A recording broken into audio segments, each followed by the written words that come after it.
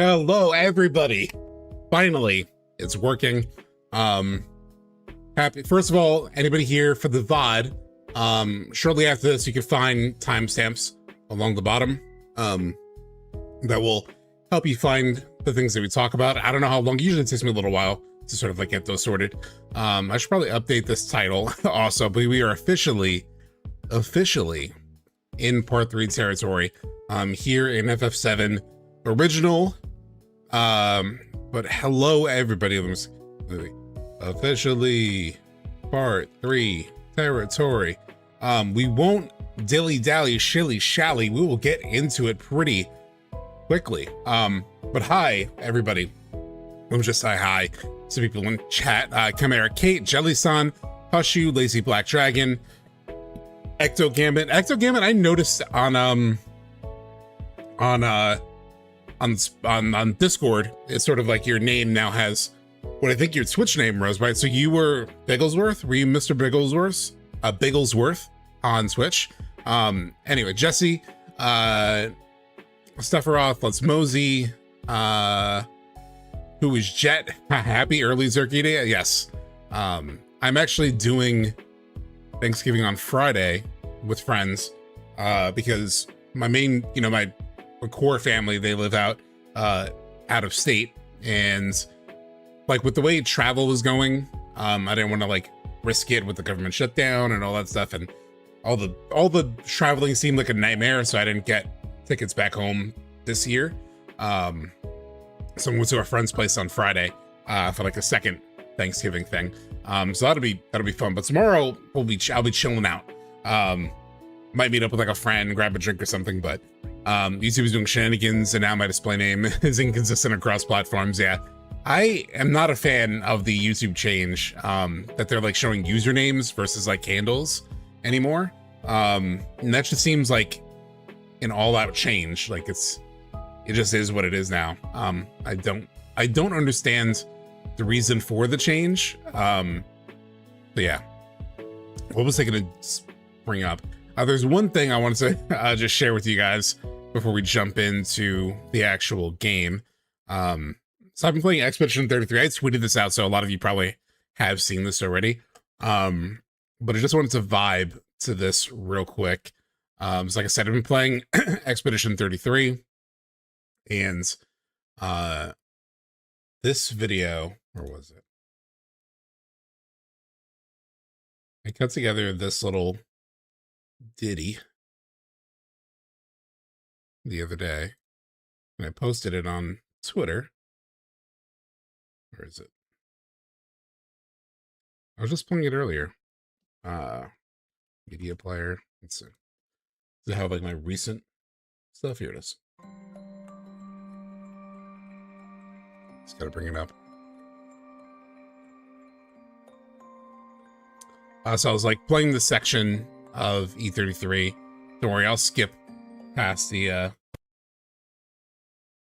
wait, this is the wrong one. This is the wrong one. Wrong one. Hold on. Where is the video? Oh, it should be in my downloads folder, I think. Oh no. Where did I put it?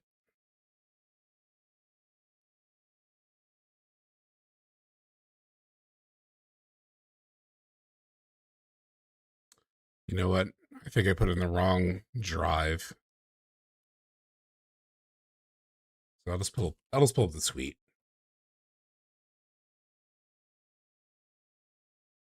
Because I just want to jam out to the song real quick. This has been stuck in my head for pretty much days at this point.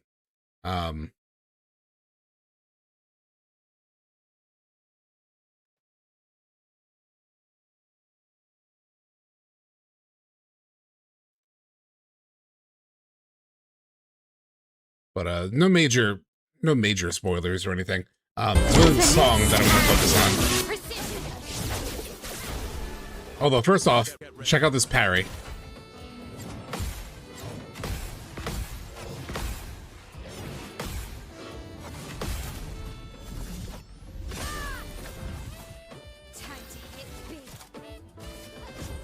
And then, oh shoot,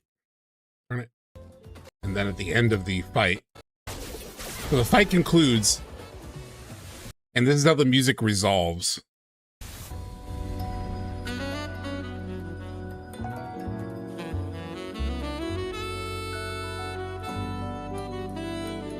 Access to Discord, I'll post it in YouTube. Hold on. On the, I'll pin it on the chat.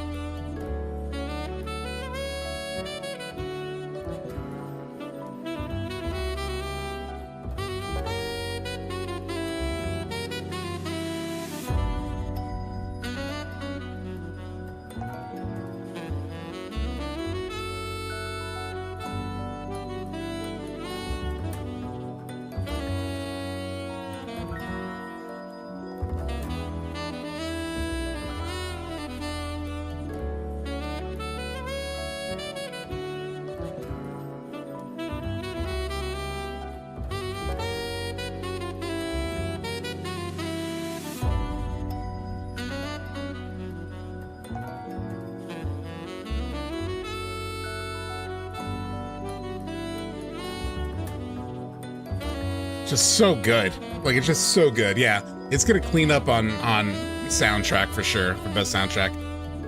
They got a real sax player. I'm sure they did. I put in a video of like a sax player because it felt right.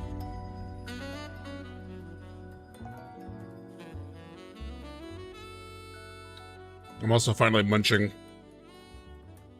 I was like, day before Thanksgiving, I'm not doing anything major for Thanksgiving itself. So, order some pizza, have some wine. That is my night. Hang out with you guys. Because I definitely need the chill down. I was working my real job until about an hour ago. So, it's about that time. And it's about that time for the actual game. But what's up with all of you? What are anybody with interesting plans or like anything for Thanksgiving that you're looking forward to eating?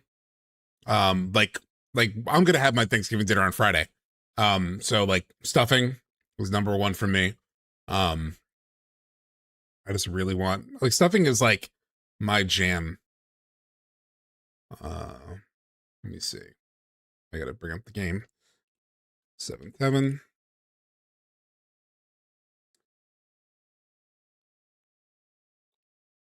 Actually, one of my favorite traditions is like taking like the turkey, the stuffing, like other things, and like making a sandwich the day after. Like a pressed, almost like panini with the leftovers. Fuck. It's so good. Hey, what's up, Easy Mid? We're about to get started in a second. Everything's ready with all the mods. Let me hit play. Let me pull the OBS over.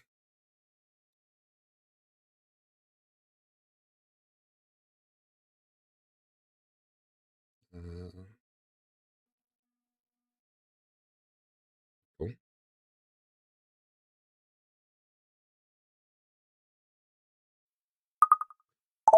Thank you, Cool Pliskin. Is that based on Snake Plissken? Thank you for the follow. And what's up, Destroyer 3924? I'm sure the numbers are not really part of the name as you would like it, but YouTube is starting to make us use all of our like full ass usernames, which is really annoying. What's up? Destroyer, who is Jet, did a very early Thanksgiving with friends on the 16th. I made a super spicy 12 super spicy mac and cheese. Oh wow. And cooked her duckin'. Cheesy scallop potatoes. Oh yeah, that's good. I am also thankful for this community. And thankful for a lot of people who are here, like damn near every stream, like Sephiroth. Thank you for being here so consistently. There's a deli near me, a house that is fresh stuffing every week for the whole year. So that doesn't feel quite as special. Yeah, that makes sense. Love leftovers, turkey stuffing with sourdough bread. Ooh, yeah.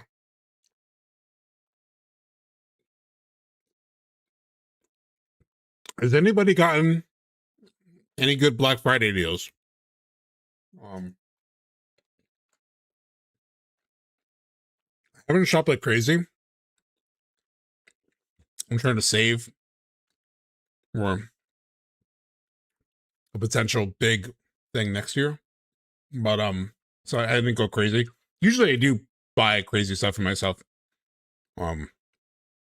This year I'm just chill out with that. But I did see, I picked up a couple things. Near Automata and Near Replicant were like 60% off on Steam. So I got those, like gaming wise. And the other thing, that I saw, it was just in my head. Fuck, what was it? There is like a crazy HBO Max deal, by the way, that I saw on Instagram. It's like $2.99 a month for 12 months. Oh, I remember what I wanted to bring up, but like, yeah, HBO Max, $2.99 a month for like 12 months. It's like the ad supported versions. I think you'll get ads while you watch it, which is kind of annoying. But like that's a potential deal. And then the PlayStation Plus. So PlayStation Plus has like a pretty decent Black Friday deal. That's how I got my PS Plus a couple years back. And so I canceled it. So I'm hoping, because my current subscription runs through December 2nd, because it was a Black Friday deal originally. So it runs through December 2nd. And then there's a deal till like December 5th, where it's like 12 months for $105, I think, versus $160. And I do still need it because I play like friends, games with friends and stuff online. I do like the cloud saves. Like I like a lot of the PS Plus things. I mean, it sucks that you have to pay for it, but and that was for like the premium. That's like for the premium. So I could probably do an even lower tier if I wanted to. Maybe like the plus, because I don't really use the premium much. Oh, I think the cloud saves might be only premium. I'll have to double check. But the cloud saves have saved my ass before. So I might do whatever has the cloud saves. They got my ass. Let me see what's up with my audio right now. Because the game audio isn't playing. I don't know why. I may have it turned off from the end of last stream. Volume mixer. Not that. Volume. Sound mixer. There we go. Yep, I have it muted.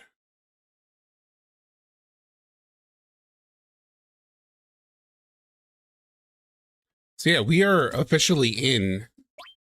Yeah, there we go. We're officially in part 3 territory. So we finished disc 1 last stream. Let me just find the taskbar. Let me see. Save it for a Steam machine. No, not a Steam machine. Although it does look cool. The Steam machine does look cool. The 5070 is 10% off. Yeah, I mean, I have a 4070 Ti right now, and that's done pretty well. And I've heard like very mixed things on the 50 series graphics cards, that essentially, like, unless I were to like bump up to like a 5090 or 5080, I don't think it would really make as big of a difference. So I probably want to upgrade that. I might be moving. There's a potential job opportunity, so I might be moving. But I don't know. We'll see. Chinese phones, crazy. Apparently Netflix could buy Warner Brothers HBO. Really? Hey, Alex Choice is going on. Hi for the stream. Excited for theorizing everything we might see tonight. Yeah, we're going to get into the crazy part 3 stuff starting tonight. We are hopefully going to reach a Whirlwind Maze. Hey, Wick, what's going on?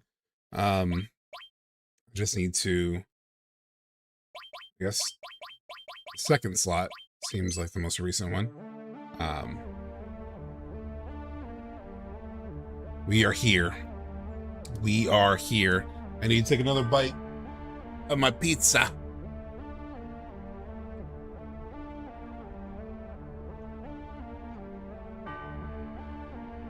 We're here after the end of this one. Yeah, and it's music.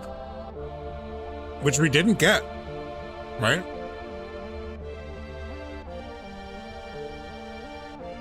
I wonder where and how they bring this track up. Maybe when we explore Forgotten Capital with like Bugenhagen and stuff. That seems like the most obvious. But they used an Advent Children track when we got to Forgotten Capital in Rebirth.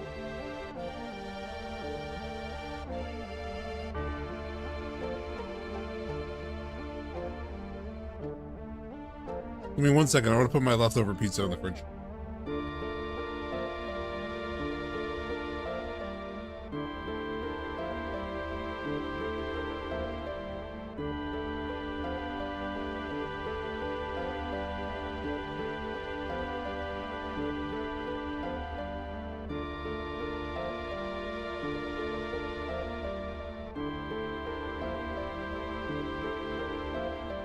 All right.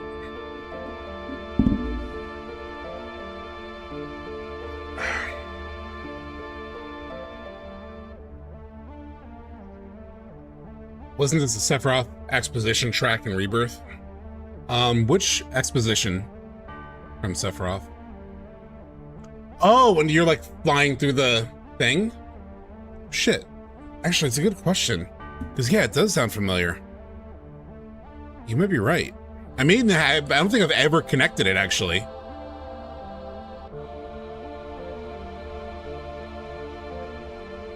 Hold on. I think you are right. You are right. I'm pretty sure, yeah. I never connected that. Holy shit. Okay, hold on. Let me bring it up.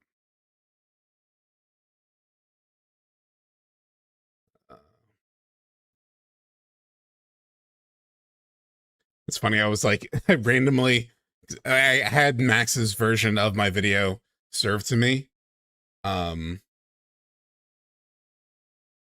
YouTube. And so I clicked on it and then like went to more recent, like the most recent comments or whatever.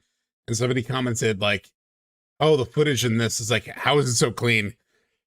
It was the PS5 Pro version. The PC is even clearer, but I think a lot of people are so used to like the base PS5 version of the footage. But the true. It's like slightly down tempo, like it's a bit slower, but you're 100% right.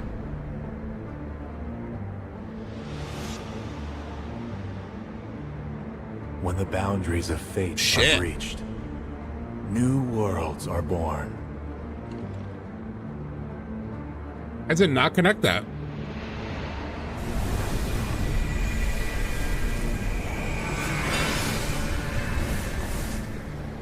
The planet encompasses a multitude of Oh yeah, they worlds, do play it in the temple a couple times too. Like the main melody. Some quickly perish, while others endure. Yet even the most resilient worlds are doomed to fade. Nevertheless, yeah, easy mid. That'll be really fun, those actors. For it is not death, but a homecoming that awaits them.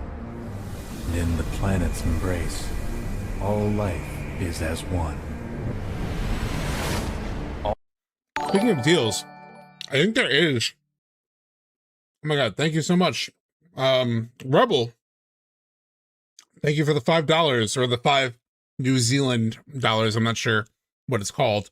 I have a theory for part 3. Tifa or POV events can't be trusted due to her making contact with the live stream. Only person we can trust is Barrett. I mean, thank you for the super chat. I don't agree with that necessarily. Like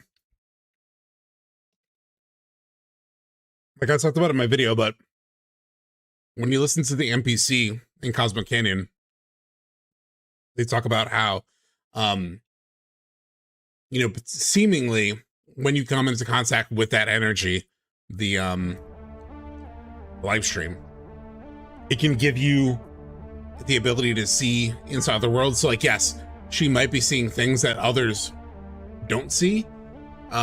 Interestingly enough, that actually kind of aligns her even more with like Cloud's fractured perception. And that is true of the original as well. Like in the original, both Tifa and Cloud are a little confused, only because she's definitely hearing stuff from him that lines up with her memory of things. Then she's also hearing things that don't line up with her memory of things. So they both are slightly at odds over like what the truth is, and then they both find the truth in the live stream sequence. So I think they'll both just still find the truth in the live stream sequence. Yeah, I don't think that role will change necessarily. I think what they might explore in the live stream could change. Like they could explore the events of the Forgotten Capital, like what happened with Aerith's death. You know, they might see stuff like that. But yeah. Damn, you all crazy. That song is from Act 3, Chapter 52, Scene 6, Line 24. Yeah. I actually think that what Tifa sees is her briefly not believing that Aerith is dead, and she shakes out of it and accepts what happens. It's used to contrast. I just think she's potentially seeing, because like I'm just basing it off of like what the game gives me, and like in the game there is that NPC that says you come into contact with that energy and you see into other worlds. Like literally the Japanese translation of that NPC line is like see into other worlds. In the English localization it says see through the looking glass, but in the Japanese it says see into other worlds. So I think she is actually just seeing into other worlds, quite literally. So she's seeing like what Cloud has come to believe. The veracity of those worlds, how real they are, how true they are, all that stuff is like up for debate, right? Because they're in the world, but they're seeing into another. So I think that's what we're seeing there. I meant that it was for the gang. I meant that for if the gang talk about it, she'll have a different point of view. Yeah, for sure, Rebel. I think it's gonna like put her, even more in. It's gonna in some ways like further double down her understanding of Cloud's point of view, but yes, it's gonna put her in an interesting place with the party. I do wonder how they approach that. I wonder if that's part of why I have been thinking about that. I was like, is that also part of why she's so quiet at the end? Like at first, I thought it was what everyone thought, that she's just so uncomfortable with like Cloud's state of mind and how he's acting. And that's definitely part of it. But I do think like part of her silence is also potentially her own confusion with what she experienced at the Forgotten Capital. A green star considering how sad Tifa is. She doesn't speak a word in the ending. I'm pretty sure she also doesn't stir the pot like Chimera Kate's bringing up. She has that like really built-in character trait that she outwardly like talked about in Nibelheim, that she's a bit of a people pleaser. So she doesn't like to rock the boat, just like with Avalanche. She has she's not sure about the bombings and everything they're doing. She has her reservations about it, but she doesn't ultimately stop Barrett and the rest of them. She kind of goes along in the end. She seems at least a little pissed. She's definitely struggling with whatever she experienced. You know, the way Cloud is acting is definitely, I think, the number one issue she's dealing with. And then potentially even also her own confusion could be playing into it a little bit. Which way did Sephiroth go?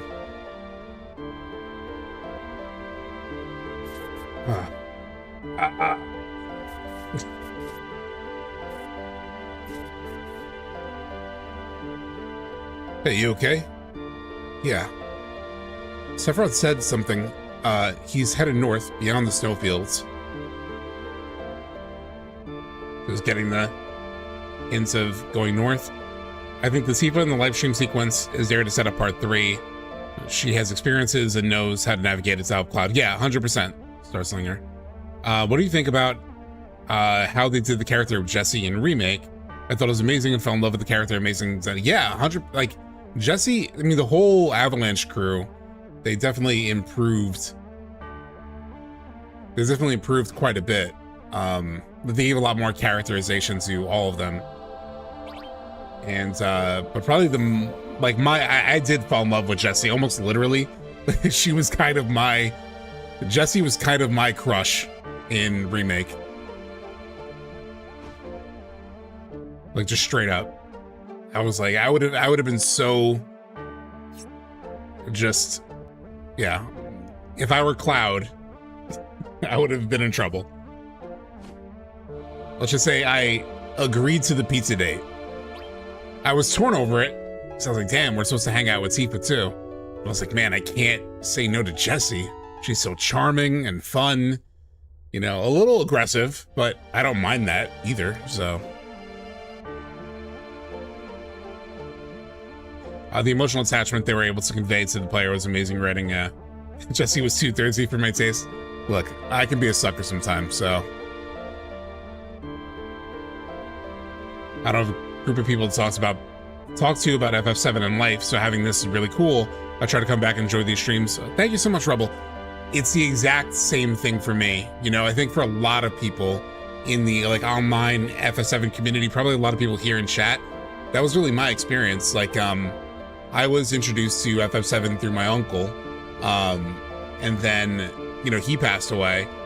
But, you know, we always talked about like, oh, how amazing it would be if if they remade FF7, and they finally did, right? So he wasn't around for it, but he was also kind of my lifeline to FF7 related things. I didn't know anybody else in real life that played FF7 or liked FF7 or almost even Final Fantasy in general. And Final Fantasy isn't like the only kind of like franchise that I play. So like I was at a loss, like Remake came out and it was exciting. I was like, damn, I have nobody to really talk to about this. And that's like Max really became like this, you know, hub for other people, for me to like find other people who were just as into it, you know, and had like just as much passion for FF7. I was like, holy shit, here's like a group of people who are really into this. We're all watching and play it together. We're chatting. It was so much fun. And then that led me to like creating content, and then, you know, you guys finding my content, and then like, you know, me even like meeting people in real life who have like seen my content. Or I was at the New York Comic-Con panel for FF7 and met a bunch of people. No,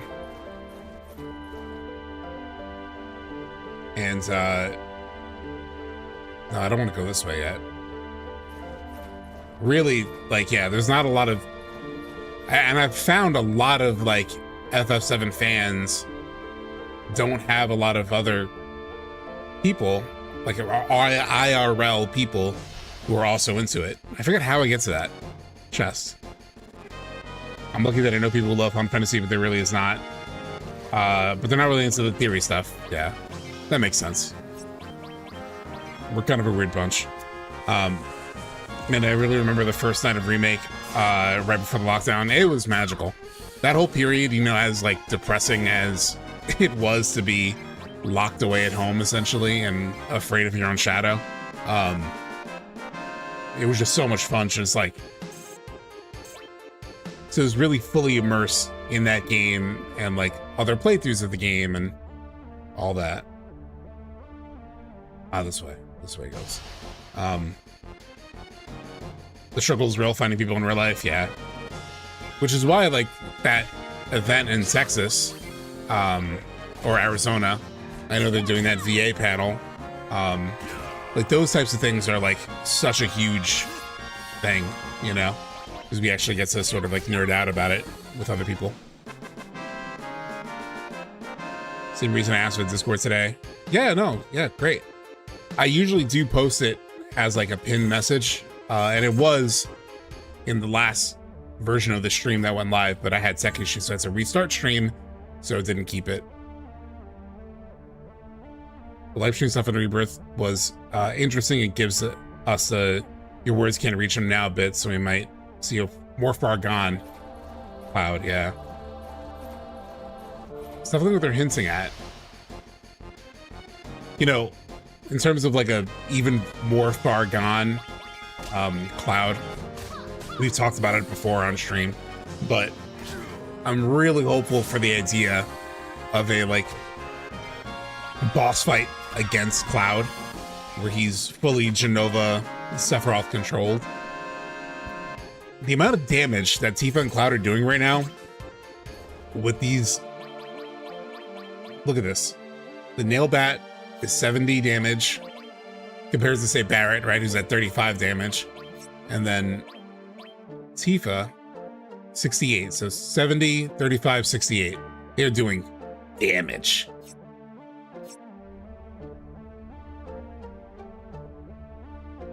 Hey, what's up, Rollin?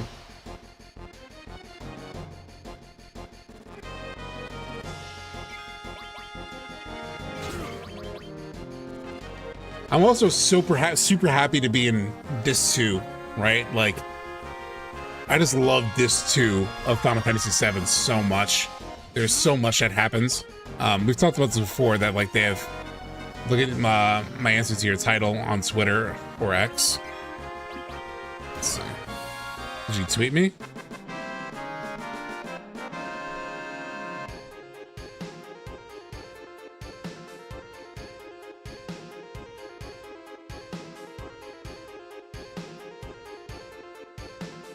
I don't see anything on Twitter, Rollin. I typed Whirwind. Oh, well. Typos happen. Is it on the YouTube stream? Does it say it on the YouTube stream? Oh, on the actual image, it says Whirwind. Oh, whoops. Too late now. What does the actual YouTube stream say? Does it have it correct? Let me see.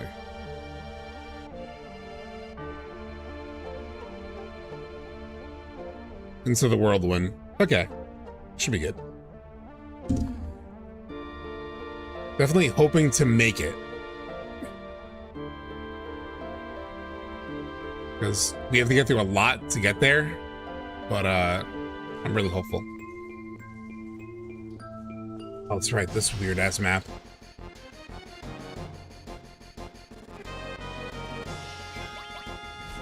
Seb's rage bait. It's funny because I was watching one of his shorts came up and I can't help myself. So I was watching it. It was an Expedition 33 one.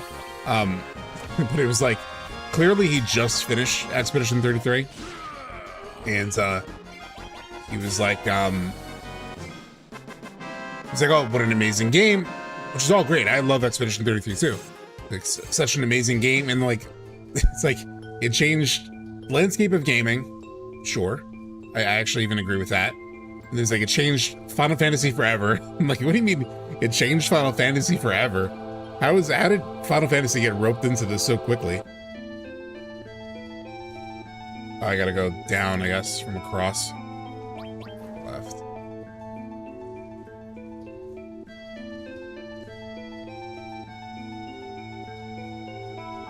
Go right. Down.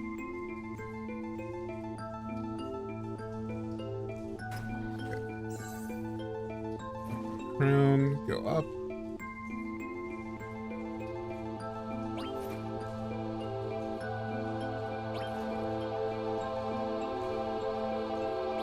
Right.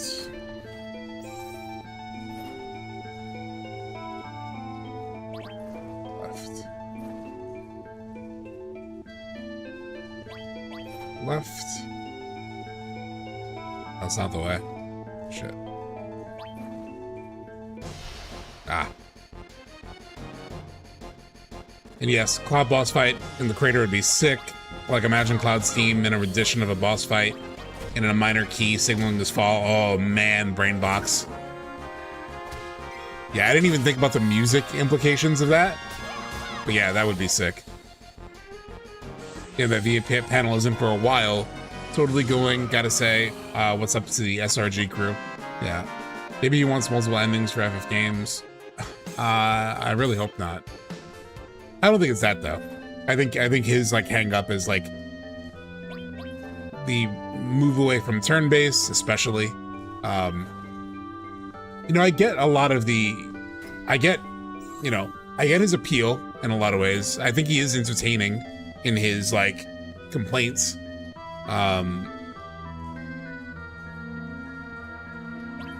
He is entertaining in his complaints. So I can see how that has an audience. Plus, there are a lot of people just genuinely who were, look, let's be honest, Square Enix did, you know, for a long time, they've said like, oh, turn-based can't work, you know, like that old formula can't really work.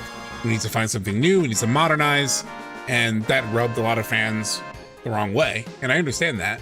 And so he's kind of become a voice for people who, you know, are tired of Square's shit, and Expedition 33 has become this, you know, example of like, look, the thing you said that couldn't work did work, you know? So I get that. I totally get that. I just think the obsession with trying to quote unquote fix Final Fantasy is where it's just that's where it's just so plainly obvious the agenda, you know, is to just shit on all the decisions that they've made since, you know, modernizing, which I get. But the franchise is what it is. It's made its choices, and I think, look, there are Final Fantasies that I didn't enjoy either. We've talked about it on stream. Like, I dropped off of the franchise for a long time, especially because of gameplay related stuff, and story stuff. But I think they've really found their pocket, especially with the 7-hour combat. Like, I do hope they keep that. I do hope they keep what they've created with the remake combat system in particular. And I was afraid, you know, I was afraid of if it was going to work or not before I saw the actual gameplay, you know? He had 99.9% of creative choices, and that's where it gets disingenuous, right? Like, making a big deal out of like the bald bar scene, which a lot of people could have easily missed, you know, even missed it that it was a, like, I didn't realize it was a bald bar originally.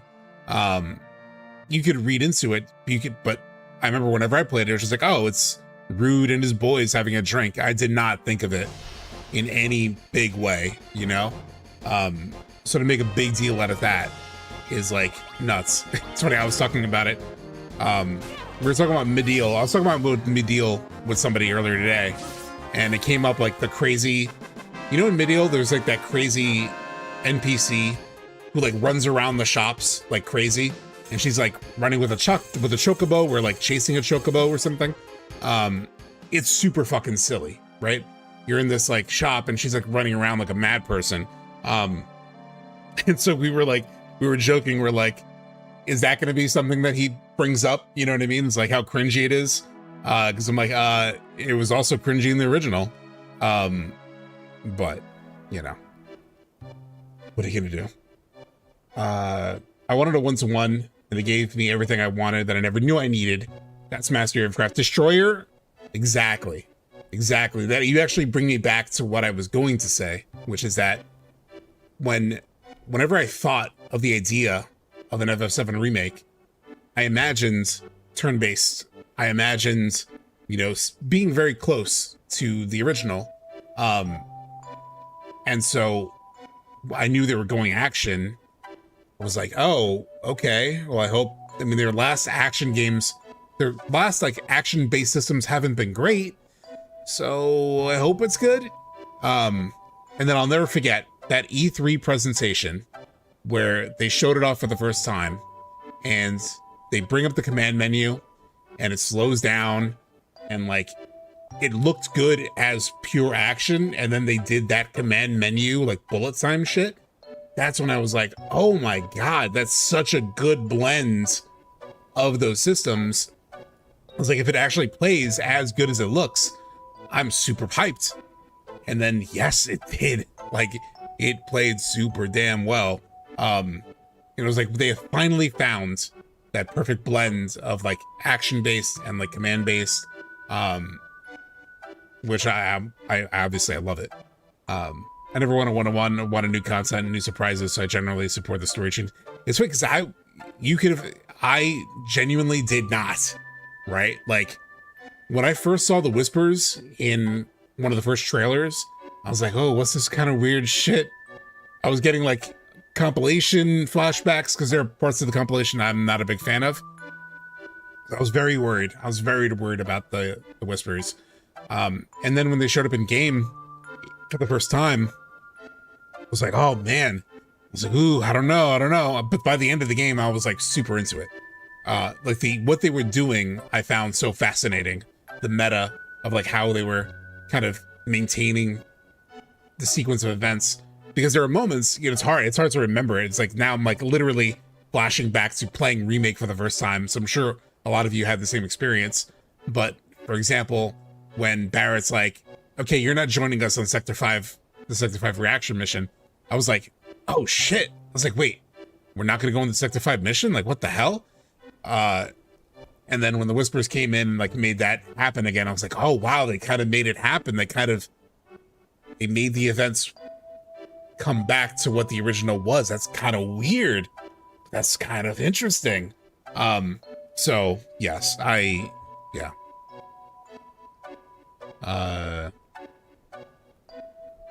Yeah, it's a great work, but I can only imagine the characters in the remake. Yeah, I agree. Yeah. After hearing the actual like voice actors that they got, do you have to go this way first, or I could just go anywhere, right? Let's go into what we know. Next time, make it even bigger one. It's almost finished. Oh, I thought this was gas. It's not. Let's grab the map.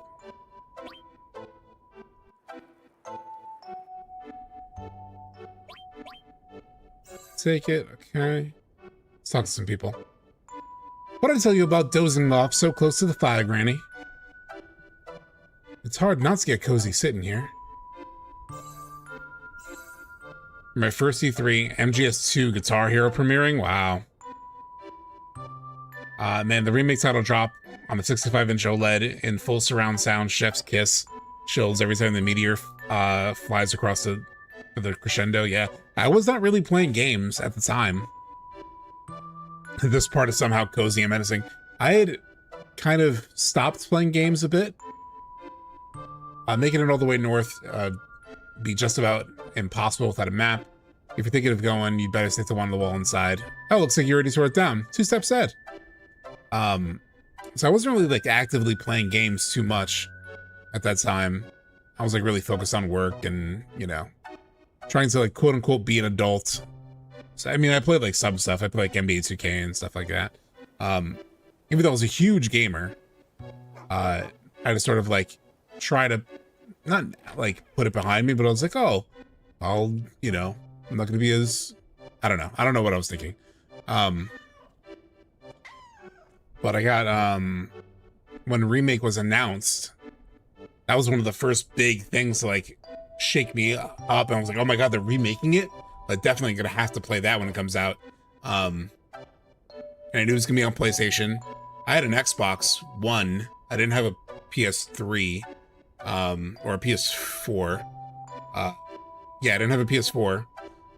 Even though I had PS1, PS2, skip PS3, skip PS4, knew it was going to be on PS4, so I bought a PS4 Pro right around that time. Like around 2017, I got back into like playing games a lot more. Really just moved in and already that kid of ours got himself hurt. I never should have bought him a snowboard. So I was playing stuff like, I mean, I wanted to catch up on the Uncharted games.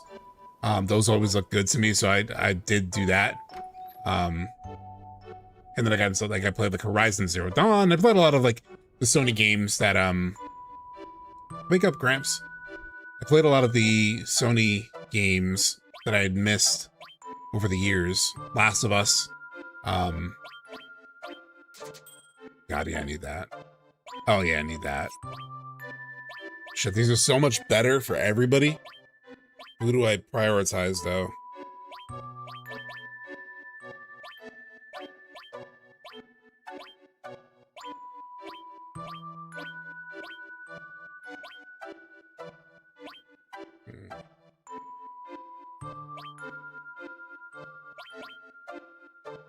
Hey, what's up, Crim Twin? Who do I spend money on?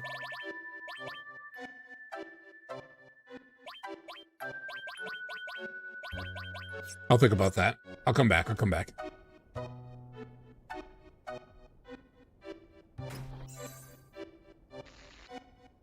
Black Materia key item.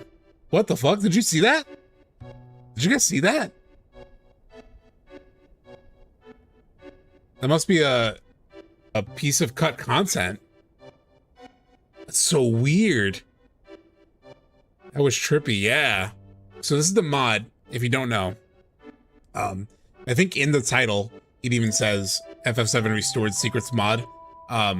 It's the Shinra Archeology. Doesn't look like anything to me. We're playing the Shinra Archeology mod. I love calling it the FF7 Secrets Restored playthrough. Because it has things that were either plans and never put in, or things that were put in and cut. So it's like content that, you know, has gone lost over the years, or just wasn't involved, it wasn't incorporated into the final product. And that looked like one of them.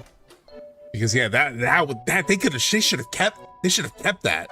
That was so cool, right? You go to a random chest, and then you click it, and a black materia. There's an unused black materia model on this map for unfathomable reasons. Really, Odie.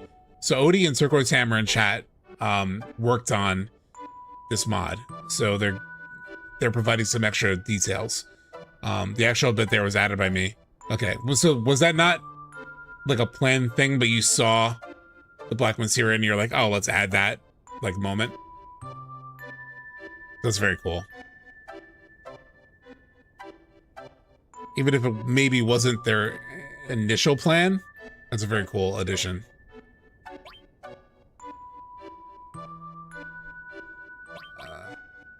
And Sephiroth was saying, like, loved Uncharted. The one thing I'll say too, talk about sticking the landing. Uncharted 4. One of the best, like, endings to, like, a long-running franchise. You know, I'm not usually a sucker for, like, happy endings. But man, that ending and that epilogue, like, where that goes. If you've played Uncharted 4, I love the way that ends. It's like the perfect send-off for that franchise. On the planet's original crisis. Yeah, let's see.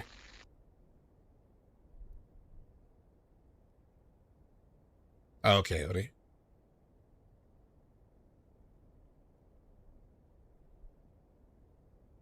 Oh, Rowley Moon Pendant. It's on sale now, too, on Steam. Like, I was so tempted. Because I'm sure it'd look even better on PC. But the Uncharted, like, Lost Legacy and Uncharted 4, like, bundle. I forget the name of it. That's on sale now on Steam. I was thinking about it. Because I really love Uncharted 4. Lost Legacy is really good, too. The, like, spinoff. But anyway, yeah. All right, the camera's ready. Now, Miss Ifalna, could you start by telling us about the Cetra? I'm told that roughly 2,000 years ago, my people, the Cetra, heard the planet cry out. It had suffered a tremendous industry, a tremendous industry, like Shinra, tremendous injury. The first to discover the wound were the Cetra, then dwelling at the Nose Pole. Pardon, Miss Ifalna, this land you call it the Nose Pole. Where exactly is it? The Nose Pole is what we call the region we're currently in. Anyway, the Cetra set about conducting a geologue. A geologue, maybe? Pardon again, Miss Ifalna. Could you explain what a geologue is? It's a little hard to explain, but I suppose it's like having a conversation with the planet. Oh, geologue. Like dialogue. Huh. Apparently the planet told the Cetra that something had fallen from the sky, and the impact of the collision had gravely injured it. Thousands of Cetra banded together, combining their powers in an attempt to heal the planet. However, the depth of the wound was such that only the planet could heal itself. The process would take many, many years. I see. Do the ancients, the Cetra, rather, possess special powers that allow them to heal the planet? No, at least not the sort you're thinking of. You see, the life force of all things on the planet's surface is itself energy. The Cetra tried desperately to nurture the land so that this energy wouldn't run out. Unfortunately, I see. All that energy they gathered to heal the planet's wound. Is that why the snow never thaws here around the great northern cavity? So they're saying they used up the life stream in order to like heal it.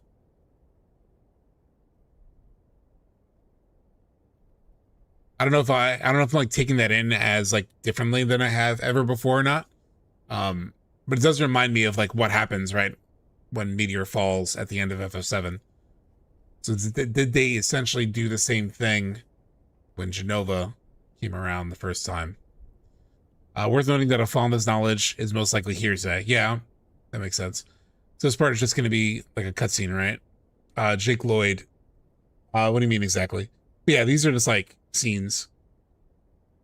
Or do you mean like in part 3? In part 3, yeah.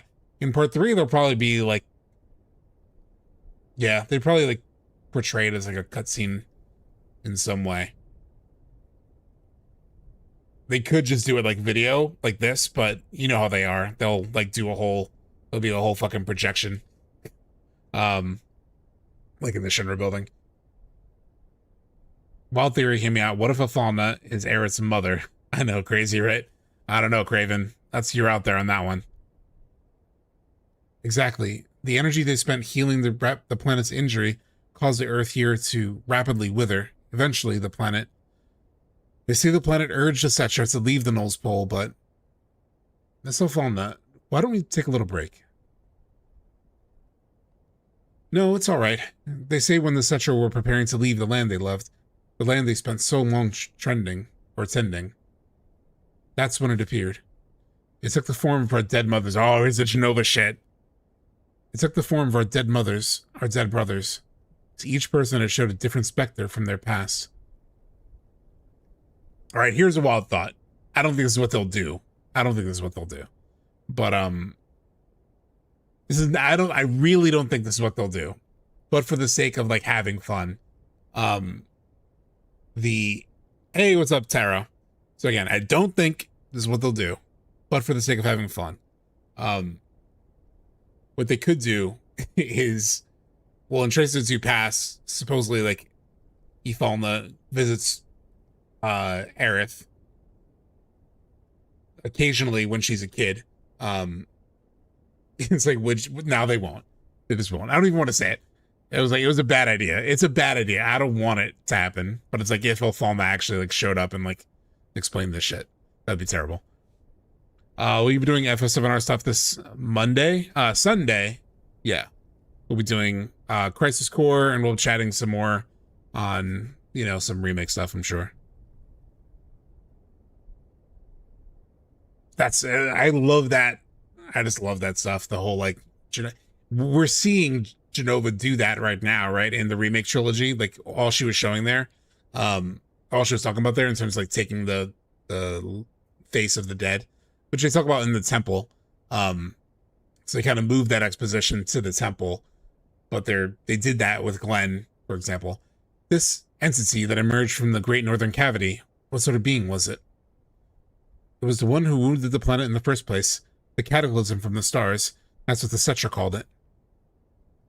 It greeted the Cetra with a friendly face, drew close to them, deceived them, and then infected them.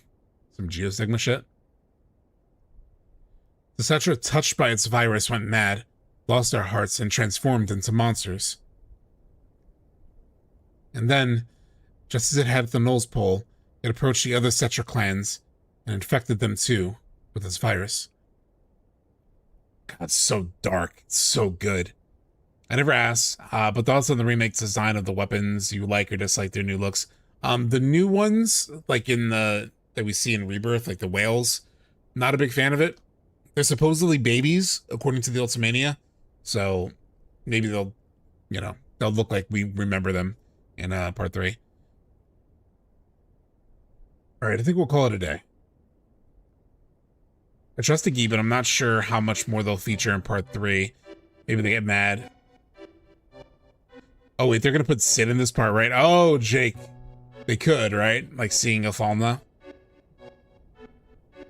That could be one way to get Sid involved as well. Right? Like obviously Rocket Town would be a way to get him involved. But they could do that way too. Like maybe him seeing her and all the stuff that happened in the past. I don't know. All right, let's take a look. Regarding the weapons.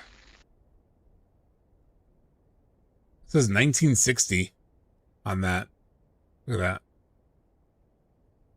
that.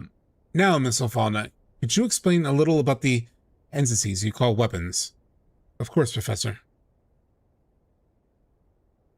Look at her hair. Her hair is like wild. It's so long. It's like so like broad. It's like shoulder to shoulder. The one you mistook for a Cetra, the one you named Jenova, is in fact the cataclysm from the stars. The planet began to realize it must destroy this calamity. For you see, so long as Jenova existed, the planet would never be able to use its power and mend the injury it suffered. I really wonder how they do all of this exposition, right? Like, the tapes are really cool. But there's like 3 of them. I think even like 4 of them. Because there's like the extra slot, right? Ifalna is her ultimate weapon. So I do wonder how they'll bring it to life. If they'll do even more.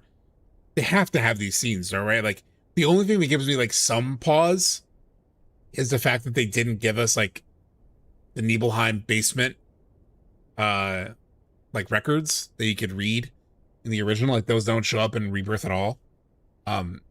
So like a small part of my brain is like, do they not give us these tapes? They have to. They have to give us this stuff, right? For you see, so long as Jenova existed, the planet would never be able to use its power and mend the injury it suffered. So the weapons were constructs willingly created by the planet. That's right, but the weapons never actually had a chance to be used. Instead, a small group of Cetra survivors managed to defeat Jenova and seal it away. Seal it away. John Q. So the weapons the planet created turned out to be unnecessary. Does that mean the weapons no longer exist? Weapons can't ever vanish. They must still be slumbering somewhere here on the planet. Even though Jenova was sealed away, there's no guarantee it can't revive one day.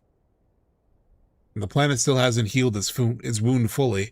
Even now, it remains watchful of Jenova. Where exactly are these weapons slumbering? I don't know. I can't hear the voice of the planet as well as I used to. Times have changed. I'm sure the planet's watching things closely. She's crying. She's giving Sephiroth the run for his money with that hair. Yeah. Wait, what about, about the weapons, though, being depicted like usual. What is the usual? I haven't kept up with the weapons in the compilation, so there's still that flat-shaped Gundam kaiju to me. Yeah, like that shape, I think, is what people were bringing up. I think the blue whale at Tifa will evolve into Sapphire in Part 3. We're explaining the connection because of what we know, yeah. Yeah, it's possible. It's funny because I never really thought about the weapon intentionally saving Tifa there in that moment. I mean, I even still like prefer that as like just a nice happenstance or coincidence that it was attacking at that time and like it gave her an opportunity to escape. I still prefer that explanation for it versus like, you know, the planet is like helping our party. It's fine. It's not bad. I'm just like, I like when stories have some coincidence that's a byproduct of like the bigger conflicts, right? The fact that the Junon is like firing at it, it fires back and it creates that that opening for her. It's just like a fun just way things work together versus like the weapon showing up to save Tifa. Thank you, Miss Ifalna. That's enough for today. We had some of this lore at the temple, so I wonder if that makes it that the Ifalna lore is moved in Part 3. Yeah, it's a good point, Wick, right? Like, I was just talking about that. Like, do they keep all of this? They'll probably keep, at the very least, the the Aerith stuff, right? Because that's like very emotional. Because it's very emotional, the Aerith stuff that we will see in a second. But a lot of this has been sort of explained elsewhere. The weapons have been kind of explained a bit. Jenova and her ability to sort of like steal the face of others, that was already explained a bit. I mean, Ifalna gives a little bit more context to the Cetra as a whole, so I hope they keep some of that. And then obviously this daughter footage. I can't remember, do we know if Jenova is an original being? Like, is Jenova the only being of her species? I don't know if it's ever been said outright. I think I only know of one of her. I mean, yeah, Deus Ex Machina are definitely, like, lame. What are you doing, Professor? I mean, honey. There's like a whole arc of their relationship here. Oh, I was just thinking about, I'd take some more footage, but the camera seems to be on the fritz. More footage? Was there something else you wanted me to explain? No, I mean, our lovely little daughter. I want to get her on video. Her face when she's sleeping. It's the cutest thing in the whole wide world. But we haven't even named her yet. We should at least do that before we point a camera at her. Don't worry, I've already picked one out. Aerith. That's what I wanted if it turned out to be a girl. There's no better choice. And interesting too, because the party, if they show Ifalna, like these videos of like Ifalna talking about Aerith, not only would that be very emotional for a lot of players, but even for the party. Like, they've never seen Ifalna. We have, because of like flashbacks and stuff, but they haven't actually seen our mom. You just have to have things your way. But you're right. Aerith is a good name. Not bad, considering it came out of that hard head of yours. Right? I'll have a videotape. A Faz sighting? God, no. I mean, he's a Midgar, so I think we're safe on that.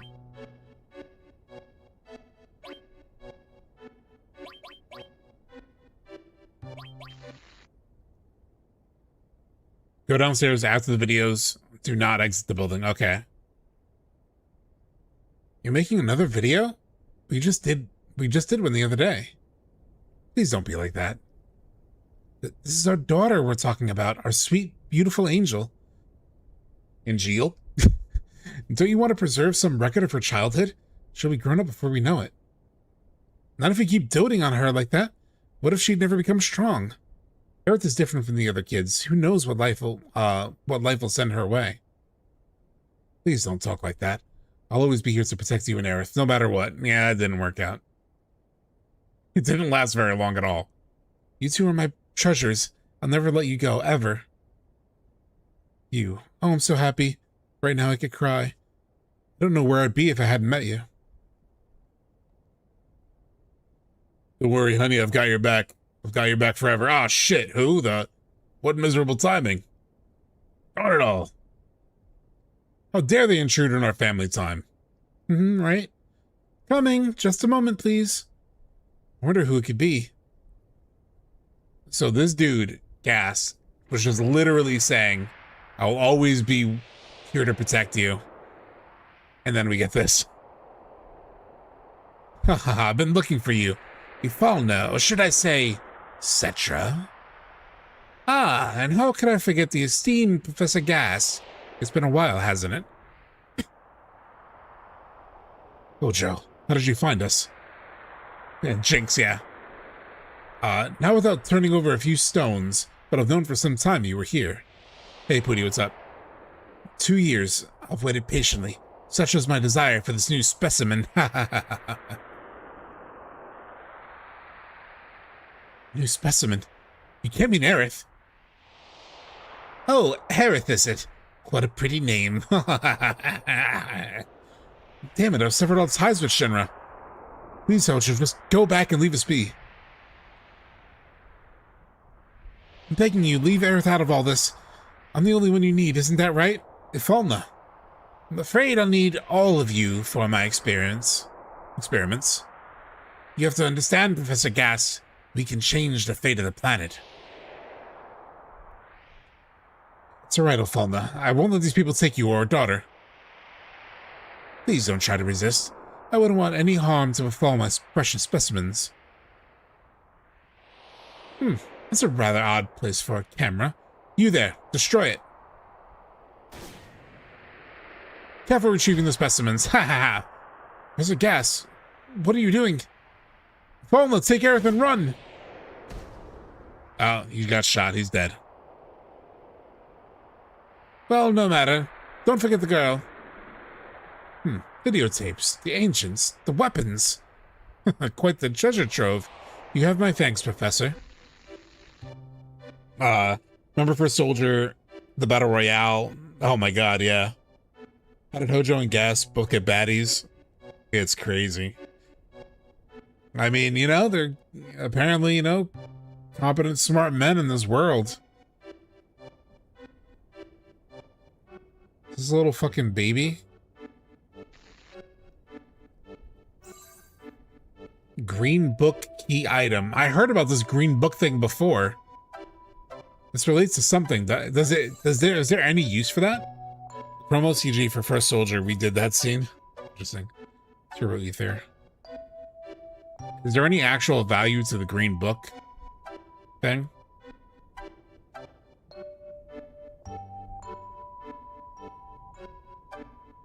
I assume that's it. It's down here.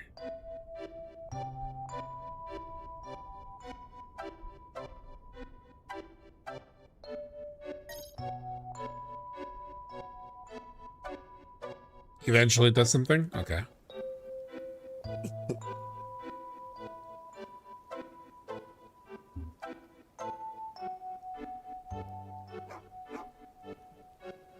Or at the end.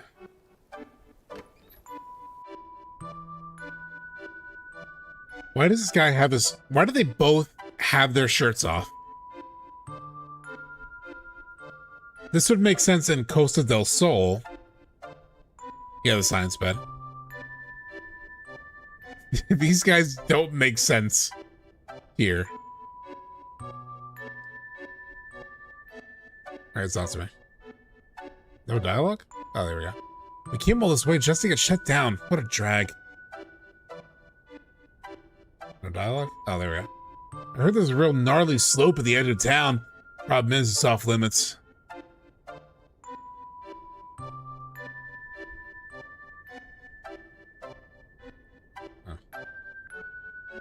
Oh, we left Costa del Sol, hoping to shred the slopes here. Guess it's time to head back already. Alright. Yeah, now they make sense. Now I understand why they look like they're Costa del Sol NPCs. Those guys are from Costa del Sol, they were in the bar there. And said they wanted to go skiing. I understand they were from Costa del Sol. It's just that if you're going to the snow area, it kind of needs to dress for it, right? Wick going to bed. Bye, peeps. All good. Have a good night. Costa del Sol is a vibe you take with you no matter where you go. Yeah, that's the answer. I don't need to sleep. Actually, yeah, I do.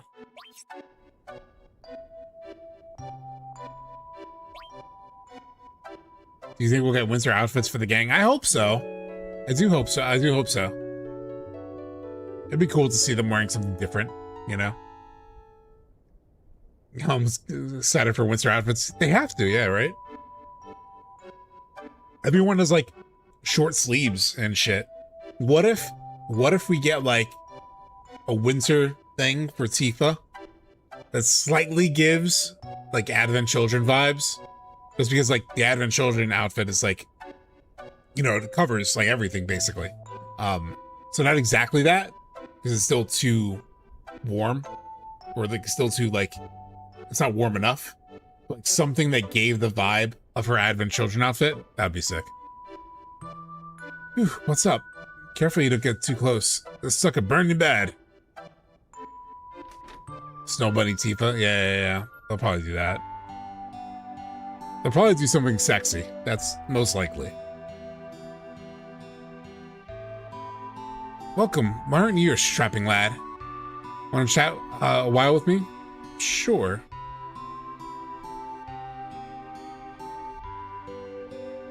I tried talking with that guy, but his stories are so boring. What? Was my story boring her? Yeah, bro. You were killing her. They say a snow spirit haunts the Great Glacier north of here. It takes the form of a woman who hates hot springs. But I'm sure that's just an old wives' tale made up to scare travelers. I heard some guy headed north for the Great Glacier. Sounds like an idiot to me. What's he planning to do? Take a soak in the hot springs? This is like such a Johnny NPC look. I would say it's just Johnny, but there's also another Johnny, like right around here. You think it'll go north too? What's the plan? I see. Well, you better have a map if you want to make headway. Might be, there's still one at Halzov's house. He was big into mountaineering and all that. I'm sure he's just gonna get lost, wandering around and die in a ditch. It don't matter how well you prepare. That Great Glacier is deathly cold. I give him 2 days tops. Yeah, literally Johnny's model. They removed the guy who censored Tifa, so it'll be sexy, definitely. It makes sense. They would expand the costume part for part 3. Hopefully, yeah. You ever heard of the Cetra? The Cetra? Who are they again? Oh, right. That's what the ancients call themselves. Yep. And one of their descendants used to live in this town. Ifalna was her name. She knew a whole lot about a whole lot. What do you mean, used to? What happened? Apparently, Shinra came and carried her off one day. Shinra? The ancients? Sure sounds fishy to me. There is so much opportunity, right, for them to really explore Ifalna as a character. You know, Aerith as a child, what happened with Gast. There's so much they could do here. Even like town residents know of Ifalna. They talk about her. I hope they do something with it.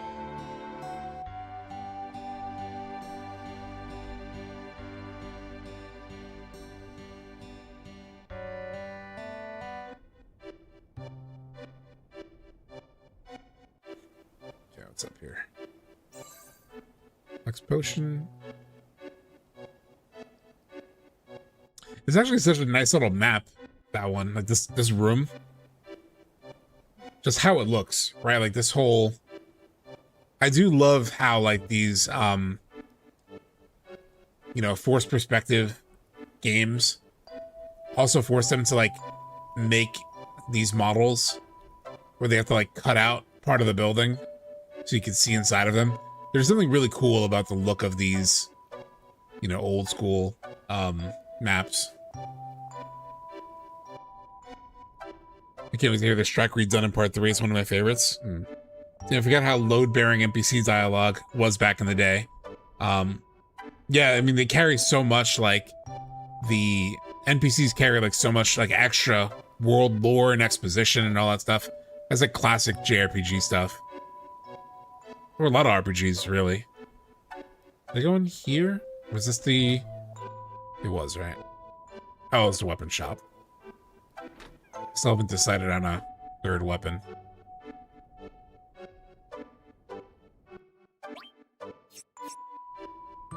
Wish I knew who had a bad weapon. You know, like, who has crap? Because they have crap currently. I just got a new weapon for Sid. I just got one for Vincent not so long ago. I'll get it for Red. I know this is all FF7 related. Anyone think the FF9 remake is surviving the apparent cancellation behind the scenes?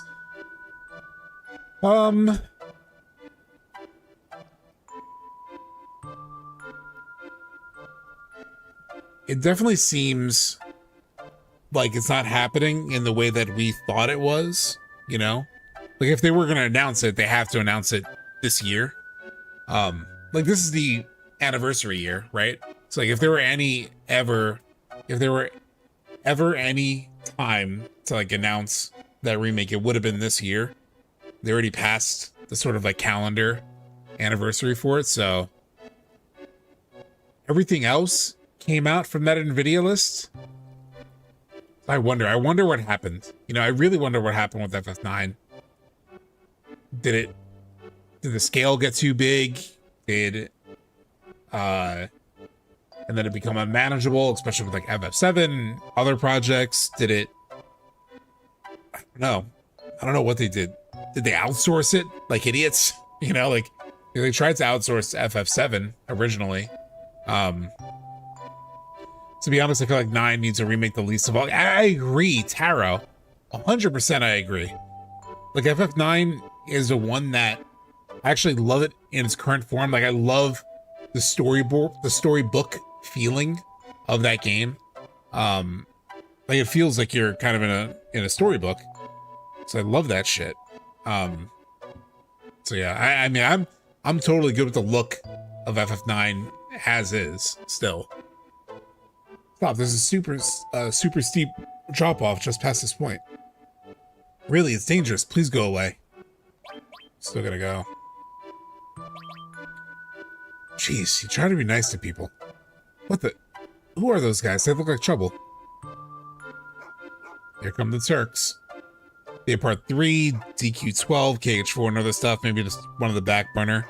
Yeah. I mean, the other thing I would be considering if I were them, right? If I were them, is like Final Fantasy brand management, which I know it's even in like their, I think there was like something in their like financial report that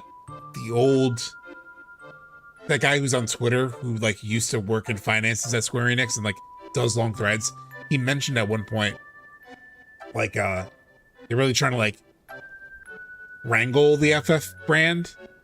So they have like so many different FF things, right? They have like FF16, they have the 7 Remake series.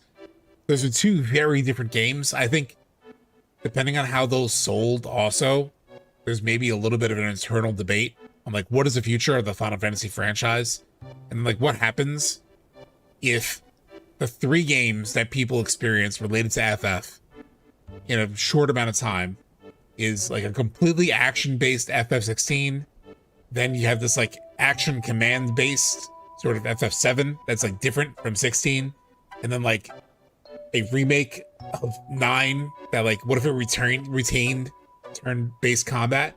Suddenly you have like 3 whole different gameplay experiences related to the Final Fantasy brand at one time. And so I just wonder if it caused them to sort of like question, right, what is it we think this FF is going to be? Especially given how like 16 sold, 7R sold. I'm sure they're debating all that stuff. There they are, hurry. Did I like 16?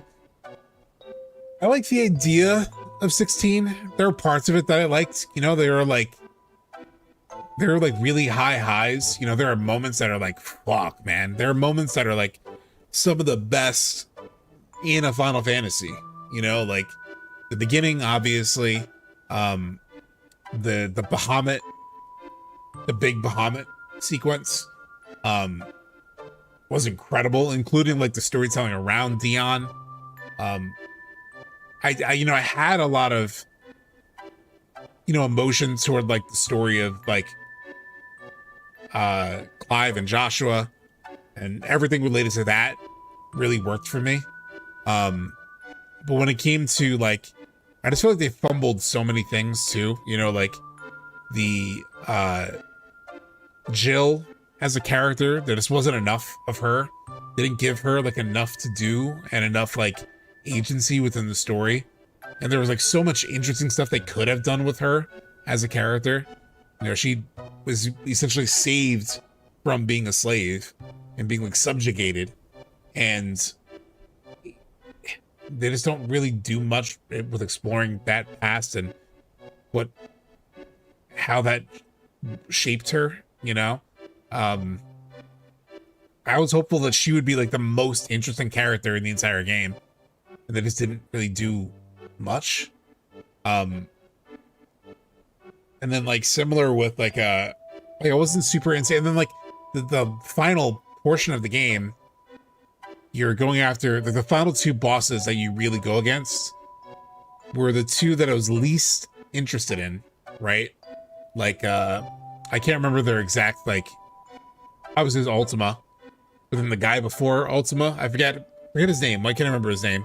But you know, the guy who has the Odin abilities, him and Ultima were just like, it was such a come down from like Bahamut and everything sort of in the middle of the game.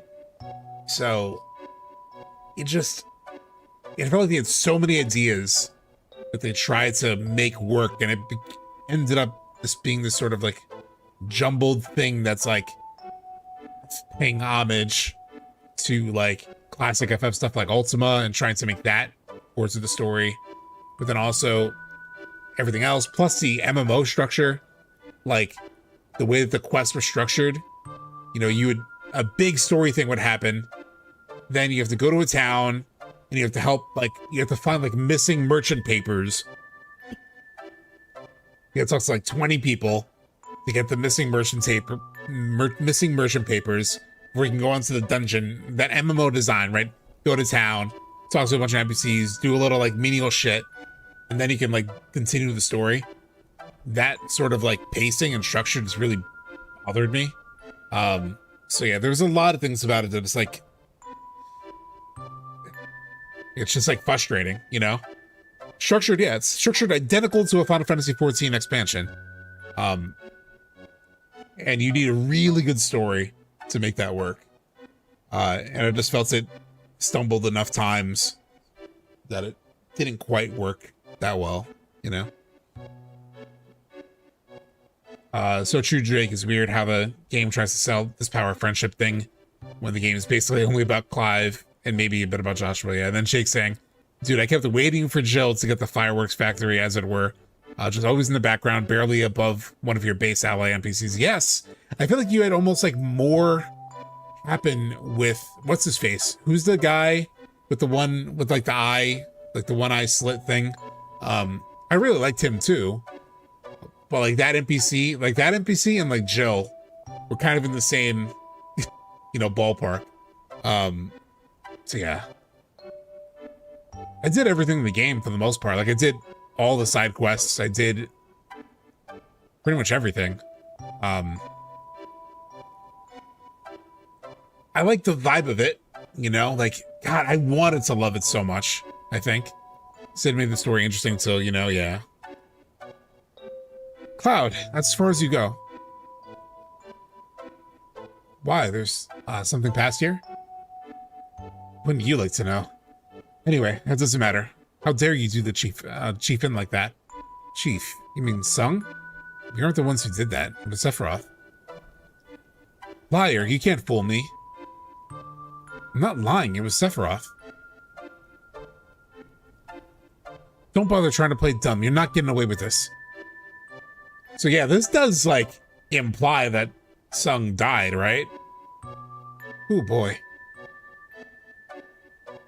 No use wasting words on you. A little pain ought to get the point across.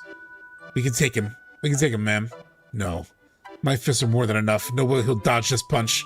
If you say so. I'll dodge the punch.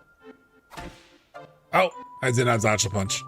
DLC on sale on Steam, worth it? And yep, seconded about Sid, great voice actor. I haven't played the DLC actually. 16. I haven't played the DLC.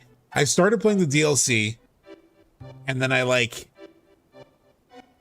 the first thing that you do in the DLC is you talk to the sort of like older, the old lady like NPC. I've forgotten all the character names apparently. But you know the lady who's like has a craggy voice, you know? You talk to her first. And I was just like in the middle of the conversation with her to like get the quest or the DLC. And I was just like, I don't care. So I just haven't played it yet. Swoosher, 100%. Because I was very positive. Like I was tweeting when 16 came out. I was like tweeting like a lot of like praises for it.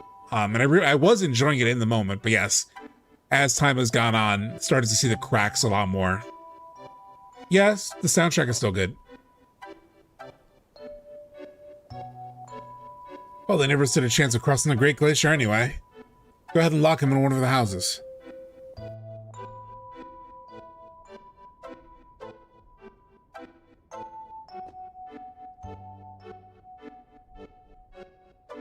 And they had the audacity to call one of the characters mid. I kind of like the mid, which is very funny. They didn't really lock this house, did they?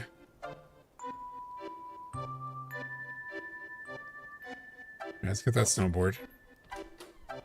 Oh, which might be here.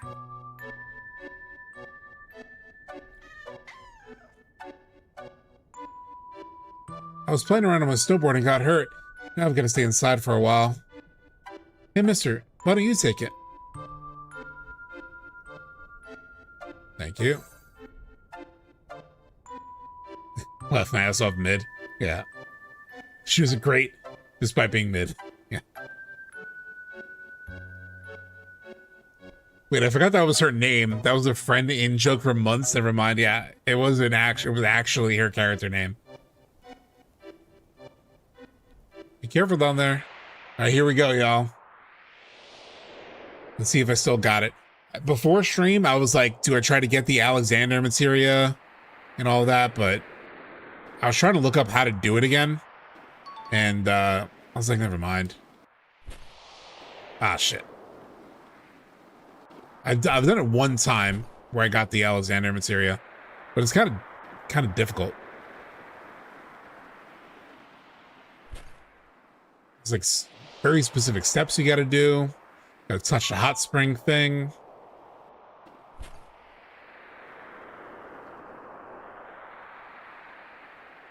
There's like no real great source.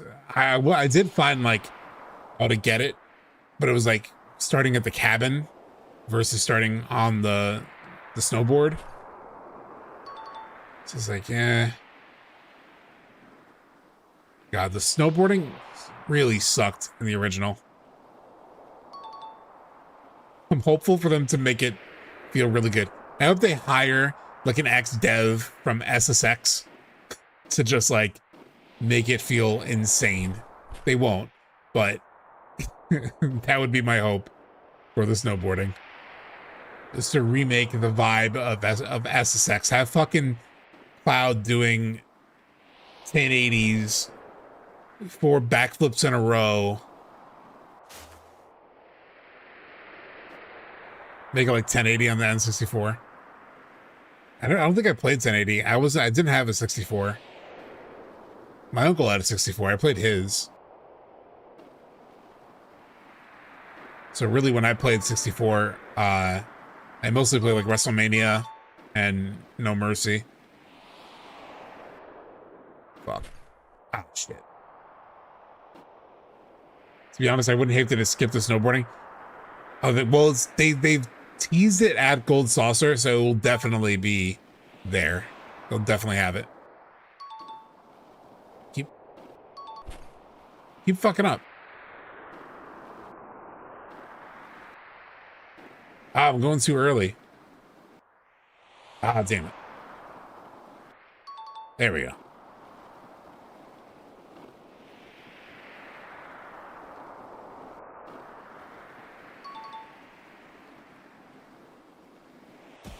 Ah, he died. He hit a tree at a super high speed. Ah, shit, he died again.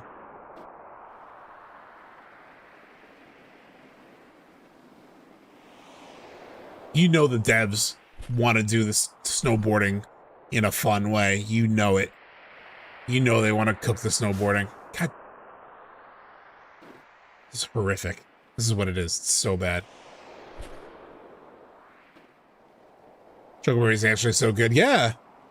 I mean, it copied a lot of like Mario Kart, which makes sense.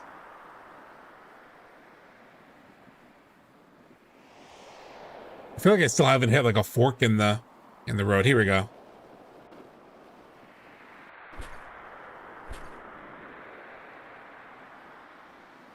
A fork in the slope.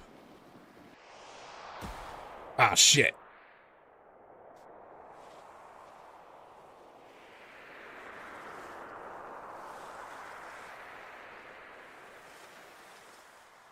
And the other thing about 16, just the difficulty. It was so easy.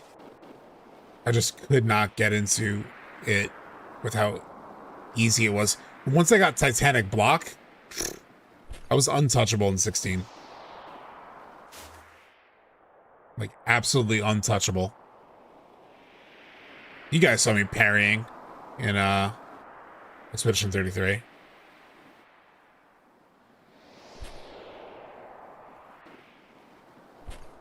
Shit. What do you mean? Don't you want to hop over to the gold saucer right now and play this minigame again? No. Not at all. Oh my god, Jake, you're so right. Or you'll be chased by Shinra and the Turks down the mountain, and it'll be a set piece. They will almost definitely do that, Jake.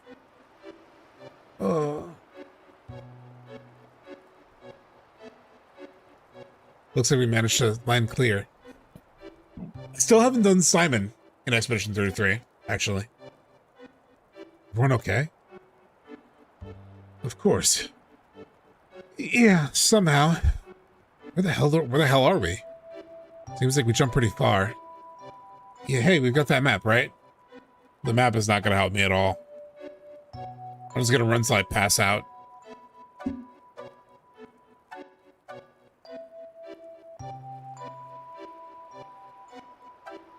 Let me at least see if I can like orient where I am on this map.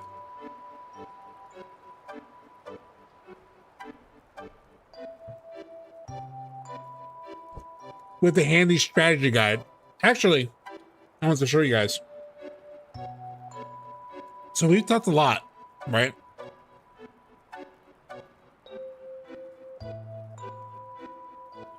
Let me switch screens real quick.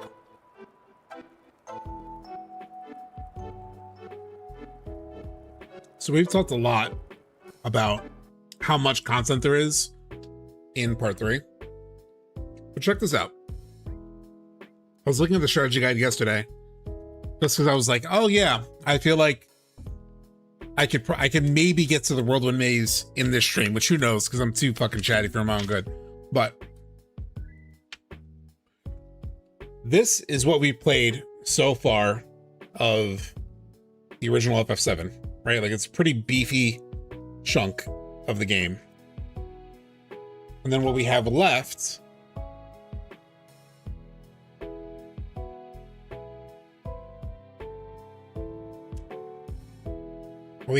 is this.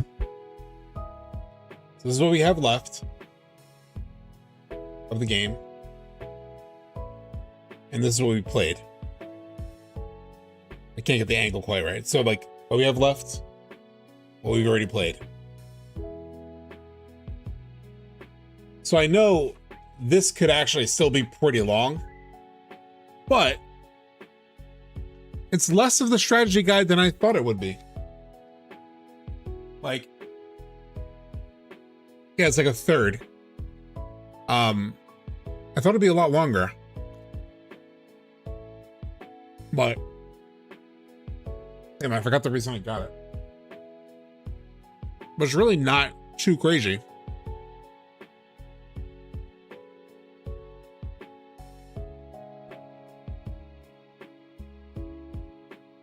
I mean, there's still big parts though. They're like,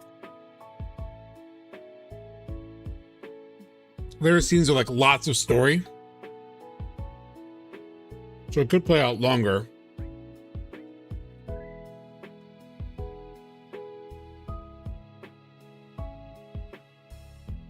All right, so where am I here?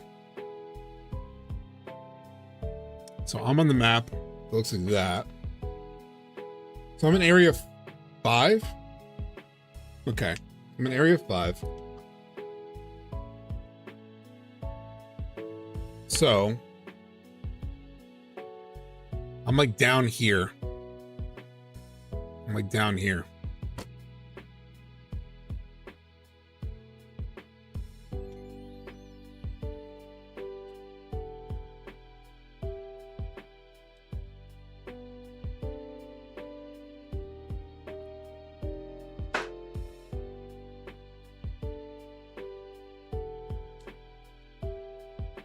Who the fuck is Alexander?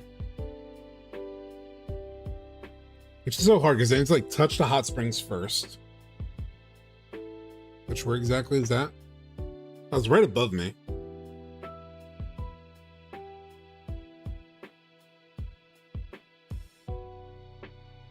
I think. I gotta go to area 2.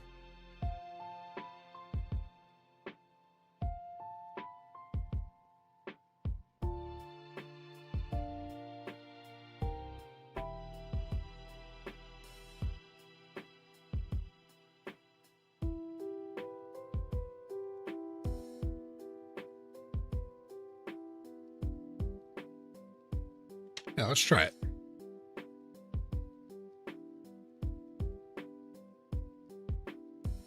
Shit. Oh, I gotta put the game back.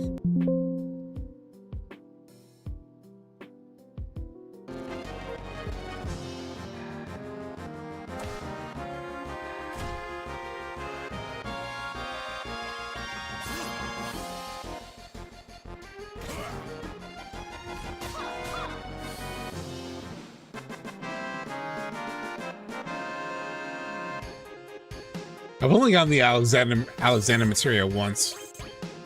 I followed a pretty meticulous guide.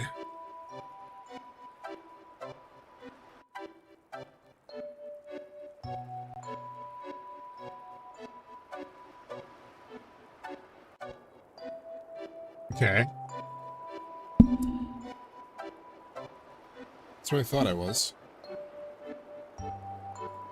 So I just need to touch the springs here. Is that right?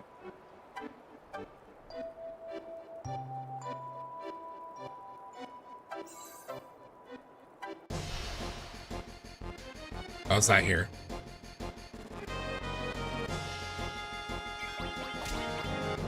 It's farther to the northeast.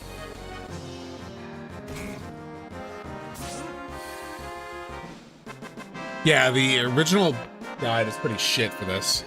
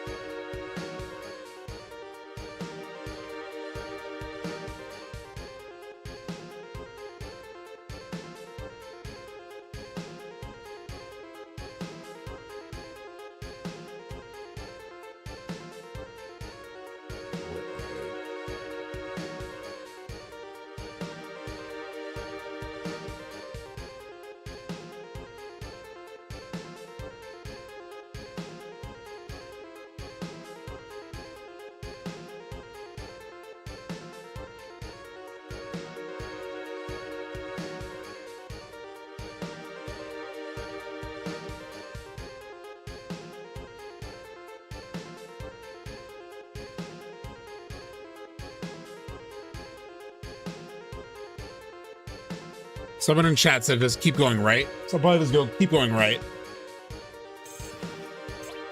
I don't want to like waste time trying to figure this out.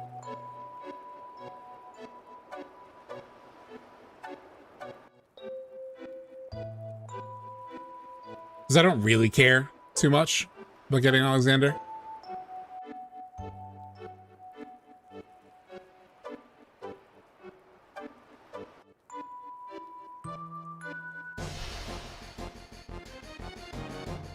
And I do want to get to Whirlwind Maze, ideally, within the next couple hours.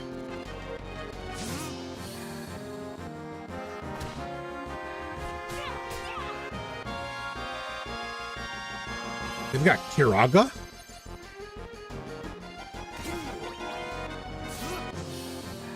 That didn't work. Like, Kiraga did not take them very far. I would say that. Love the victory fanfare in FF7, how victorious but tense. You feel the impending doom. The impending doom? Does anybody in chat know the reference for the impending doom?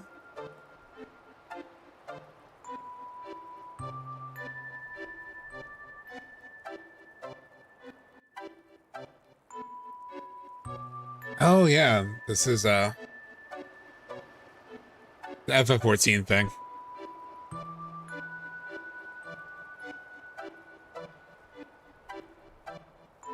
Let's see. So that put me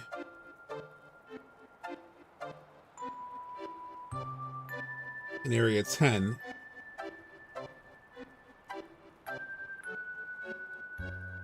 To 8.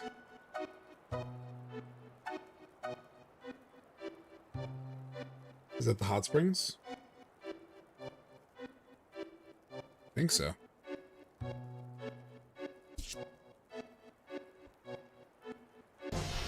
Ah, shit. I think of Invader Zim, but I don't think that's your reference now. It's one of the Loporits in FF14. That's all I'll say.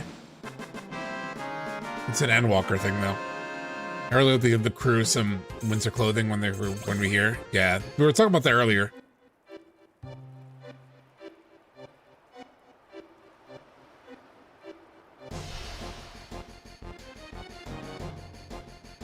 I don't know. I don't think I know Invader Zim. What is Invader Zim from? It sounds like familiar, but I think it's one of those like very popular franchises that I just don't really know that well.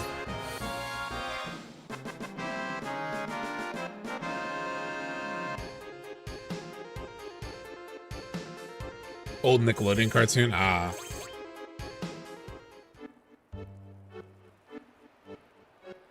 Slightly after your time as a child, most likely, I missed the SpongeBob thing.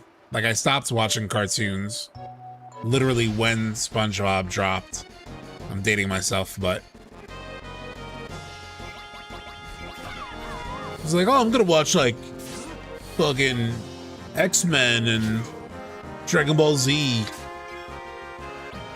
I'm gonna watch SpongeBob. Little did I know, became like the defining piece of media for an entire generation.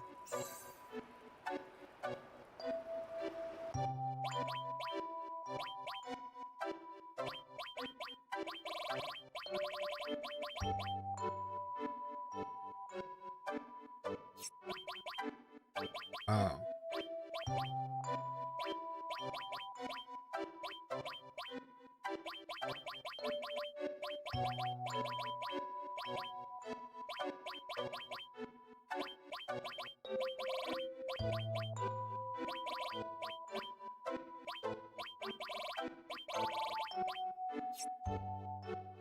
When you quest to find a lady in a swimsuit on a glacier to steal her orb. Yeah.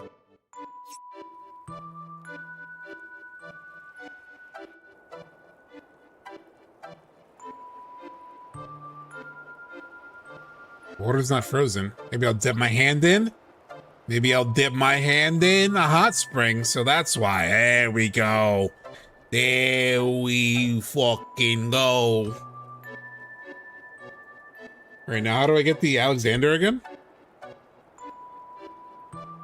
Alexander's F. That's in 13A.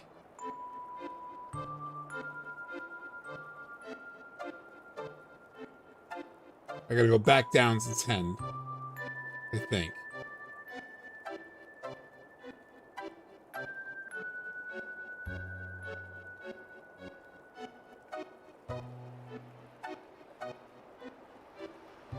I gotta go to 13.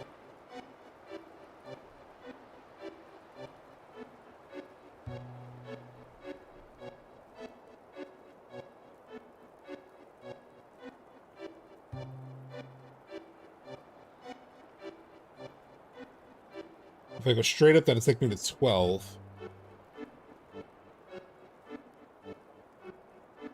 What the hell?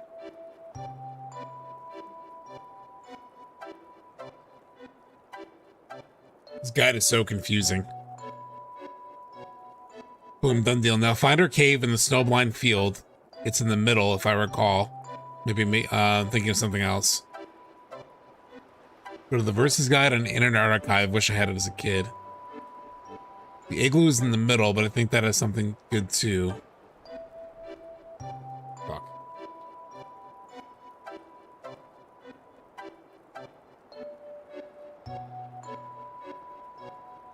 Area 13. What goes to 13?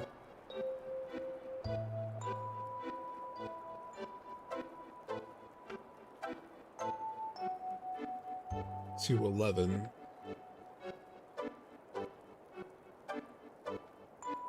It's from 13. Oh, to 13. I have to go to area 11. Where's area 11? What goes to 11? Area 6 goes to 11.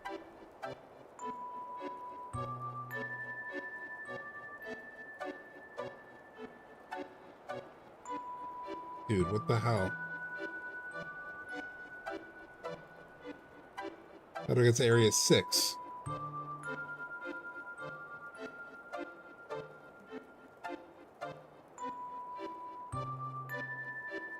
So confusing. Part 1 done.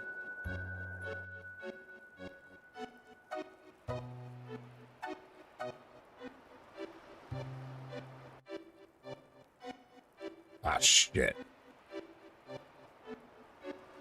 Shit.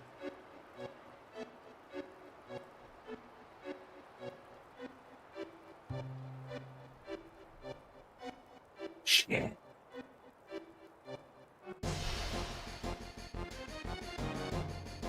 Here, what did I say earlier too? I was like, I don't really care about getting Alexander. And then here I am looking at the damn maps like an idiot. I don't really care about getting Alexander. I don't even use Alexander. But the gamer in me, it's a problem. It's a disease. All from here, you know, maybe I should find it. I mean, I'm already fucking here, you know, like. It's one big snowfield. Save landmarks as we go. Ah, shit. Piece of shit.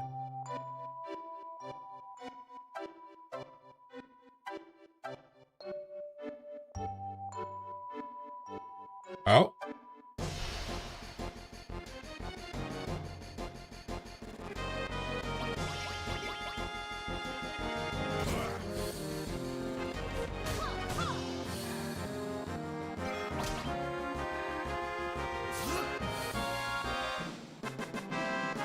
I was just on all Materia.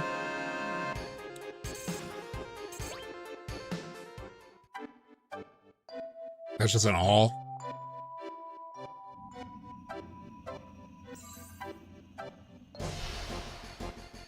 There's a fight in the thing. Yeah, the map, I mean, the actual, like, this strategy guide is, like, useless for this area where you, like, run through and have to, like, set the flags and whatnot.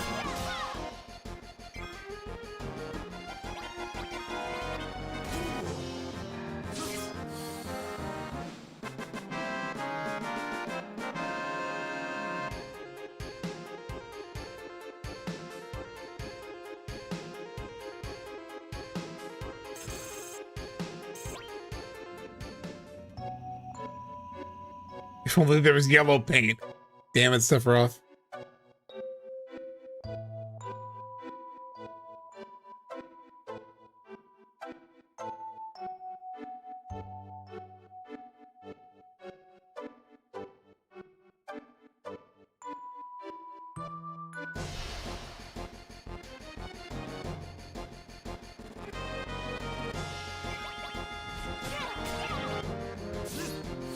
Seeing this flying enemy reminds me of like one of the things that did annoy me in Expedition 33, where it's like you could basically only do damage to flying enemies if you use a gun. Oh. Well, I made it.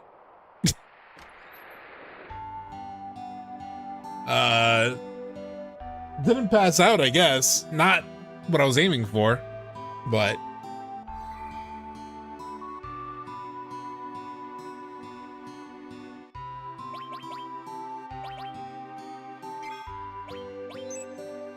All right, chat, give me 1 second. I just need to use the bathroom. Yeah, I doubt the flags or like this whole maze thing is gonna look like this. I'll give me 1 second.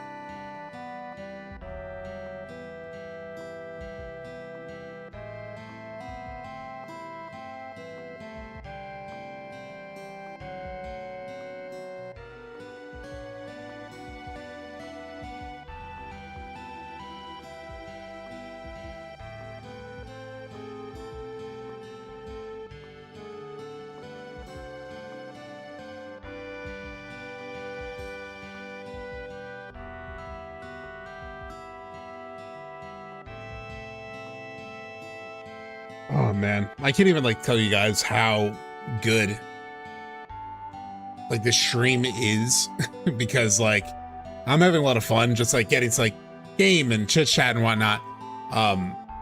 Like having like a regular sort of like 9 to 5 like I have. We were just crunching so hard to get what we need to get done before Thanksgiving early this week. So even like I said, I was working up to like an hour before stream, and it was just constant up until that point since Monday. So I'm just like so relaxed right now. Easy mid subtext, if possible, I need a second opinion.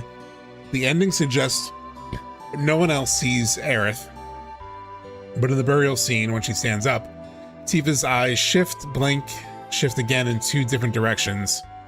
When Red says her name, it's almost like Tifa glances toward Aerith as if she's seeing a ghost, like in Remake. Maybe it's just wishful thinking, but it definitely stood out to me. When you say in the end, do you mean like by the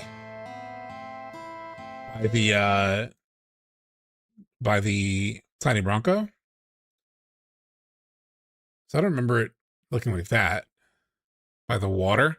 Well, when her eyes move like that by the water, I didn't see that as like her seeing 2 different Aeriths.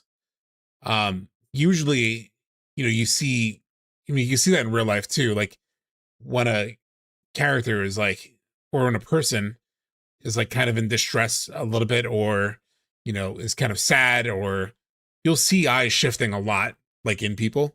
So I took it as that more than like her seeing 2 different people.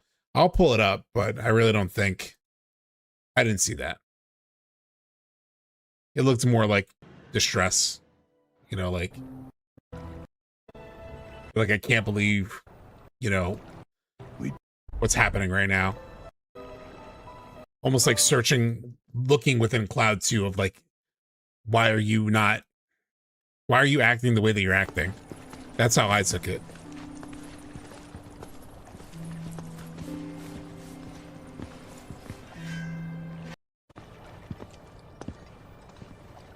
Like when you see people that are like very sad, their eyes often look kind of like this to me.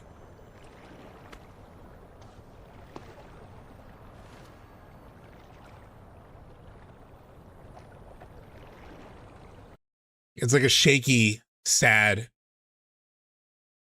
heartbroken look to me.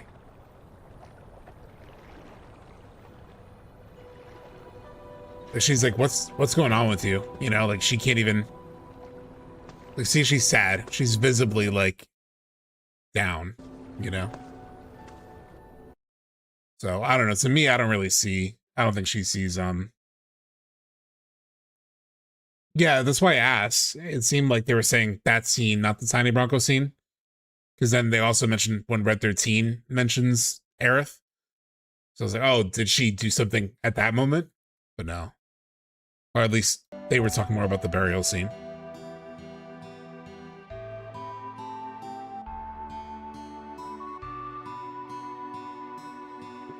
What is this guy gonna be like? They're gonna make this guy into a character, isn't he? The guy who lives in this cabin. Well now, isn't this a surprise? He's gonna be like an older, less crazy version of Gus. Just like, but still like a big personality, I think. It's been years since I met another soul out here.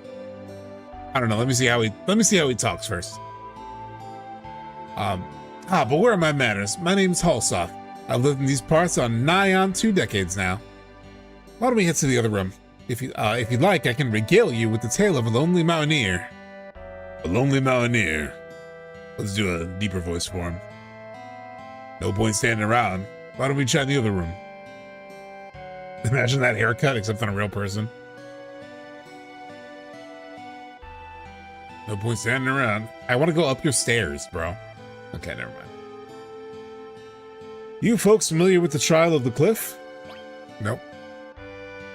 There's an old legend that tells of something falling from the sky to land here long, long ago. Supposedly, the impact pushed all the surrounding land up, forming a giant cliff. About 30 years back, me and my friend Yamsky tried climbing these bluffs, hoping to see what was on the other side. And actually, there was an NPC who mentioned his friend who went climbing. So I always liked that connection. Like, this was the guy who, like, that friend back in town was talking about. We were totally out of our depth. I knew a thing or two about the cold, sure. The air on that cliff whips around you like a whirlwind, sapping your body temperature bit by bit. Yamsky was climbing below me. He had his own rope. I didn't even notice until it was too late. I've lived in this place ever since, tackling the cliff, giving advice to fellow climbers, and providing what shelter I can. If you plan to climb the cliff, there's 2 things you have to watch out for. First, you need to constantly check your route. It's not easy to keep track of with all the snow cover. Second, you've got to bring your body temperature back up whenever you reach a foothold. And they have this again in Crisis Core. I love the liquor bottles on his cabinet. There were liquor bottles on his floor in the other room. Like, this dude just been drinking and climbing, growing a beard. He should have a big beard. You know, like right now he's got a little bit of like an extended soul patch or like a one really long goatee thing. He needs like a big bushy beard, you know? Money? All right. Got it. I'm sure you're all exhausted after coming this far. Better rest up for a bit before you head out.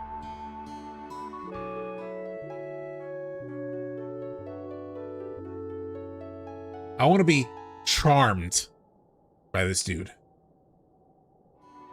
I want him to regale me with stories of like people who've climbed and failed the climbs of the mountain, you know? I want like, yeah, of all things, just like overdo the mountain guy. Cut the Professor Gast tapes. And just give me that shit. Just give me all mountain dude just like tired. Wanting to help. Over the rainbow? Will we see a rainbow here? I gotta say the atmosphere though of this whole section in the original is pretty great. You know, I've been thinking. What? Looking at the view here. Makes you realize how incredible nature really is. Though if you asked me to put down stakes in a place like this, I'd tell you to stick them where the sun don't shine. But if I did somehow end up living here, I'm sure I'd come up with ways to make it more comfortable. It's that human ability to adapt, to invent and overcome that led to Midgar. Know what I'm saying? When you think about it that way, it's hard to say everything Shinra's done is bad. I do find this like reflection interesting. Right. This also helps set up Barrett's oil baron arc in Advent Children. Because he's basically saying here, like, oh man, when you realize like how shitty it would be to not have power up in these mountains, freezing your balls off, you know, you think, you know, Shinra, maybe it's not so bad that we have lights and heat and I'm like, and then that's what happens in Advent Children is like, he's like, oh shit, we have no power for anything. We need power for things, to even like transport like medicine, things like that. He's like, so maybe he actually entertains the idea of using Mako in Advent Children, or not in Advent Children, in On the Way to a Smile. And then they find like oil, and he goes with that. It's like, bro. But it is interesting for him to like think about the necessity of things like power in this scene. What the hell am I saying? Shinra, not bad, see, because then he turns it around, you know? It was Barrett's long con the whole time. He was just claiming it was revenge for saving the world. Yeah, he's gonna become the leader of Shinra. That's the ending. We figured it out. That's the epilogue. We go past the Advent Children stuff, you know, where he's just like a middling, you know, oil guy trying to get oil. Instead, he completely takes over for Shinra. He starts Neo Midgar. That's the fate that we're gonna end up with. Well, would I actually kind of like that ending? I don't know why you would actually kind of like that ending. Betrayed by Barrett instead of Yuffie this time, yeah. Us three will chart a path, and the rest of you follow. Damn it! If only I still had my wings, this cliff would be a piece of cake. Would you like to change party members now? What does Yuffie say? I can't stand cold places like this. No. I wonder what we'll find at the top of the cliff. Can't wait to see. Neo Midbar.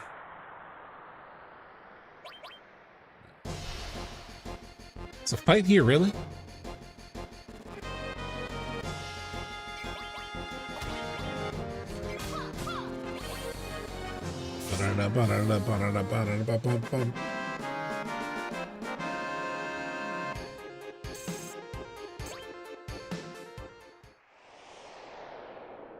This is top secret intel, but President Rufus is due to arrive any minute. Wow, so Kate tells it. I never noticed this dialogue because I don't think I ever talked to the characters actually here in this moment. I think I just go. But I didn't realize like Kate Sith actually tells you that Rufus is arriving in this area, which he does do. You know, they're at the crater in the Whirlwind Maze stuff. I appreciate Red staying positive. It's interesting going back and seeing how he did have a lot of QC dialogue in the original, yeah.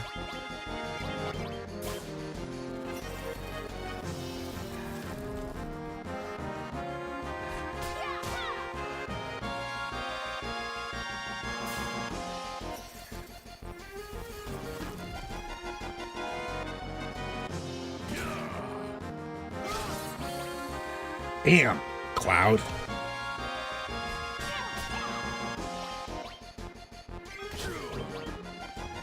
Oh, I never changed Barrett's weapon. Thank you, Easy Mid, for... Is that 3? Oh, shit. Yeah, 3 gift subs. Thank you so much. Actually, that reminded me. I wanted to do... So on Sunday... well, you know what? We'll do it now. I have so many unused hours of like discounts on Switch. It's our Black Friday special. It's our Black Friday special. Let me go into the settings.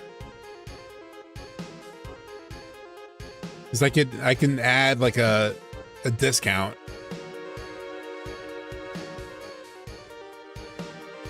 How do I do that again?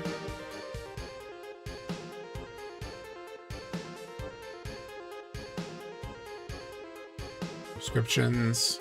Yeah, here we go. Discount promotion.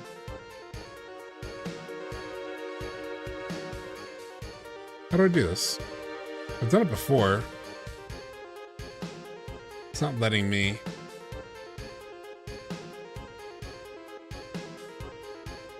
Why isn't it letting me?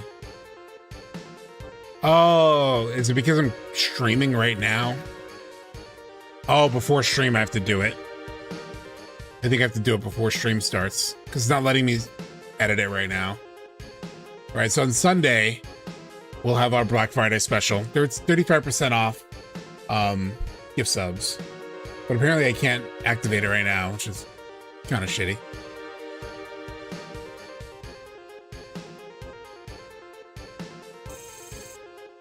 Oh, you get 35% off right now? Like it's currently 35% off? Well, thank you so much. Hey, anybody on Twitch want to do gift subs or get yourself a sub? Apparently it's 35% off right now. I guess they're doing their own Black Friday thing. You have to do this shit in Crisis Core too. Like raise your body temperature.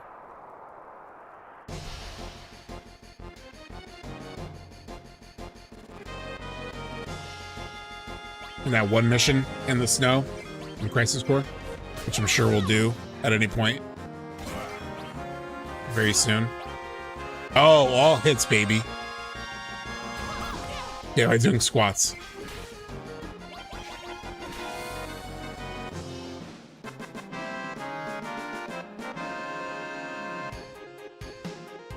That was easy mid, Kuya, I think. Oh wait, yeah. Kuya, you got it from easy mid just moments ago. Mere moments ago. There we go. Look at that. Look at that bad boy. Look at this thing. Look at all these slots. Look at all these slots.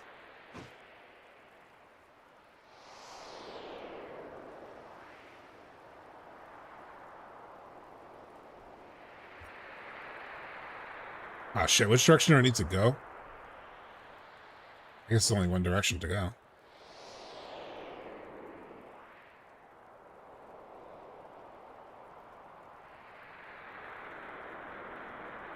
You know, regulating your body temperature really isn't that hard in this section. They make it such a big deal. I remember when I was a kid and I reached this part, I was like so anxious about like my body temperature. I'm like, oh shit. Gotta stay on top of it. It's really, really easy.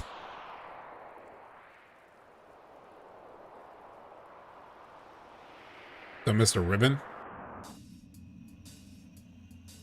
That's like in this part, right? The ribbon.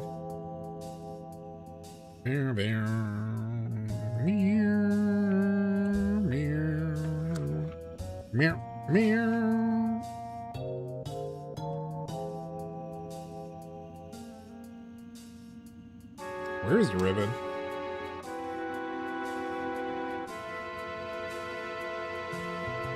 It's not showing a ribbon in the guide. Next clip section. Weird. It's weird that it doesn't even list it here. Because it would show it has all of the everything.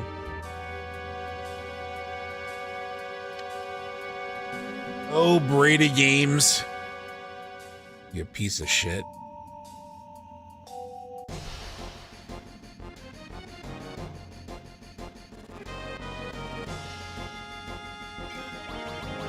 If you could like look up an online guide and like double check. I love in the gameplay, man. Let's get the good stuff. Yeah. Get to the good stuff, I assume. Damn.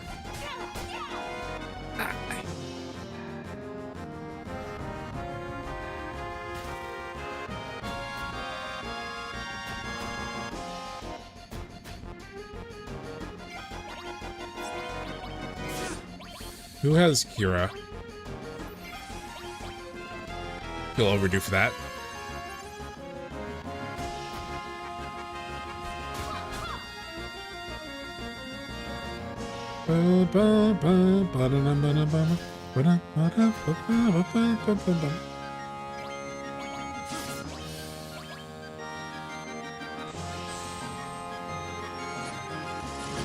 They alluded that the Highwind would be for more than just transportation. Yeah, I remember Max talking about that too. Like, hopefully having like aerial combat, you know, like sky combat in the Highwind. That would be cool.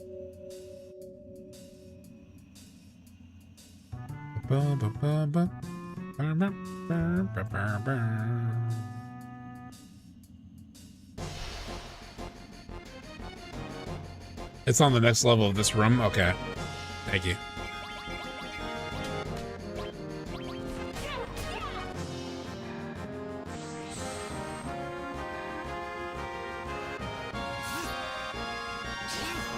Get this pigeon bomber. Oh man. Yeah, hanging out with the party members in the Highwind. You just know they have to be pouring an unreal amount of like time and energy into the Highwind. Because if they all know how much people are looking forward to the Highwind. And Hamaguchi was talking shit already about it. Like how awesome it's gonna be. Like a while ago. He was already talking shit.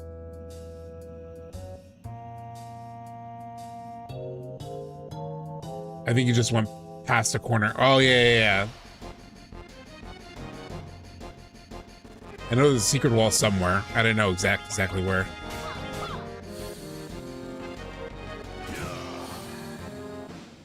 I do wonder how they'll handle it, because when we looked at it in Rebirth, you know, we did the free cam around the Highwind, the model of the Highwind as it was.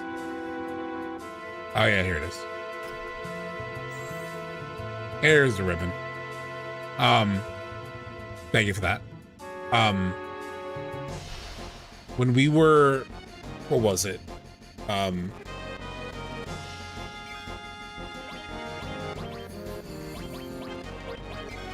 When we were checking out the Highwind in Rebirth, like with the free cam mode, it doesn't look that big. It looks big when you're looking at it from like ground level, but they almost need to make like a separate map just for being inside the Highwind, like for like really in the interior of it, versus it actually being sort of to scale when you're flying it. It's actually kind of small in Rebirth, weirdly enough. It looks huge, but it's really not that big.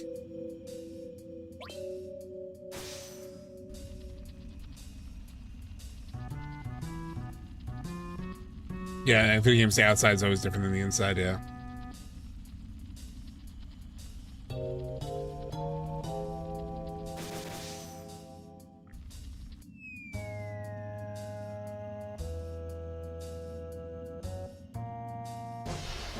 Wasn't there a minigame Rebirth that was airship combat? Kind of. It was more like a Space Invaders sort of thing versus like a true, it was like a bullet hell type of thing. When you first played this, what did you think about the weapons? Like them as a story element introduced later in the game? I was kind of surprised. What did I just do? I don't think I did. I don't think I thought much about the weapons, to be honest. Like I thought they were kind of cool. I was scared as hell of the one that was like in the ocean. But in terms of like as a story element, they were like kind of crazy, right? Like, but they're probably the thing that I think about least as a story element when I think of Final Fantasy VII.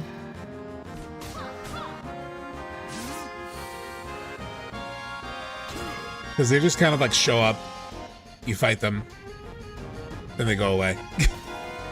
I mean, it was crazy. Probably the craziest thing the first time that I played it was seeing the weapon as it was like crossing the ocean from the north, heading to Midgar, and then having to like stand on the beach, and you're like waiting for it to reach you, and you're like, oh shit, I'm gonna have to fight this thing? Are you serious? It was crazy there.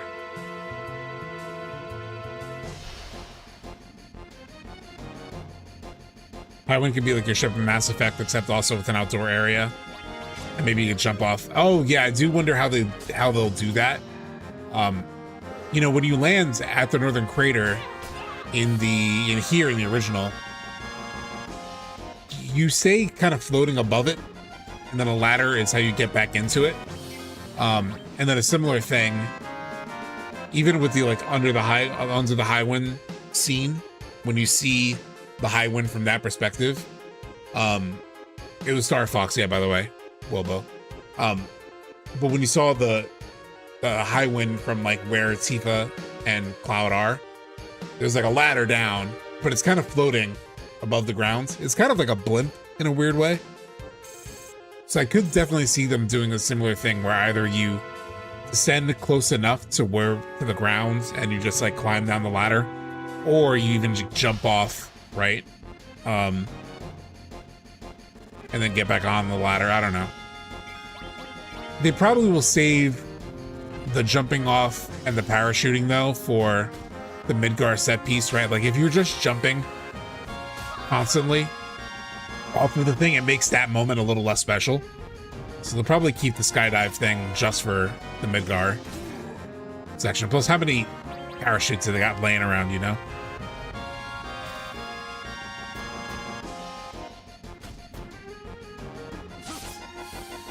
Except for Cloud. Cloud could probably like jump anytime, no parachute, and he'll be perfectly fine, you know? He has survived many a fall in FF7.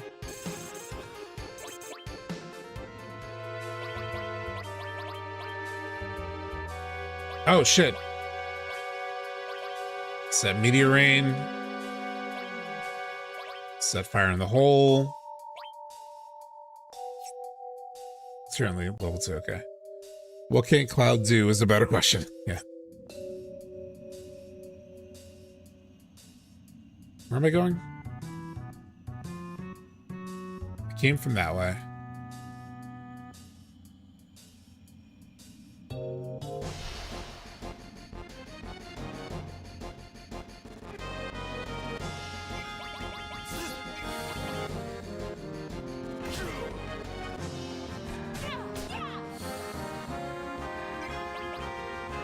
Like playing Pilot Wings, just aim for any patch of the flowers in the open world, Cloud will be fine.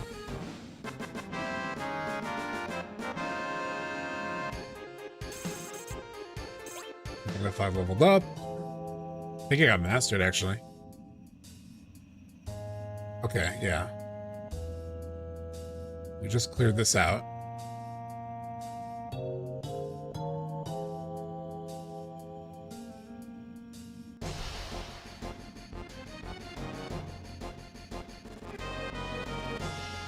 Oh, it's like a little Materia Guardian. Like a smaller one. Like a baby Materia Guardian.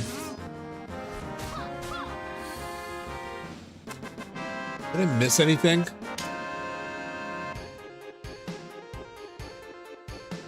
I should just keep this open. See where the hell I am.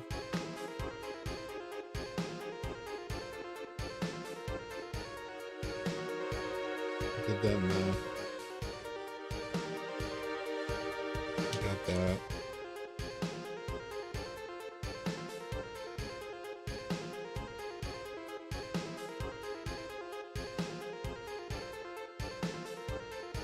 I think it did everything.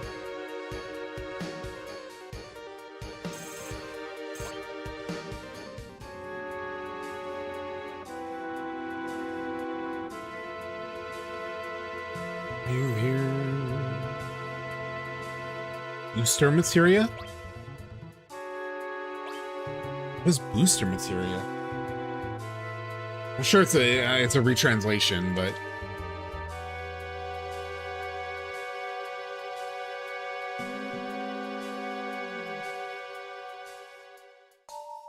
I don't know what that could be.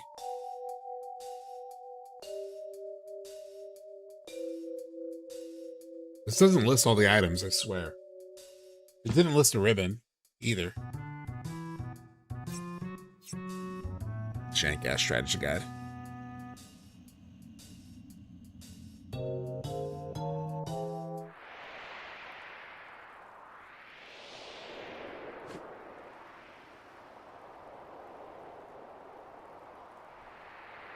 Ooh.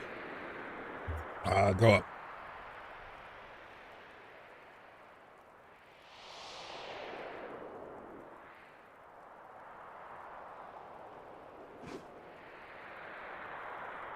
Yeah. What goes right though?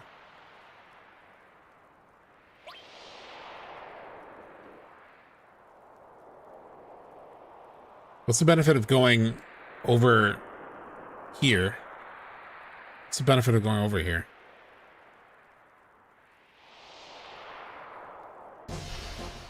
Shit.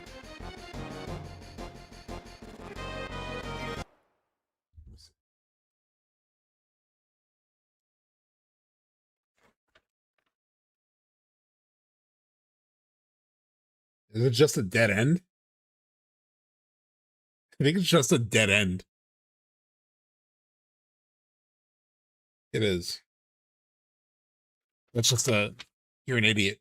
Go back the other way moment.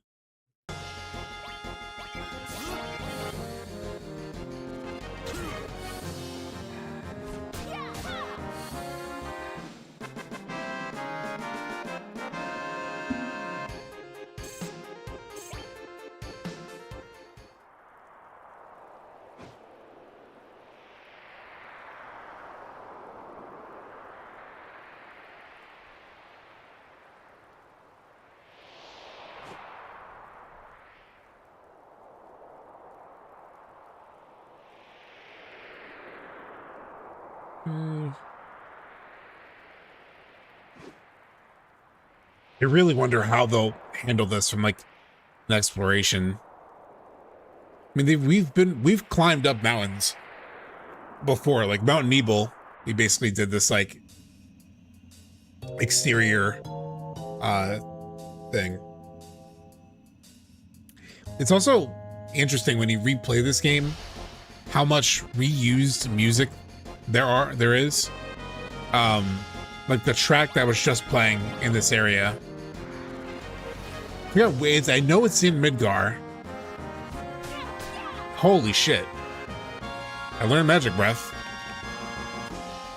But I died for it.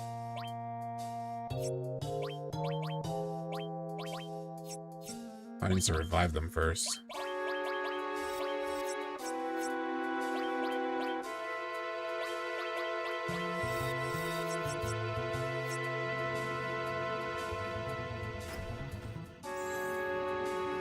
Sir.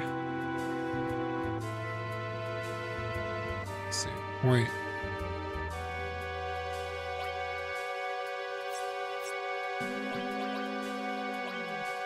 But this is like, yeah, it's Midgar shit, this song.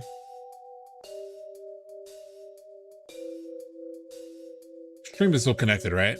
I'm just like noticing nobody has chatted in a little bit. I'm just making sure. Which is fine. If you guys are just chilling out, that's fine. I just couldn't tell. Okay, cool. Okay, perfect.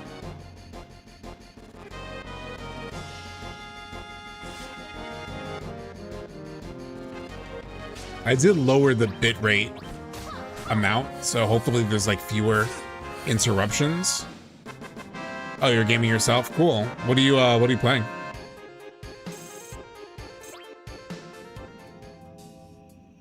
I got the stream on another monitor right now. Nice. Sorry, I'll try to be more annoying.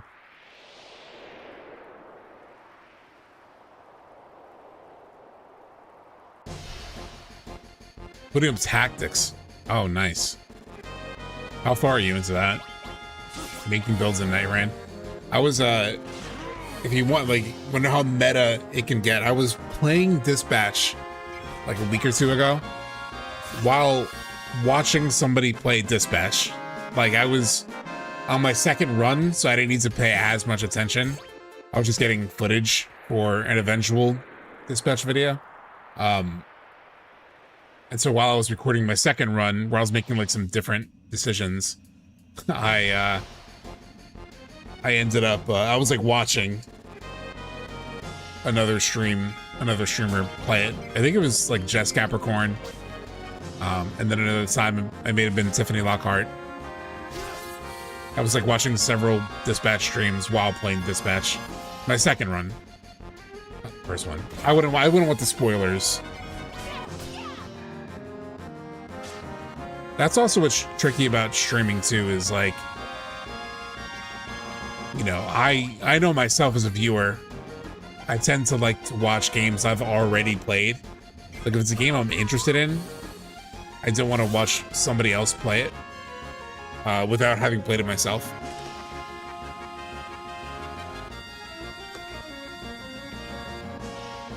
I am fucking things up in this cave. So you were seeing two realities at once, piercing the veil, so to speak. Yeah, I was Ectogambit. Part 3 is gonna be nuts. Like, we're getting the Highwind. Yeah, we were just talking about that. I don't know if you were here during that conversation, but we were talking about that. We were talking about like all the things they could do with it. Let's see, but also that model school thing. Yeah, that's cool. All the mods are. The mods that I have are really cool, and they're in the description on YouTube. If you check out the like video description in YouTube, I have a list of all the mods that are active to do the Game Awards on announce the title. I hope so. I really hope so. I mean, all signs point to yes, right? Like Hamaguchi kept saying like, we'll hear something soon. We'll see something soon. It's like right around the corner. So it feels like, yeah. It would almost feel weird if they don't have anything at Game Awards. Not in like a way that you have to be nervous about. Like it wouldn't like signal a delay or anything to me. But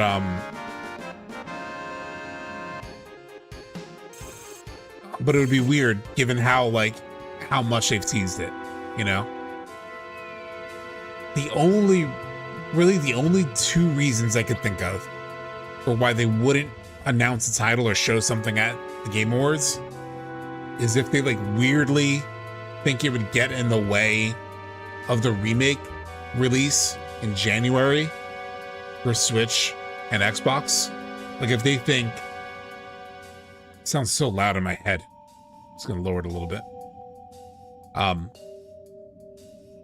If they think that will distract, if they think part 3 would distract from sales of Remake Integrate on Switch and Xbox in January, that could be one reason they sort of like do that, which I think would be stupid, but I always expect stupid from Square Enix. And then the only other reason I could think of why they wouldn't is if they want to like funnel most of their marketing dollars toward they're closer to release, you know, like do all the stuff in the last 6 to 8 months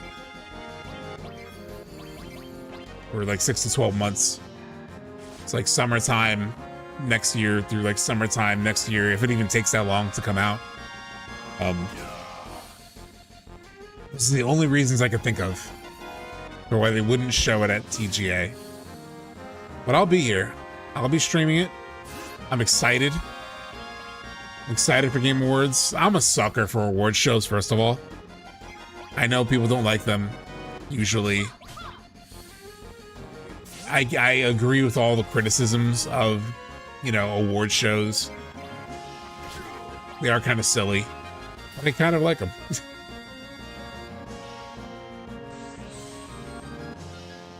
I'm like a sucker for ceremony, a little bit. Although I don't watch too many. I watch Game Awards, and I watch the Oscars. I don't really watch the Grammys.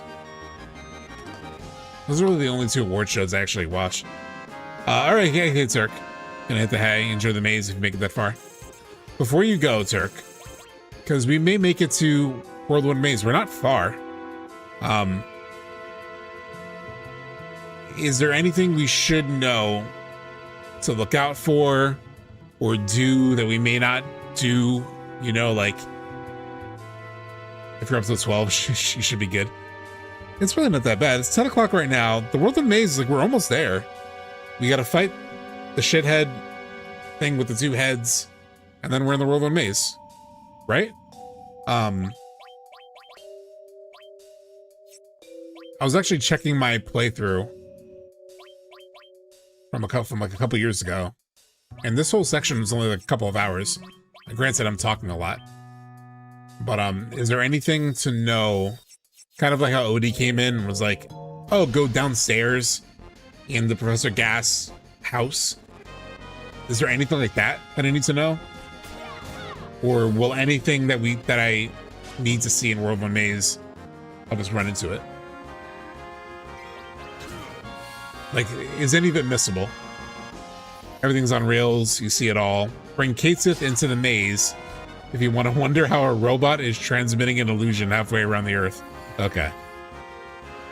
I probably will not bring Katesith into the maze, because the original Katesith is not a great character. But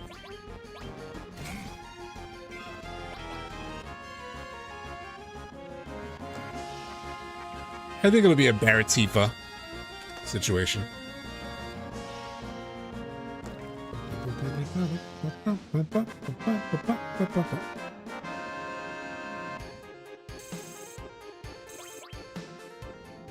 Right, y'all. I need to refill my wine. Give me 1 second.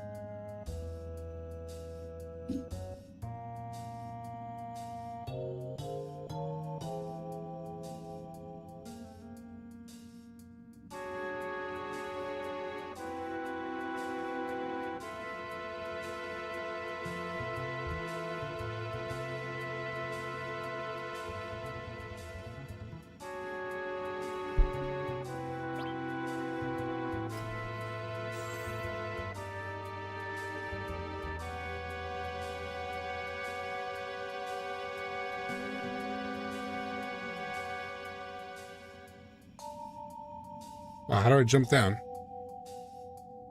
Guess I have to come back? Yeah.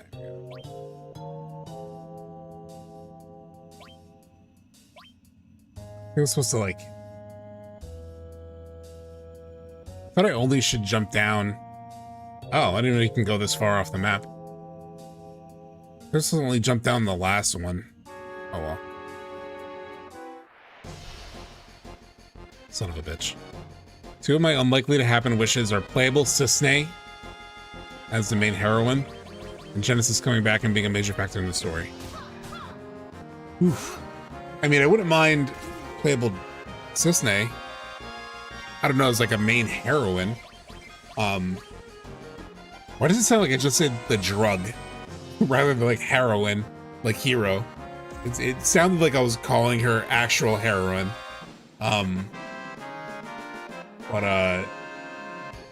Yeah, I don't know. Like, I wouldn't mind her as a playable party member, or playable in some way. Genesis? We'll see. I'm not the biggest Genesis guy, but...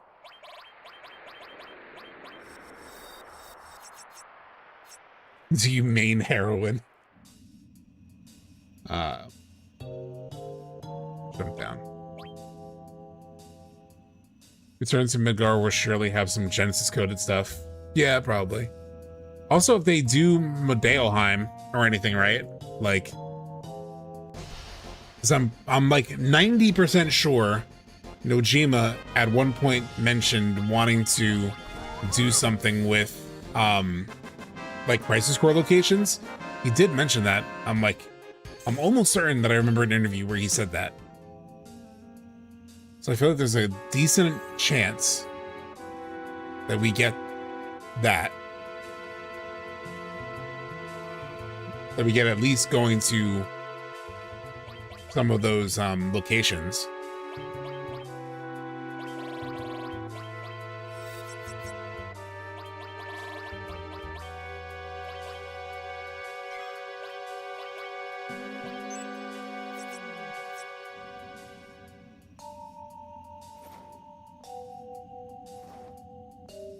My nemesis slowly crossing.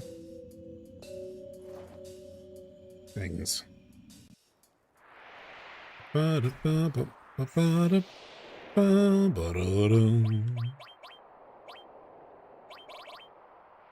enhancer sucks. It has a lot of materia slots though. But man, I'm kind of addicted to the nail bat right now. There's a section where Genesis and Vice team up in the return to Midgard to help save some citizens.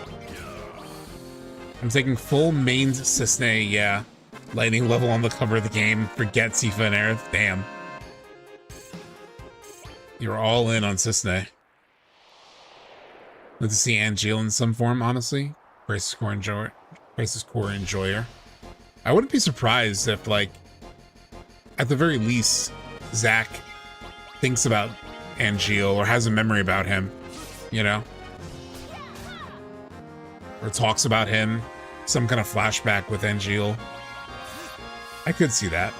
I mean, they set up the white feather, you know?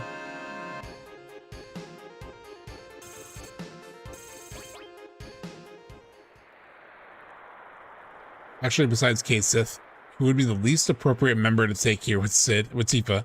Sid would have, yeah, Sid would have nothing to do with all of this. I think it would have to be Sid, yeah. Probably the most, like, the strangest choice, you know?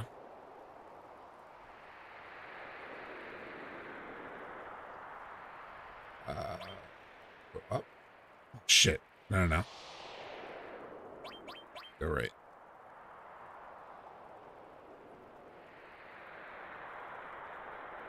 Oh no, my body temperature. Oh, keep going. Keep going.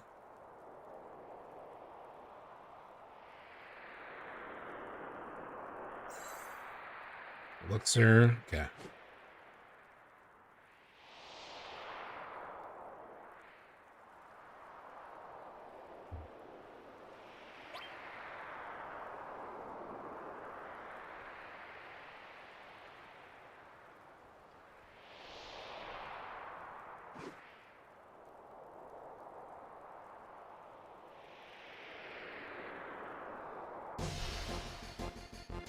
I assume they could have, like, a body temperature warming thing. But it's, not the most fun mechanic in the original, at least.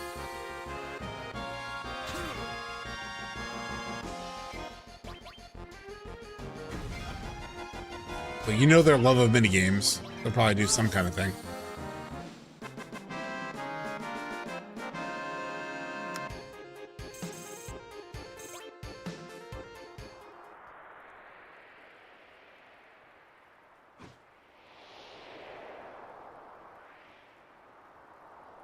Hey, we're almost there. Oh, it's early, but something I remember my last playthrough. If you take Yuffie to Medieval first time, she has a genuine emotional revealing moment. It was a big surprise. She's funny in Whirlwind, actually. Really? Huh. That would be funny to see her in Whirlwind Maze.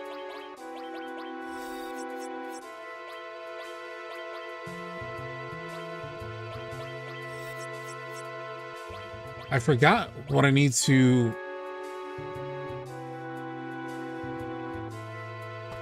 What this, like, boss... There's, like, something I can absorb from him, right?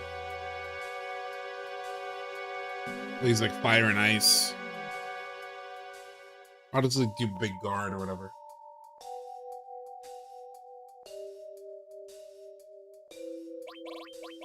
Yes, I gotta make sure I have, like, fire and ice at the very least. Spells.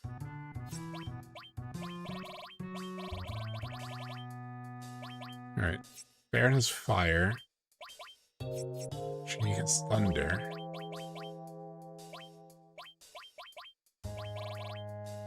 It shouldn't be magnify, yeah.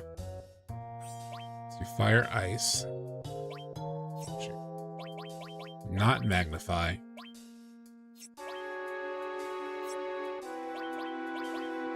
Triangle that removes it? Yeah.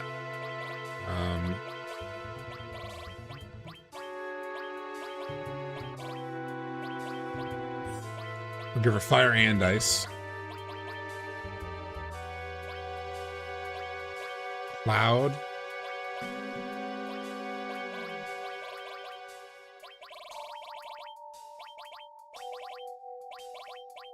Give him... Oh, it's that all my... That's all my elemental? Does anybody else have... Anybody, like, not in the party? He has fire. Okay, I'll move fire.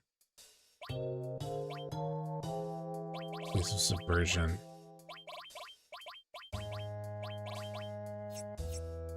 I gotta buy more, like, magic spells. So I actually don't have enough.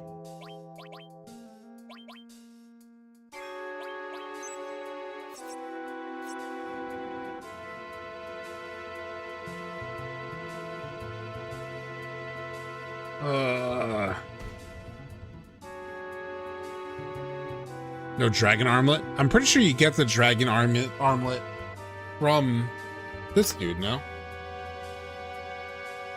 Oh no. It's a dragon fang you get.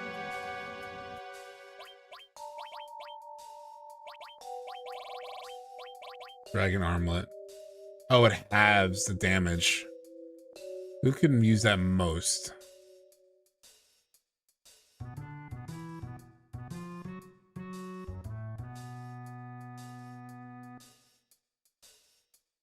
Barrett's my healer. I'll put it on Cloud.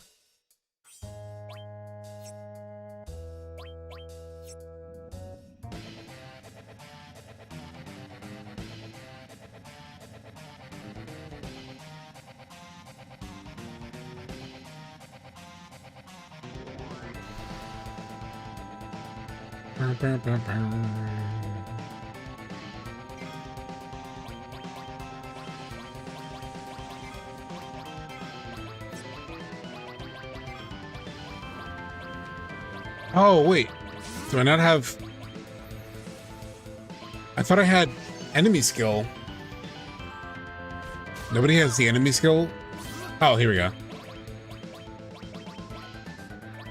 Where's Big Guard? Mighty Guard. Shit, which one does... Needs to do it on the other one.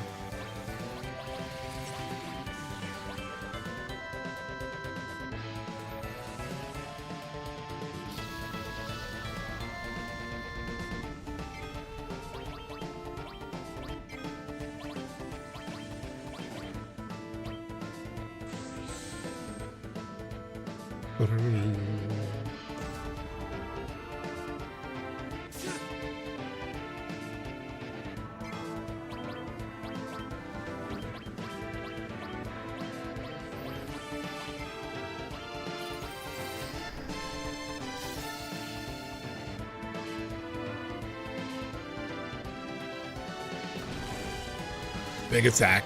Big attack. Oh, it didn't do that much. Love the Materia system in this game, yeah.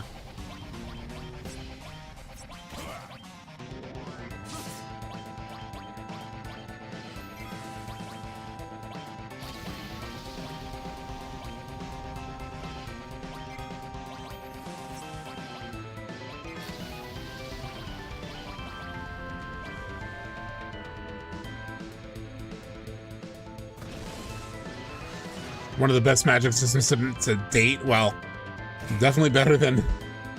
You remember the 15 magic system? It bothered me so much that in 15, like, all the magic spells were basically grenades. That just bugged the shit out of me.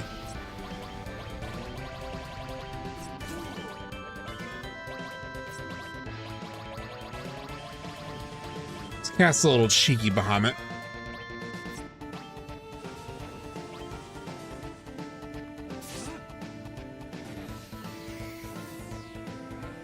I replayed Legend of the Dragoon recently and quit early on because FF7 OG was so much better. I forgot how exactly the combat system works in Legend of Dragoon. I did love Legend of Dragoon when I was a kid. 15, I could say I really don't remember much besides warping and fights, yeah. It was kind of the strat. The meta was kind of like just having Noctis continuously warp, and the further away that you were when you warped, the more damage you did. That's what I remember most from it. Shit, what are they doing? Oh, it's dead. I almost died too, but all right, y'all. Whirlwind Maze time. 10 p.m. Pretty decent.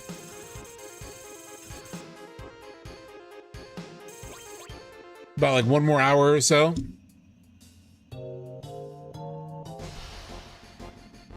Fucking hell. Really? Those little bats.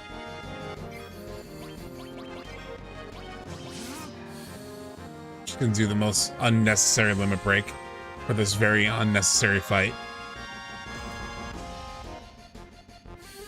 There we go.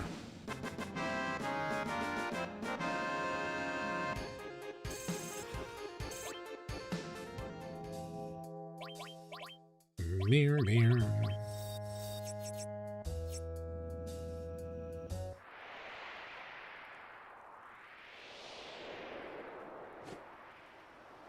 There we go. I love this is one of my favorite moments in the original. Like, this hit me so crazy when I first played this game. Whoever knows, however many years ago that was. We're just climbing up here. And then you run up over this, like, ridge.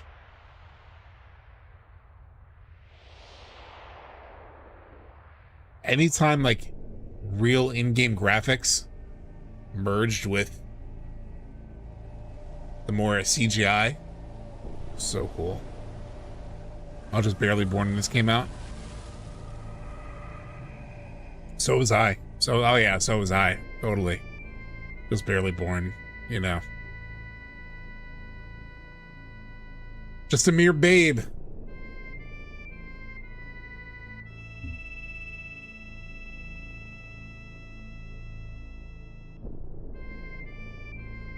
Look at the size of this crater. Ages ago, something fell from the sky and crash landed here. I'm old then. Look, old age, you know, the feeling of being old is relative, right? There actually is. I've talked about this with people before, of like how, you know, strange it is because it's easy to feel older than you are, or even younger than you are. I remember there was a song by this rapper named Logic, and at one point he raps from the perspective of his dad, and it's like his dad leaving him a voicemail, and at one point he says like, I'm 57 but I feel 19, and I feel that, right? Like, I kind of consistently feel still like pretty young. Like, I'm definitely more mature and like have more responsibilities and take care of more things, all that, but I still don't feel quite what my like age is. But yeah, the planet was injured badly, so all this energy's gathered here to help the planet heal itself. Now Sephiroth's planning to siphon it away and cast Meteor. If that happens, it'll be more than just a wound. I wonder how they bring up this like Meteor thing, just because so many people have missed the Meteor part of the story.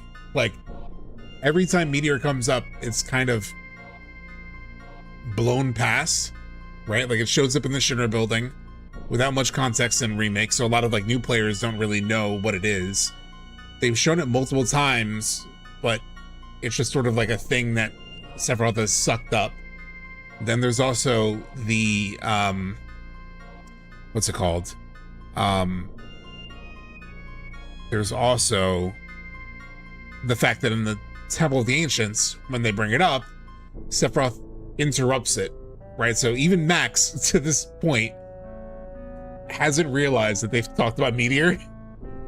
And he knows it, right? It's like, I wonder how much new players are really like aware of it and thinking about it, or like even fearing it because they've seen it so many times now, between like the projector room or like Sephiroth sucking it up. It's just like this kind of ever-present thing. Like, will it feel like a clear and present danger to them? Like, maybe once it's actually like in the sky and on its way, maybe it'll feel more real. But it is something I wonder about. He went back and resaw it, but it was funny, yeah. Well, even when he watched my video, I think it was after he like went back and seen it, like he had forgotten again. According to Max 2, the meteors never come up. Yeah. I feel like it's good that you feel young. Yeah, me too. I don't feel any older than when I was 18, really. Yeah. Same, Grim Twin. Must reach Sephiroth. Hey, Shirai, what's up?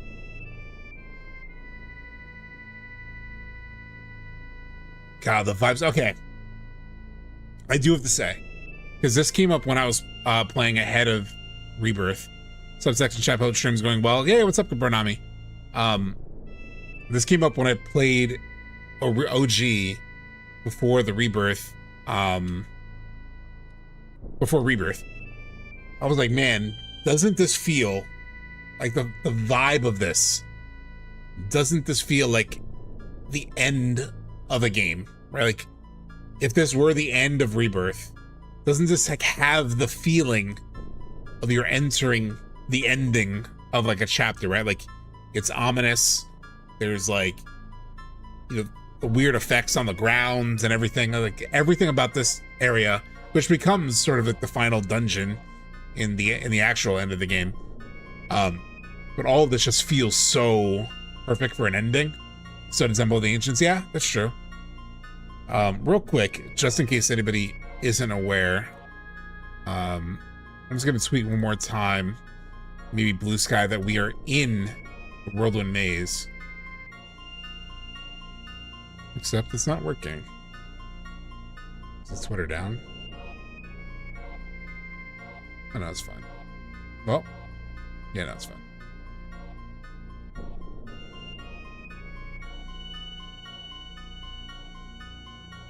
Update. We're in Whirlwind Maze now.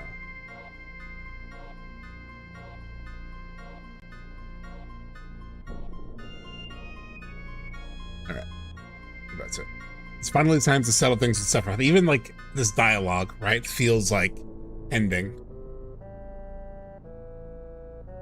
He's taken so much from me too. Come on, let's go. The spire is taking off from the ground, yeah.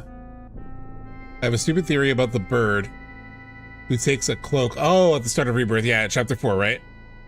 Theory is that the bird is helping this cloak and brought him to Fort Condor. Yeah, I still don't know. They made such a moment of the Condor grabbing that one robed guy. They even show it in the like place between worlds where Sephiroth is talking to Cloud. I really wondered what they're setting up with that.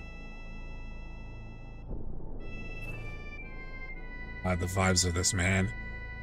So the atmosphere, the music, the look of it. This reminds me of how jagged and angular the rocks in the Meridian Ocean look, especially near Junon. How did navigating the frozen area go? I feel like it's really easy to get lost there. We actually ended up finding the cabin. Hamada Risen. We ended up finding the cabin. So we didn't like pass out in the cold or anything. We found the damn cabin before the guy found us. So it went pretty well.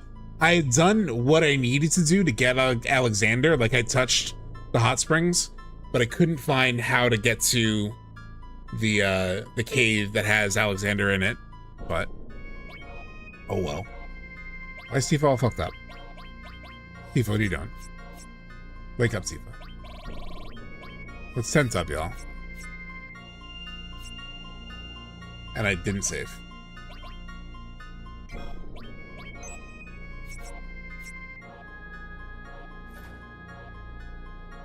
By the way, in one of the mods that I have that you guys might be interested in, I forget exactly which one it's called, but I have it so that you can set like 2 XP, like twice experience on combat and whatnot, which is what I have turned on. So it basically undoes the need for grinding, because like you tend to level pretty naturally. So if you ever play this game on PC and you're like, you don't want to grind like crazy, I highly suggest that mod that lets you tweak that and give yourself like double XP after fights. We finally found it. Yeah. It does make the game a little easy, but yeah, how truly splendid. At last, the promised land your father spent so long searching for. But it will be I, not he, who lays claim to it. Tough luck, old man. That land is no one's to claim. It is the nexus of the reunion, the place they'll all gather. Sephiroth, I wonder if we'll see him there. So, Rufus is here too.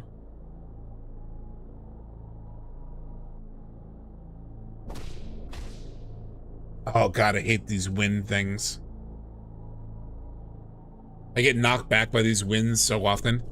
Now we need a mod to reduce grinding from limits. Yeah, that's a good point.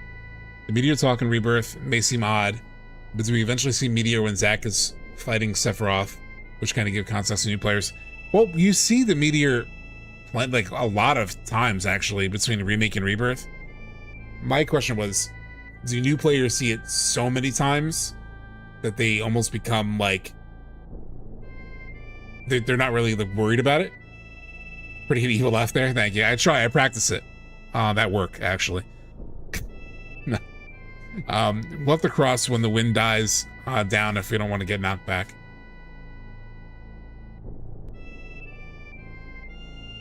Oh, give me an item.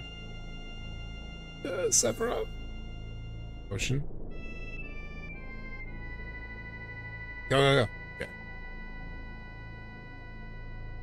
When I played this, leading up to Rebirth, I got caught on the winds. Not this one, but the one that had like the fucking lightning bolt too. I got stuck on there for so long. Oh shit, it's Tomberry. Ah shit. Gotta kill him quick. I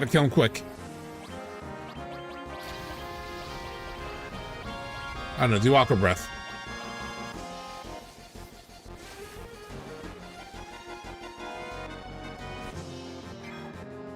Damn it.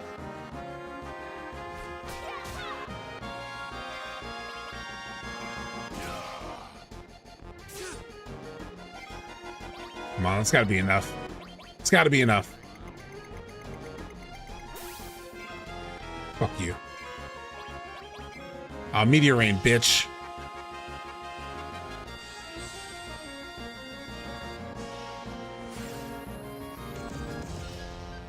Eat my ass. Fucking Tomberries. Dazer's working him if you need him. What's Dazer's? Dazer's working him.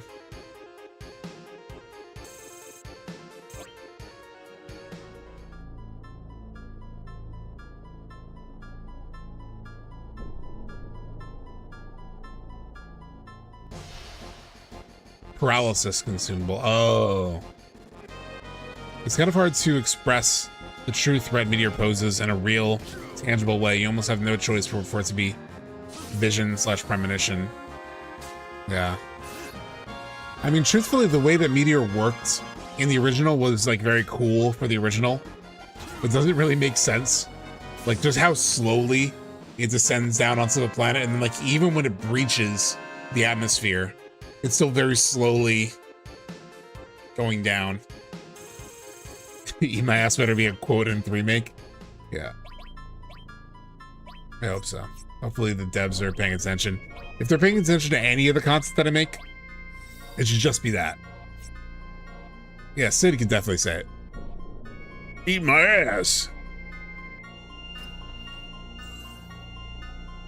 Laser knuckles. Probably not as powerful as the one she has right now. Ah, shit. I didn't mean to do that. Doesn't matter, I don't have any materia on it.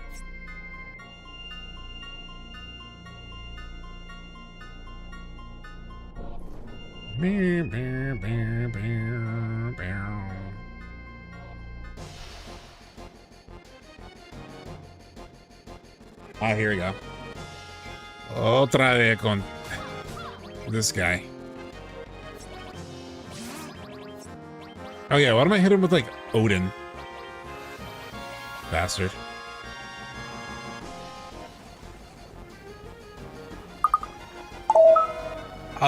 Nekonim, thank you for the follow.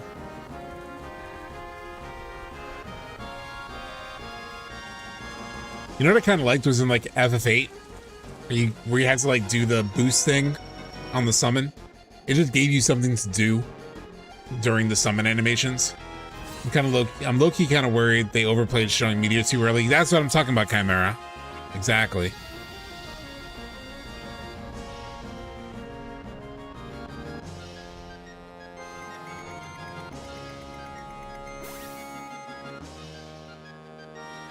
Ow.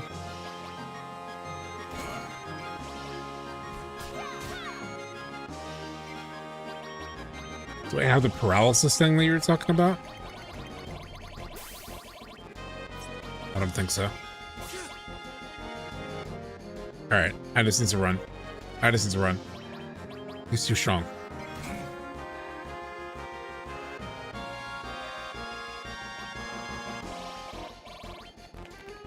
Okay.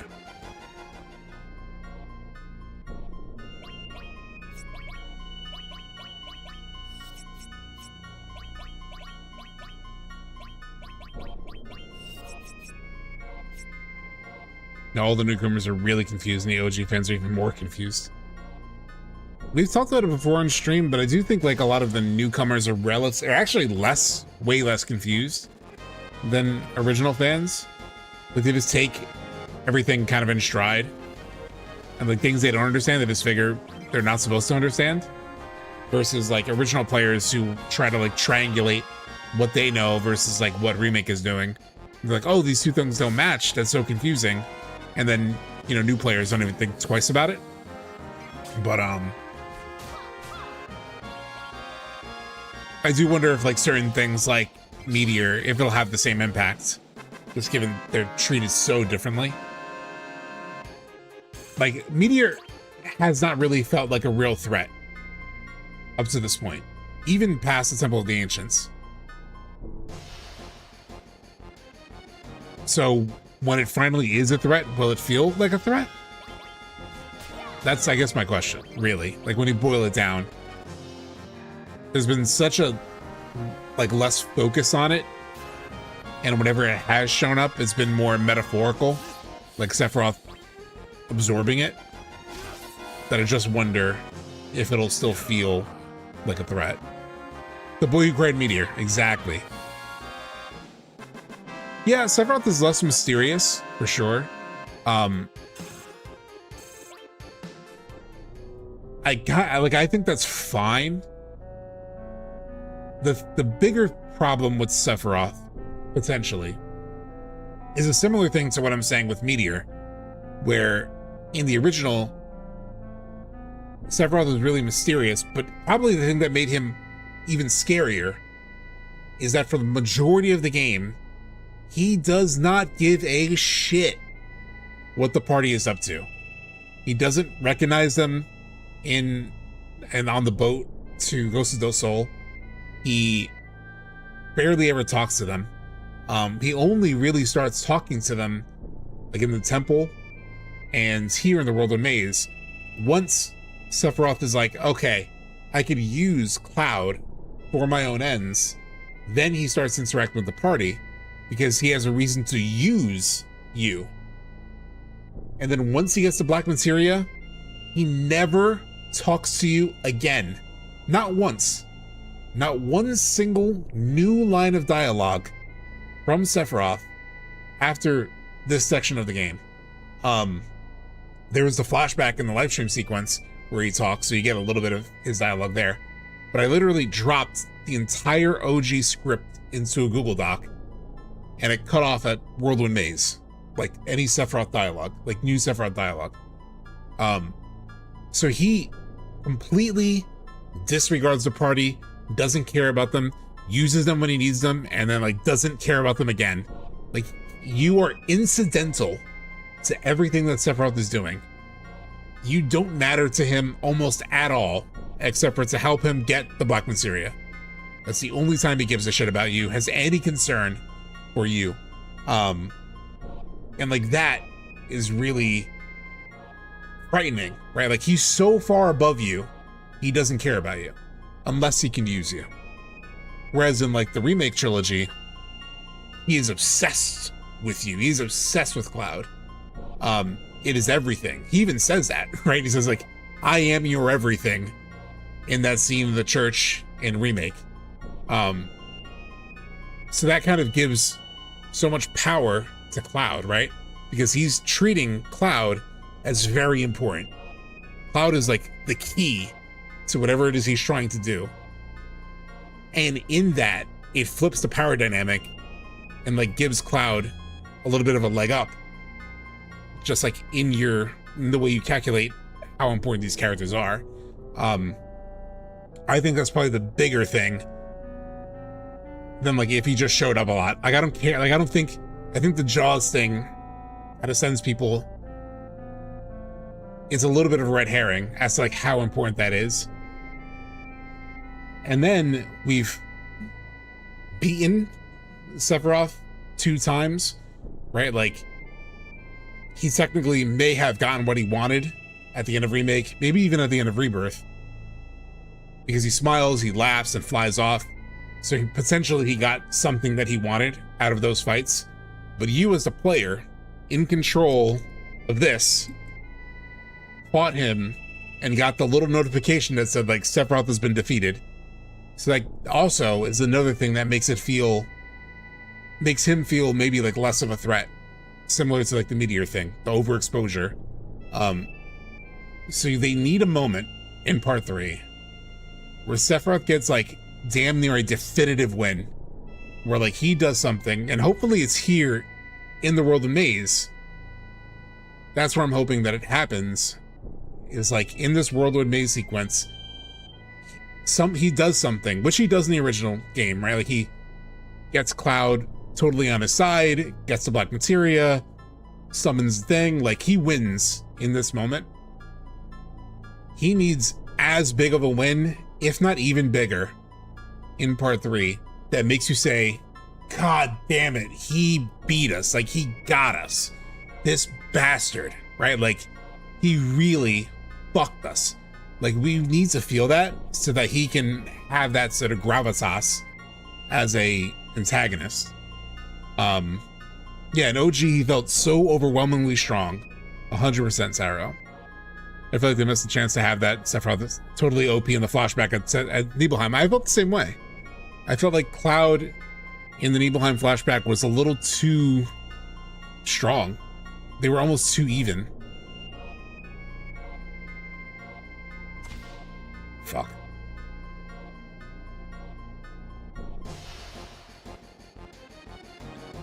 While giving the Sephiroth the Black Materia by trying to kill him with the Buster Sword. Just like Sephi. Yeah, we've talked about that in the stream before.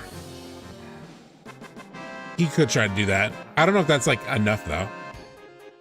I think you're right. He's gonna break Cloud's mind much more deeply. He has to do something that really, on the PC version, that's one annoying thing, is that you need to like reset the maze, or else it becomes kind of glitched if you don't go through at the right time. This is where I got stuck. Oh! Thank God. In this way, I feel like Sephiroth is actually the most different character. Yeah. Yeah.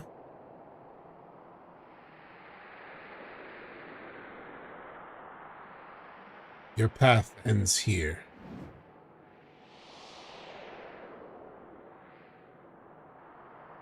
I agree, Piment. But that also made it a problem, right? What I would have done if I were in control of the gameplay of Sephiroth in Rebirth, I would have just made it so that he was such a damage sponge.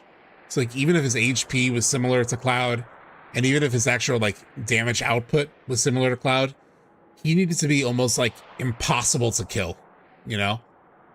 Because like when he gets attacked in the original, in the flashback, it does literally 0 damage.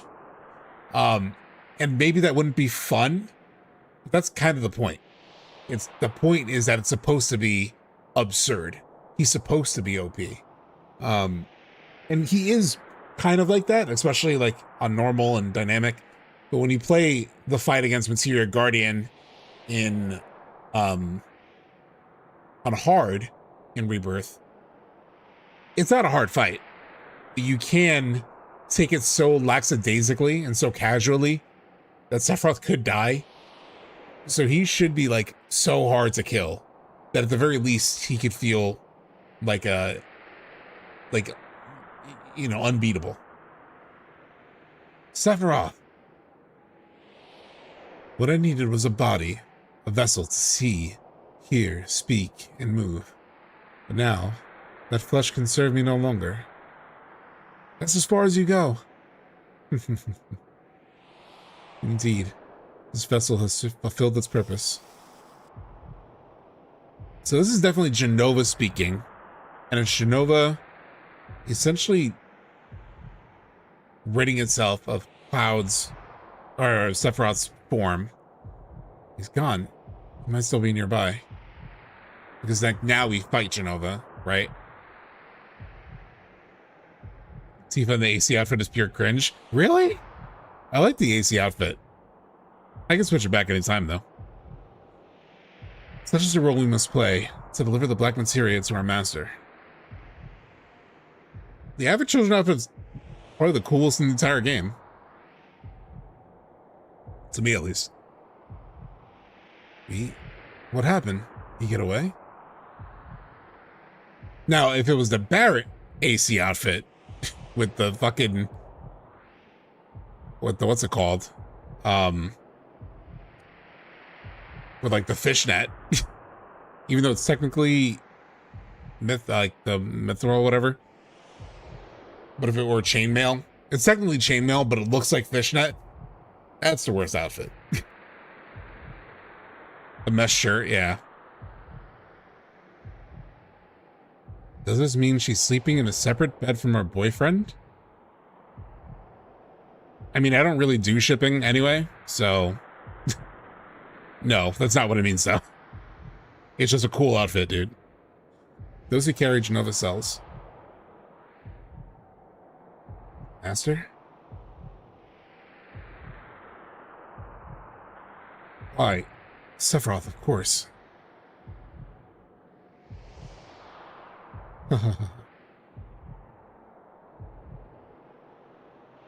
Now fall.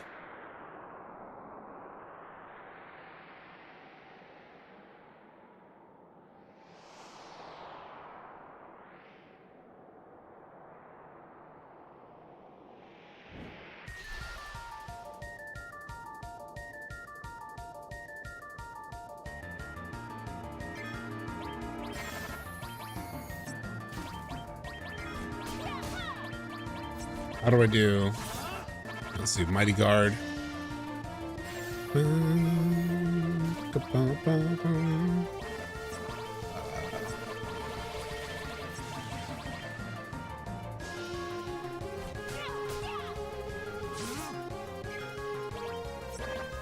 I try to do like Bahamut or some shit. Ah, damn, I didn't equip the new Bahamut. That I just got the Bahamut Arisen. I could have done that. I should have done that. Just one of the many reasons AC's garbage movie. Really hope AC gets averted in the remake timeline. Yeah, I mean, I don't have a problem with the outfits. Like, Cloud's outfit is very cool too, in Having Children. I mean, maybe it's a little like late 90s, early 2000, like edgelord vibe. And it is kind of a mopey movie. But yeah, I mean, I just hope that gets averted regardless, because otherwise what it really sets up to is like fucking Sephiroth never dies, you know? And it's like even beating him there, it doesn't even feel like you're really beating him. Feels like you can come back at almost any time. And so you're in an endless cycle with him. And so yeah, I want Advent Children to be averted too. He's gonna try to silence me? Motherfucker. Oh, he missed.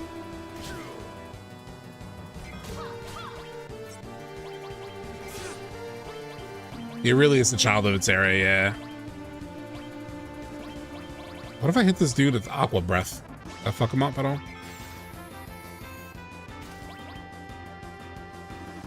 Like more variety in the outfits. Yeah, everyone just like wears black, right?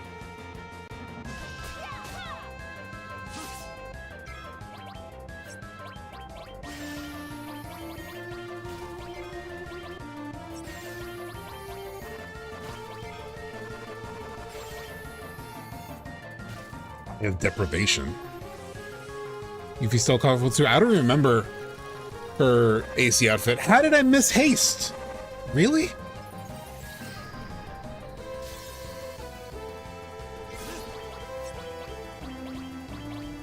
Try it again.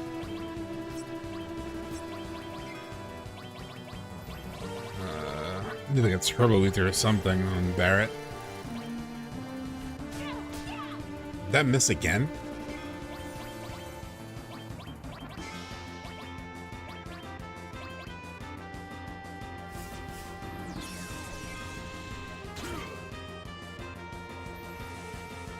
Damn, she's silenced.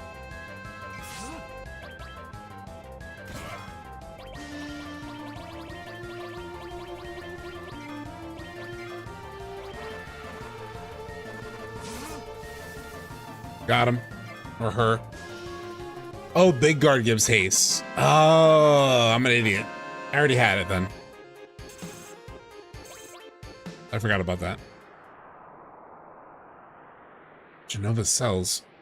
So that's what this is all about. Jenova is reuniting. What? You mean the one who's been chasing this whole time wasn't Sephiroth?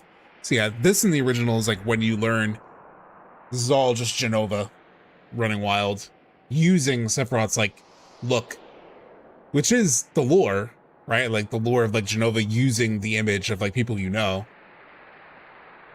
Which is why like in the Junon ship, Sephiroth doesn't recognize Cloud. Which is another difference in the remake series, because that's definitely fucking Sephiroth messing with you throughout the game.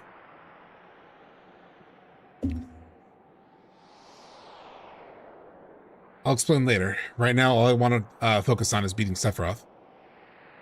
So what point in the game is Sephiroth back in control? I think after this point, like when he gets the Black Materia here, I think. Sephiroth isn't... He is. The real Sephiroth is just up ahead. His evil is immense, his cruelty unfathomable. The strength of his will is like a beacon radiating from the depths of the planet's wound. Damn, when did he become like a poet?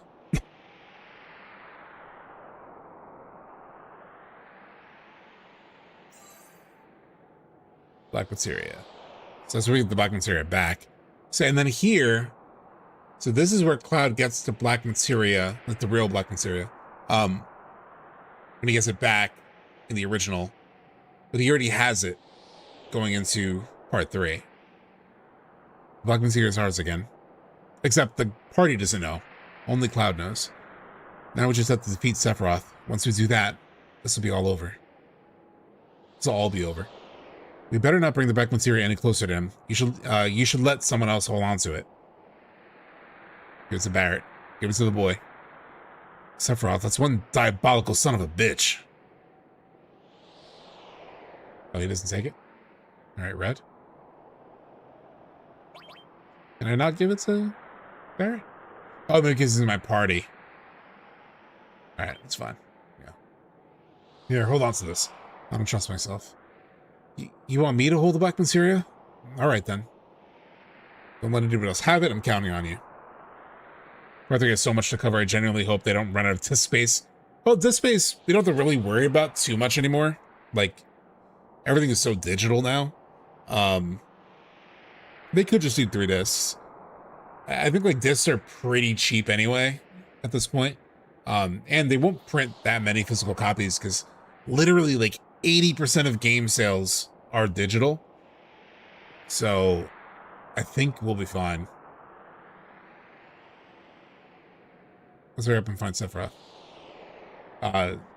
So yeah, I mean, the bigger thing will be like hard drive space, really, like. But then again, what is like a fucking COD? Like if you had a new COD game, isn't that like 200 gigs or some crazy shit? Would be so iconic using on 3 discs. Yeah, they'll probably do it just for like those vibes alone, right? Like they did the 2 disc thing for Rebirth, do the 3 disc thing for part 3. We have to go on ahead. You guys hang back.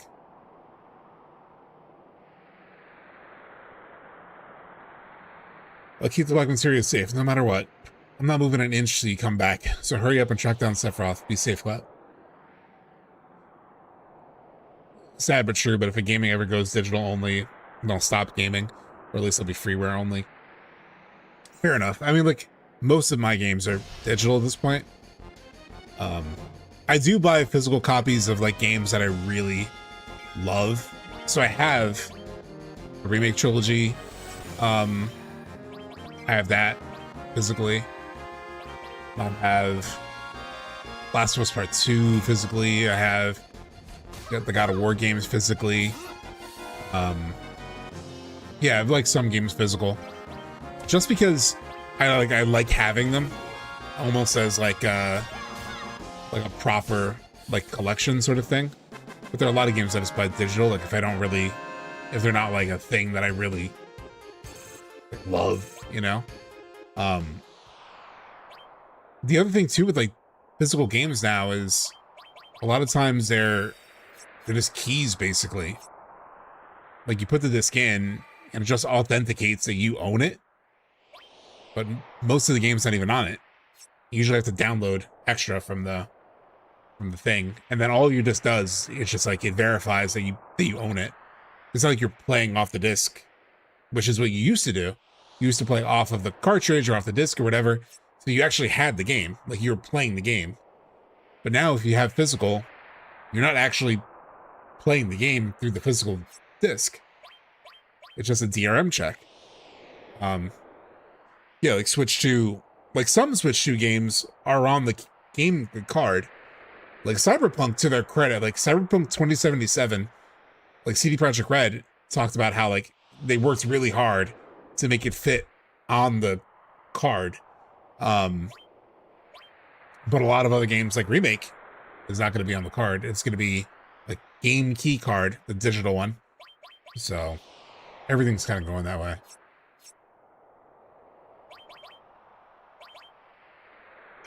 But to the point, like I said, that like even if you have a physical copy, a lot of times you're not even actually playing it. Like I think it's possible, right, that like if the internet services aren't working, you still can't actually play it. There could be a future where having the physical doesn't actually help you play the game or allow you to play the game, which is crazy.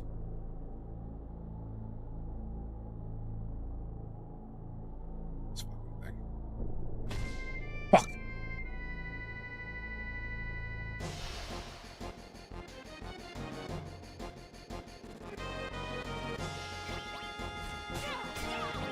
Gucci endorsing that format angered me. Makes me think that Nojima has him on a short leash. I don't think Nojima. It's definitely not Nojima that has an impact on Hamaguchi's decisions. I assume you mean Nomura. Because Nojima's a writer, but I don't think it's that. I think Hamaguchi in general is like a modern guy. So I wouldn't be surprised if like that was just what he liked, you know? That he didn't care if it were not physical.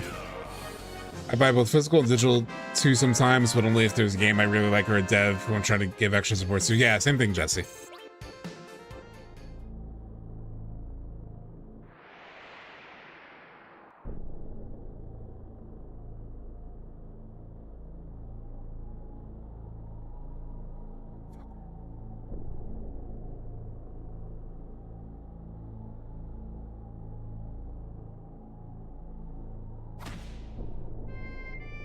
This is the one I got stuck on. I always get stuck on this one. It's so hard because you have to like time both the lightning bolts and the wind and the green wind. And then the PC version, it glitches out once you like get hit. See how it's like, see how the green wave is like starting in the middle now? You can't even really see this part of it. It's glitched now. So I have to run out and then run back. Which is really annoying.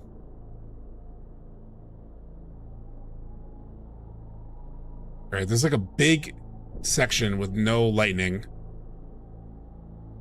But it's the stupid green wave that gets me.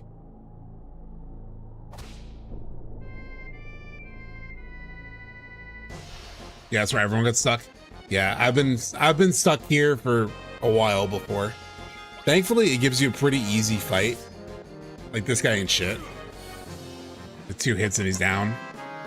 But it's annoying. Like I basically just feel like I need to Leroy Jenkins it. Like I just need to like. Oh, this is a cool enemy. I forgot about this guy. I just feel like I need to go, ah, you know, like Leroy. That old WoW clip. That's the only good strategy. All right, come here, Kate. Thanks for hanging out. We're almost at the end of stream. I'm just trying to fucking get past this wind. This wind is harder to get past than Jenova.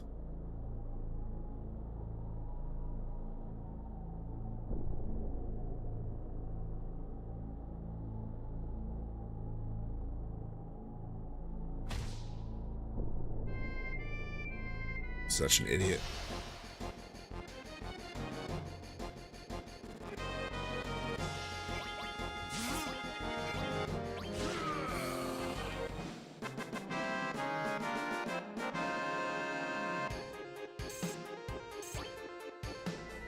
Like, I don't know when to time it.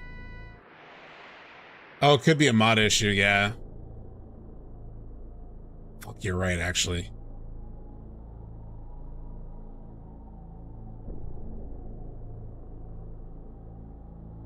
Because the 60 FPS does mess with it. I don't know why I tried then. I was dumb. Alright, maybe I'll save real quick.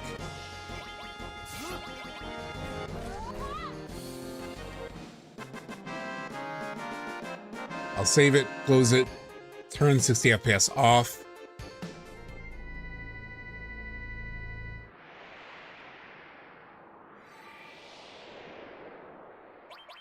Let's save. That's a good call. That's a good call because it actually was messing with Odie's back. Yeah, Odie, 60 FPS probably messed with that, right? Makes it a complete crapshoot. All right, let me turn it off. Off. Play. Because I forgot about that. Like even the clock in the temple mess with me, right? Because of that mod. So yeah, it's kind of impossible to time. I hope there's a save point after it, so I can turn the 60 back on, but whatever. Look at Cloud's run now.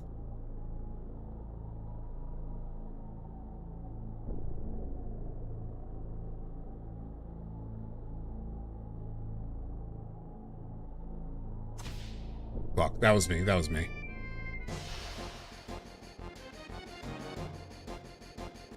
Oh, really? I have to game it? Whoa, why is it going like... Whoa, whoa, whoa, whoa, whoa, whoa, whoa.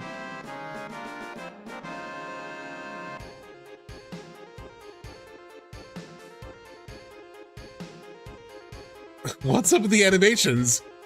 It's going like 120 FPS. I turned it off.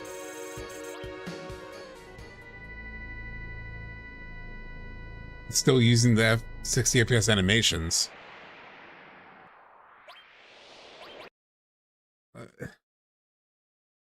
Which ones do I need to turn off? I turned 60, 30 FPS off. Hold on, let me, I guess share my monitor so you can see the mods that I have.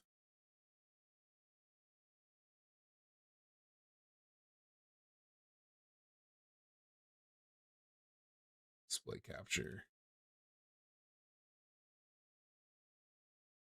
Which one of these do I need to turn off?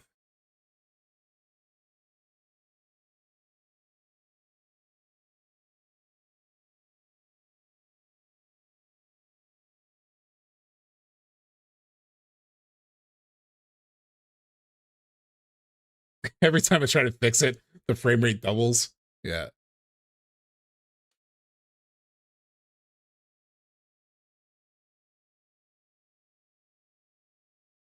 It looks like disabled speed controls.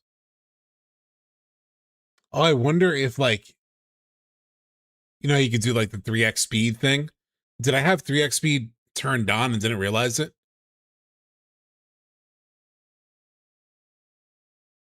The game is still running 60 FPS. Like, you know, the shortcuts that like make you go 3x speed and whatnot. Do you think that was turned on? Because that's on the PC version, right? House Slim Brick is crazy. Should I turn that one off too?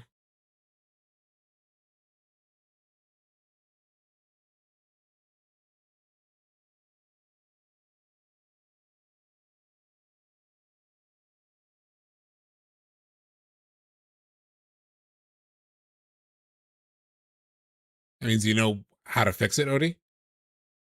Like right now, I'm just waiting to hear.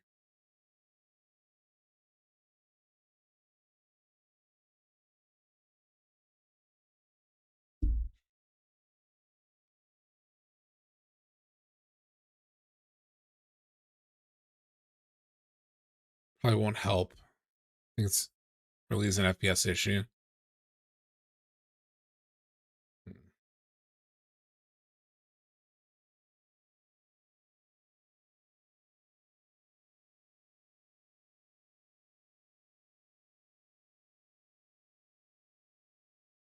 So go to where you have the game installed.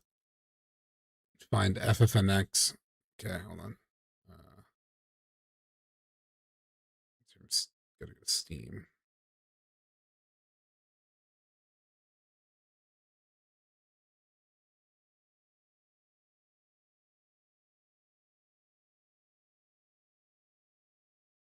Browse local files.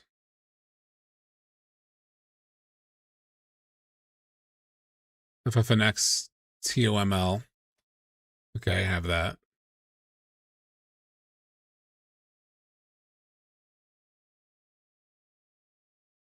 Open it in Notepad. Okay.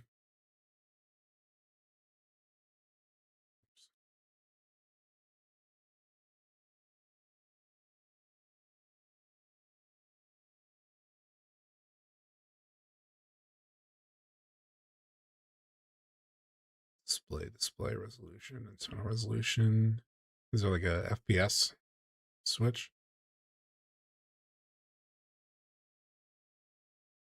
Control F, FPS limiter. Oops. Yes.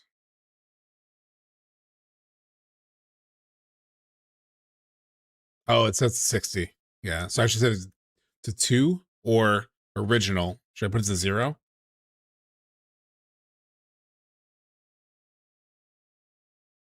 The 0 would be original.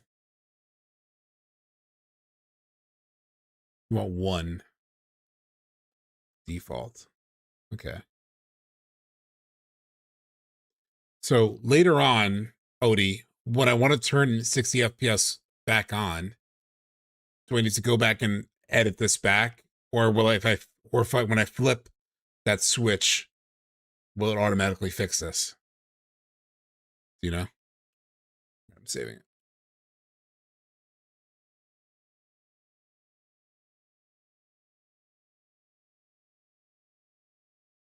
Okay.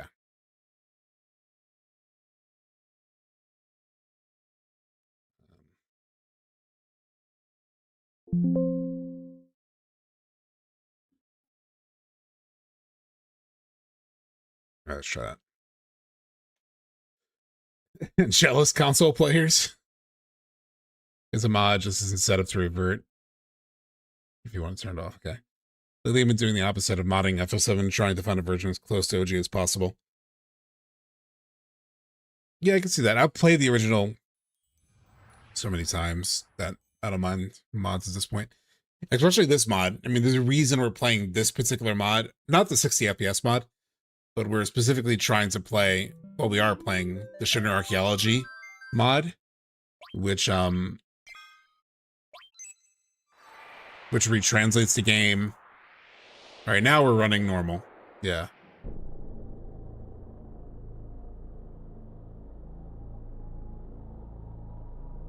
Oh, that was that. Ah, fuck, that was it. That was it, actually. Okay, now I know. This is a pretty good moment to run.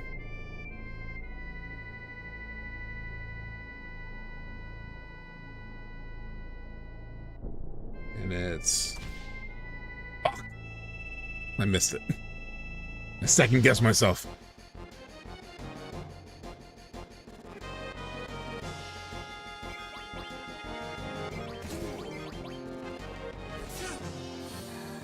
Oh man, that original 15 FPS.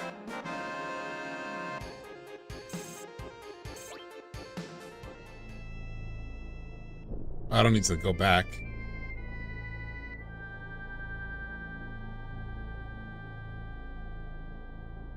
At least there's that. Oh, come on.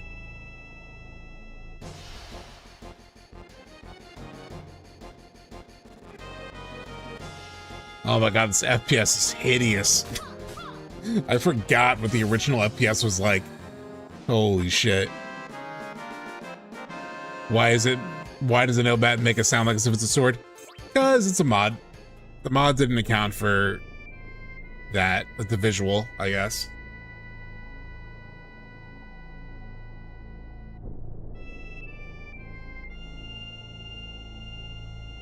There we go. There we go. There probably is not another save point, is there? I would love another save point. There isn't. Okay, we gotta... Just 15 FPS the rest of the way. It's alright. We'll make it. What's going on? Stay calm, Tifa. Sephiroth's here. We should be ready for anything. Granted, we're not in gameplay anymore, so... Like, combat. Nibelheim. How in the hell? We have too much Mako? We have too much Mako. Just an illusion Sephiroth cooked up. He's trying to confuse us.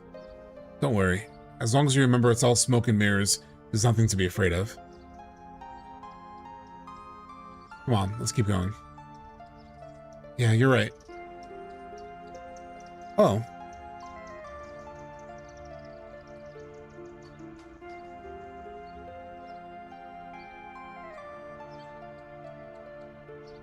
Come on, let's go. Zach will be curious to see how this plays out in part 3, given this time Cloud recalls Zach. Yeah, I am very curious how they do that. Because in like here, right, they're saying like, Barrett's saying, who the hell is this guy? He ain't Cloud. But Cloud has already acknowledged him. Tifa has already... Has she acknowledged that she knows Zach yet? I can't remember if she acknowledged it. Yeah, she did. She does. So they both have at least confirmed that they're aware of who he is, right? Sephiroth, stop this. So yeah, that has to change this. That would change this scene quite a bit, right? If Cloud already remembers Zack, even if he remembers him incorrectly, and if Tifa is not hiding knowing Zack, granted she's hiding knowing the truth about Zack, and the truth about the fact that she doesn't recall Cloud being there, she is hiding that. This changed just how they do this good amount, right? This is stupid.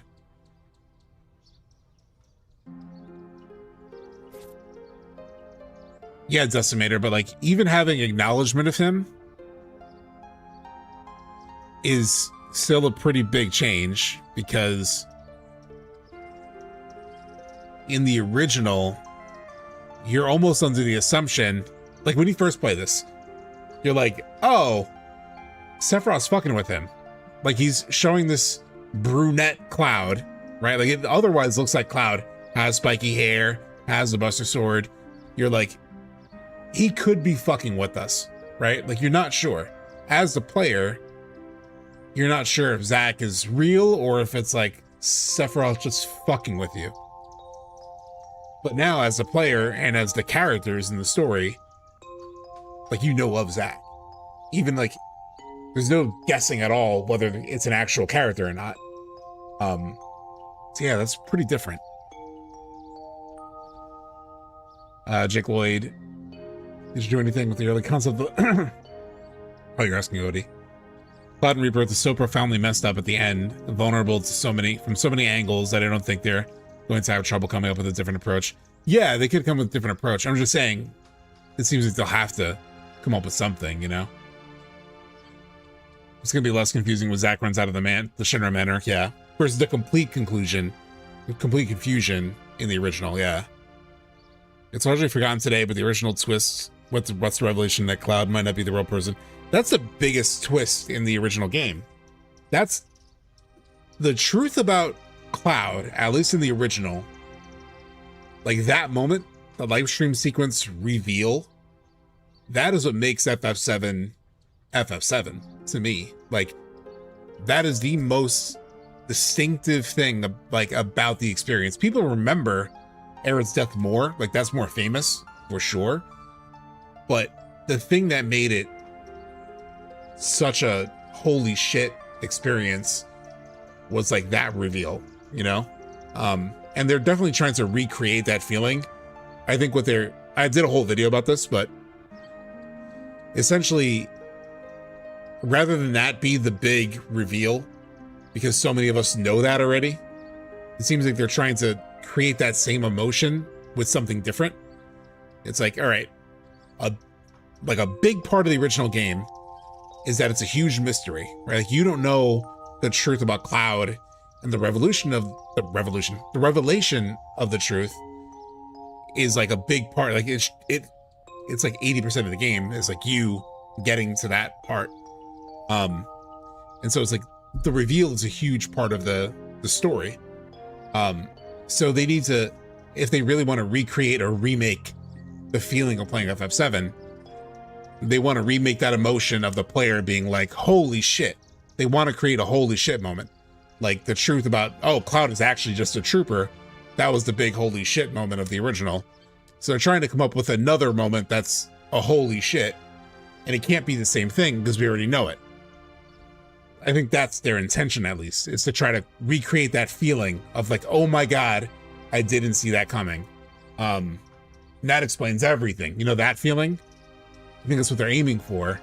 It's a big risk though, right? Because like if they miss, or if it's not as cool, and then you sacrifice a really cool moment, then it's a risk, you know? How the hell do we get out of this thing? SE trying to top themselves, yeah. Which, ironically, was what they always said, right? They were like, at one point they said how they didn't want to remake FF7 until they topped FF7. But, which some people would say, didn't FF10 do that? Like, Netsky Prince would have said that, right? Hey, Thomas, thank you for subscribing. So yeah, they're just trying to like pop themselves. We'll see if they can. No need to get worked up, Cloud. It's just an illusion, remember? Great. Now what? Just stop this already. I love how Tifa is in this scene too. She's like, just stop this. Like she has a sense that Sephiroth is hitting something real. What a nightmare, just like Corel. This is what really happened 5 years ago. So if I had to guess, it won't be me who comes out of Shinra Manor. Just watch, he's gonna show us another stupid illusion. See? What'd I tell you? Remember the first time you all saw this, chat? The first time you saw Zack, like, for the very first time? And I was like, what the fuck? Hey, it's you. Please tell me you're sane. Like, come over here and lend me a hand. I don't want to watch this. Cloud, don't watch. Like, Tifa's protective guard is so up here. She's like, Cloud, don't watch. Don't listen to this bullshit.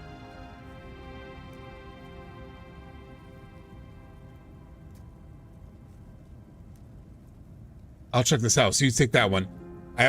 We talked about this when we were doing the Nibelheim flashback while we were playing it. But even the treatment of the text, right?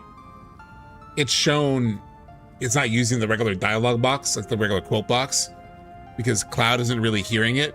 It's like he's not there. You know, it's not really addressed to him. It's like a small, like, visual thing that they do. I think it's kind of cool.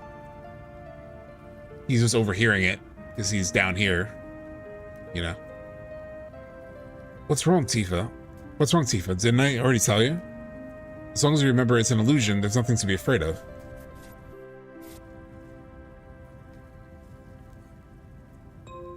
Oh, I think they will, Jake.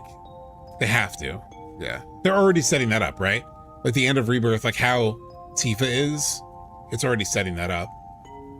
I think the confidence Cloud has in this part is being foreshadowed already in Rebirth during the final fight, telling Sephiroth that shit won't grow. Oh, yeah. That's a good point, Zlapsky. Hey, you okay? Damn it, we're still an illusion. Sephiroth, I know you can hear me. I know what you're doing. You're trying to tell me I wasn't there 5 years ago. That I was never in Nibelheim. I'm right, aren't I? So, you finally understand.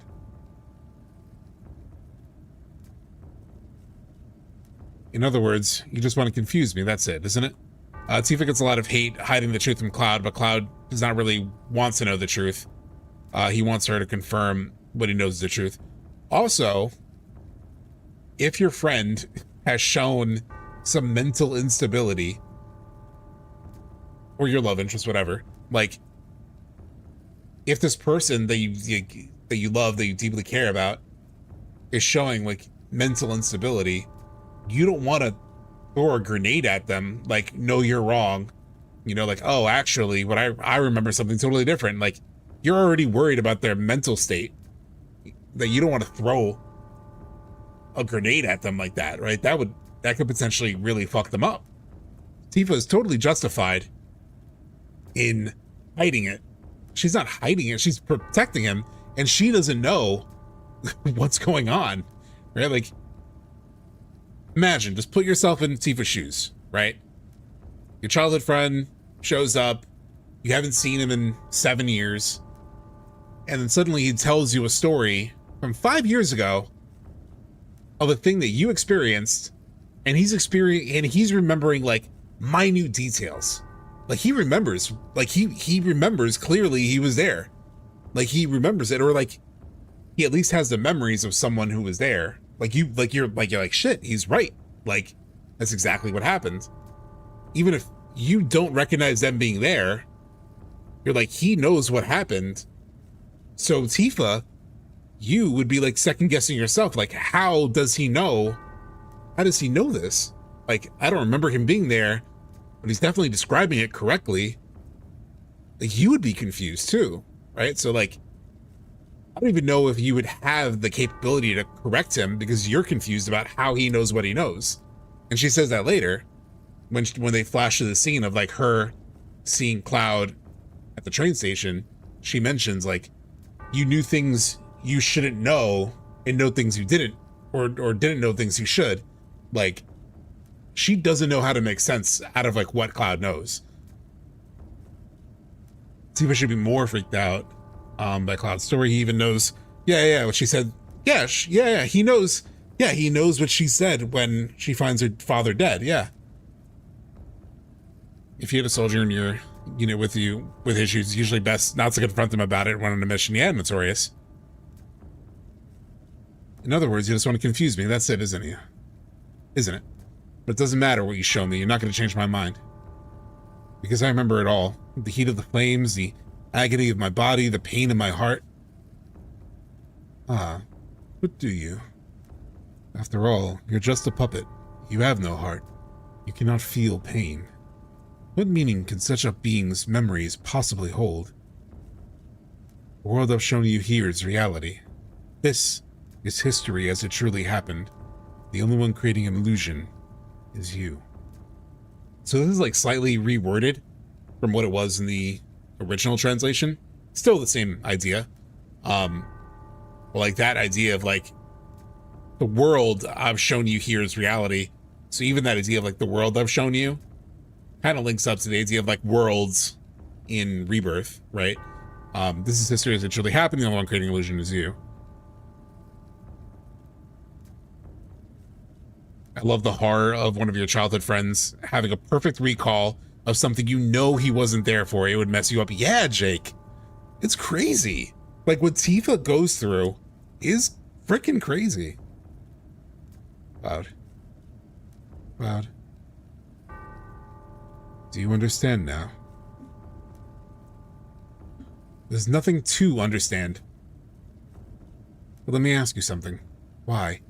Why are you doing this? Because I wish you to return to your true self.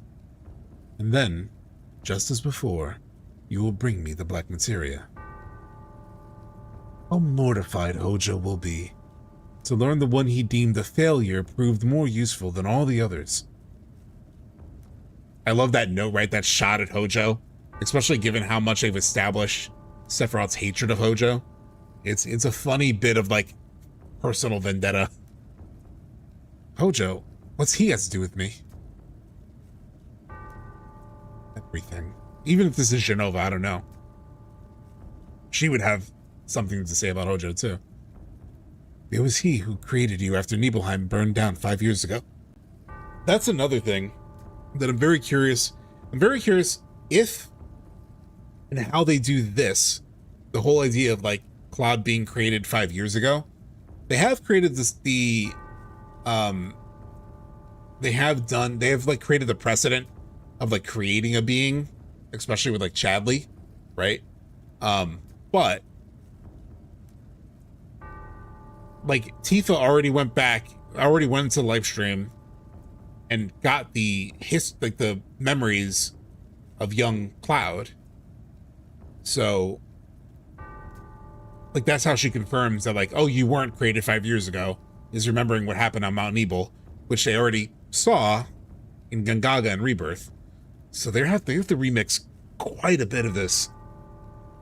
I really don't know if they'll do this like you were created 5 years ago thing. I mean, they might. They definitely can use they definitely have set up like the experiments on Cloud. Like in Rebirth, you have the SL scenes in the Nibelheim basement where it shows like the SL tanks. It's like the only thing you could do in the basement of Nibelheim, of the Shinra Manor. And then also in Remake, if you remember, there was a scene where they go and save Wedge and they fight the experiments, and there's like a hole in the wall and Cloud looks through it and he has a memory of like sitting in an experimentation tank. So they've set that up to some degree. Yeah, this is always like a weird plot point to me, the whole like you were created 5 years ago. I wonder how they do that.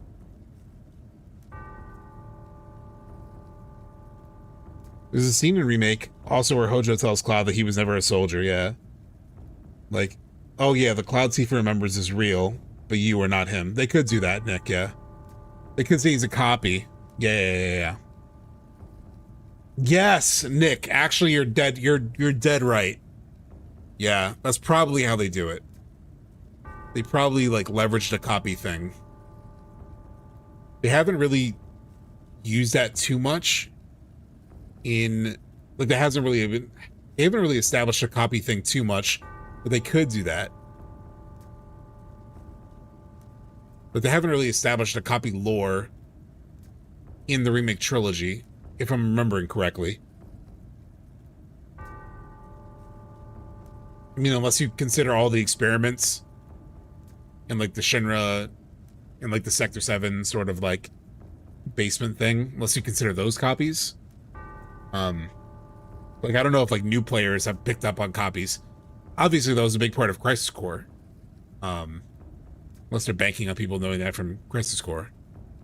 There was copy lore in remake trilogy. Cloud spends half of Rebirth thinking Tifa is Jenova in disguise because of Sephiroth's words.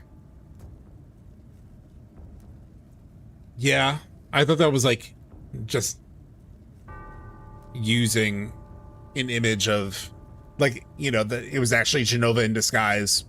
But in terms of like copy, like that language, that idea of like a person can be copied, I just don't know if like a lot of new players have gotten that understanding, you know? They definitely have set up like Jenova pretending to be people. But I feel like the idea of like a copy or a clone is like way more obvious in the original. I could be wrong. I mean, maybe because I know it, I'm not picking up on the hints that they've given about that. Even without copy lore, the audience already knows the plot. Well, there's a whole audience of people who don't know the plot. There's a whole lot of new players, right? Instead of Nibelheim, it may be Sephiroth showing Cloud how he's been a puppet in other ways. Maybe. New players largely have no clue from my experience of watching them play. Yeah. Exactly. A puppet crafted from the most potent ingredients, Jenova cells, her astounding life force, and singular abilities amplified by the power of Mako. I mean, they could have Sephiroth introduce or like really explain the puppet copy thing. They could do that too. Like here, they could do that here. An incomplete Sephiroth copy, a subject without a number. That is who you are. That is what you are. You might see Black Robe Cloud. Oh, wouldn't that be kind of crazy? Wouldn't that be kind of crazy if like the robed Cloud is, we always thought that was our Cloud having lost his mind, but what if Cloud actually sees another him, right? Like a copied version of him, whether it's like real or not, like just to set up the idea that there are multiple Clouds. They could do that. Like if he sees a black robe Cloud, but we're still our Cloud. I don't know how they would do that, like within the actual lore, like how they would, unless that's like a Jenova, you know, vision. Like it's not actually like it's not a clone that looks like Cloud, but Cloud sees him and it looks like him. You know what I mean?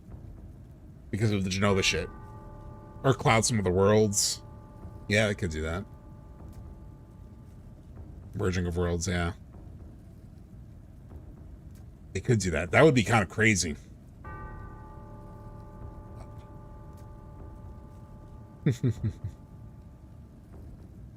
Cloud, don't listen to a word he says. What if we lose him before the live stream erupts? Because he's fully robed up and controlled by Sephiroth. I've thought of that. I have thought of that in Notorious. Because like that's the most logical explanation for a robed Cloud, is that he goes away. The only thing it kind of doesn't give the player though is there's something to watching, like physically watching Cloud completely lose it and become like turn on the party. Like if he were to go away and just become like a mindless robe, it would be sad. But I think it would be even wilder to experience playing as Cloud up to this point, and then Cloud kind of like going bad as he does here. And rather than just helping Sephiroth, we actually fight him, right? Like, fighting Cloud becomes a boss fight. That would be a crazier experience than just him, like, going off one night as, like, a robed person. Like, I would prefer to, like, watch the transformation, like, live. Copy or clone might be a brute translation for what they meant was happening in OG. The black robes are referred to as Sephiroth clones, but it's just J-cells letting them transform into Sephiroth. Yeah, I know that. Seeing him catatonic in a freaking real-ass non-fantasy wheelchair was kind of scary as a kid. Which they'll do, yeah, I mean, they already did in Rebirth, but they'll do it again with the mid-deal thing, I assume. Oh, don't listen to a word he says. Cover your ears, close your eyes. What's wrong? It's not like any of it can get to me. I tuned him out halfway through. All that talk about Hojo creating you, it's a lie. It has to be. Think about the memory we have together. This could also be referring to the Gongaga thing. Back when we were kids, under that beautiful starry sky. Come, Tifa. Your words betray you. What is it you fear? Shall I show what's in your heart for all? Shall I show what's in your heart for all to see? This is some Jenova shit, right? Like, the ability to look into someone's heart and then, like, make that, like, manifest that so people can see it. So, like, that's such a crazy... There's nothing new. It's just like a damn. That's, like, fucked up, right? Like, he could show something, right? Like, he could show a memory. He could pull a memory out and show it. Will you make another big video about part 3 or Retrilogy? Yeah, that's the plan. I'll probably have another video. Like, I'm kind of planning 2 videos to do before part 3 comes out. One all about Sephiroth, another all about the live stream sequence. I just haven't really, like, sketched those out yet. You could be in a fight playing as Cloud. Next thing you know, you're fighting Cloud. The story twist happens mid-combat. Oh, Ecto Gambit. Be so good. There's so many things they could do. I'm almost, like, afraid to get too hyped of the things they could do, because some of the things that we think of could be really cool, and then they don't do that, you know? But I mean, so far, for the most part, the things they've surprised us with, like a lot of things in Rebirth, you know, we didn't expect, have been, you know, were better, you know? Some of the revisions of older stuff, like Dying Scene and whatnot, and the Sato scene especially, maybe not, but a lot of the new stuff, like the Gongaga stuff and all, like the Junon parade, how they handled that with Rufus, like that was even better than I heard anything I heard speculated, you know? I'm afraid I found part 3 story pretty closely. Roland, did you word that differently? So show everyone what's in your heart. Let's see. It seems you prefer I didn't. Sephiroth is menacing as shit here. Tifa, is what he's saying true?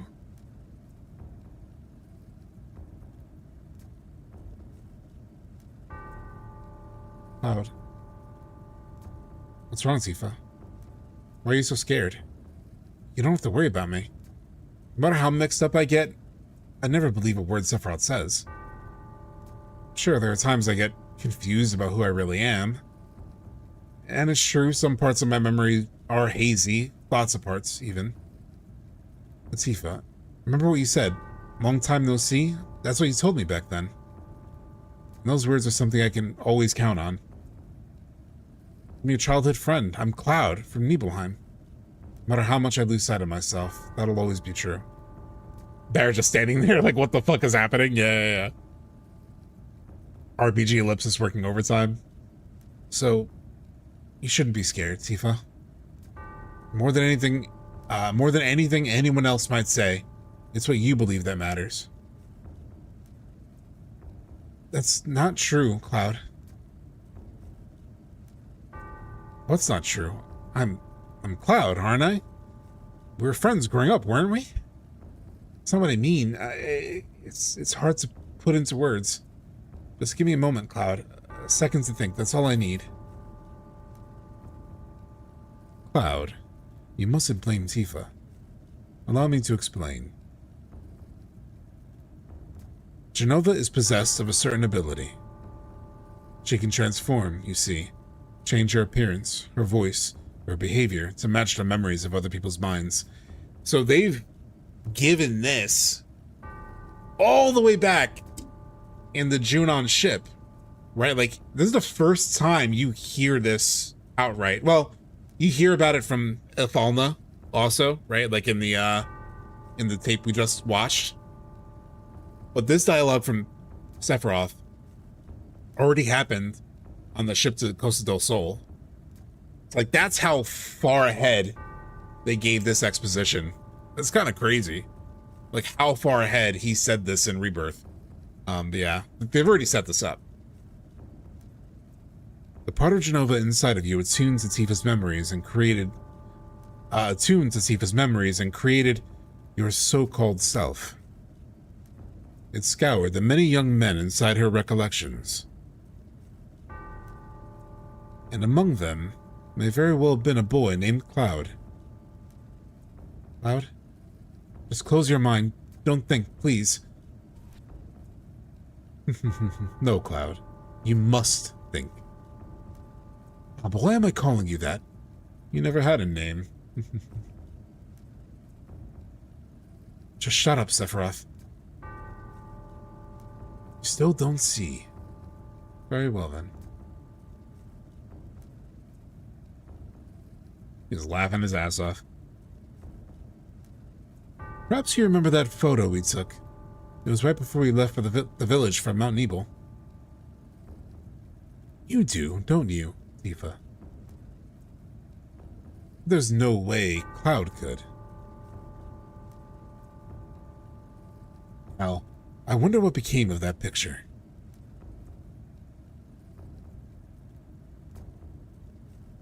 Could this be it? Why don't you take a look? It turned out quite well. Cloud, don't. It's okay. I'm sure I'll be in it. And even if I'm not, who cares? There's just some illusionary world Sephiroth's made up. Man, the first time this photo hit, when you first played the original game, goddamn, right? Do you all remember the first time you saw that picture? I want to know from anyone in chat who remembers the first time they saw that picture, like, what was running through your mind? I remember just being like,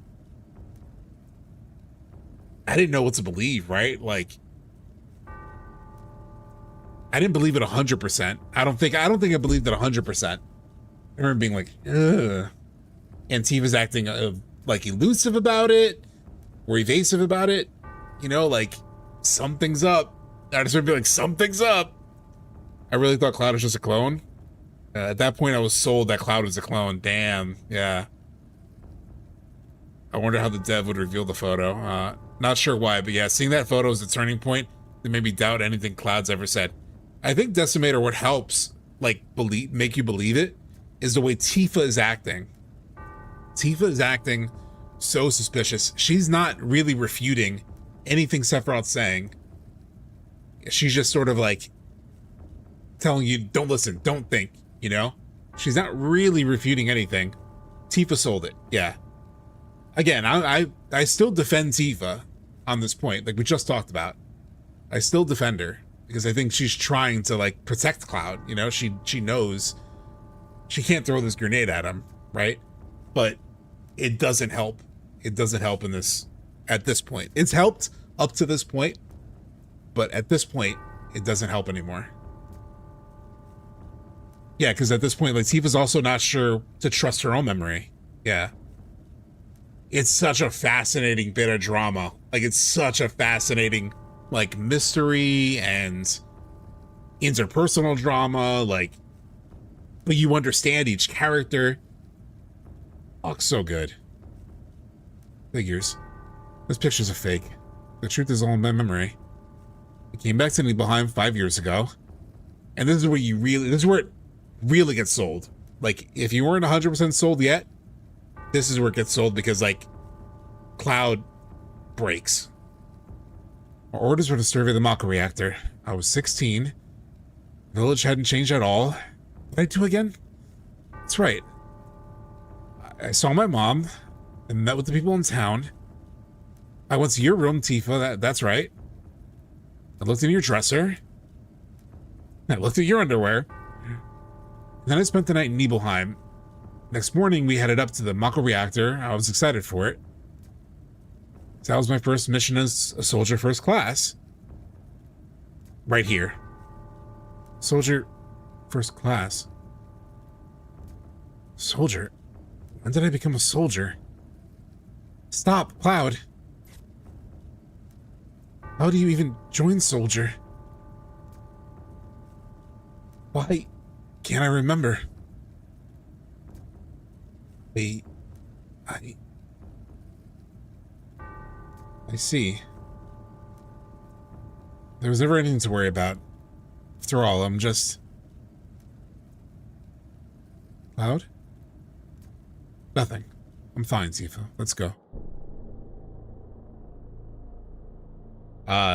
Him trying to remember when he joined Soldier. Yeah, that's really when it hits you. This is very good for 97 too, yeah. Right, what you did in her room changed his lines, so that's neat, yeah. Can't wait for Cody's performance. Cody's gonna be unbelievable. Cody has already been so good. Like, the closest hint that we've gotten to this from Cody was, oh, Odie's saying something about this. One second. The closest thing, it did look unfamiliar, by the way, Odie. But the closest we've gotten to Cody doing that kind of performance was the Gongaga scene with Tifa in Rebirth, like where he's like, I'm falling apart. And he was great in that scene. So I'm really looking forward to how he does that. That could be really good. The fact Cody recorded the Aerith death speech, I need to hear it. Yeah, I wonder. Okay, so Odie's saying that this part was cut. So this was something that was planned. I don't know, Odie, if you want to add any other color to this or like setup to this, but this is in the Shinra Archeology mod. So this is restored cut content. So it's after the Whirlwind Maze, like the actual like regular Whirlwind Maze scene. And we're gonna see whatever this is. I don't know what it is. So you get knocked back before the stupid wind thing. I hope I don't have to go through the wind thing again. But Cloud starts out. You tear me apart, Tifa. I get it now. All that agonizing, there was never any point. Right. I kind of lost control too. Everything's gonna be fine, Tifa. Really? Sorry for putting you through all that. I finally figured it out. What do you mean? I'll explain soon. But right now, there's something I need to do. Oh, they're gonna make me run through this shit again.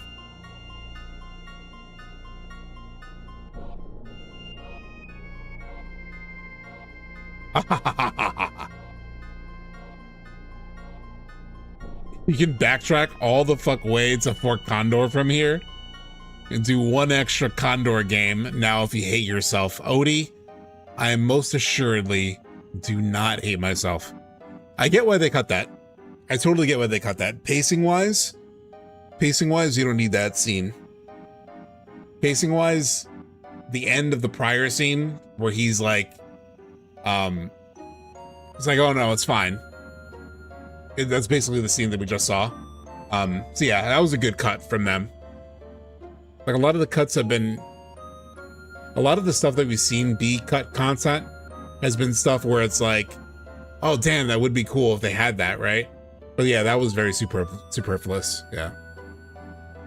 Better to jump straight to this, 100%, yeah. Incredible.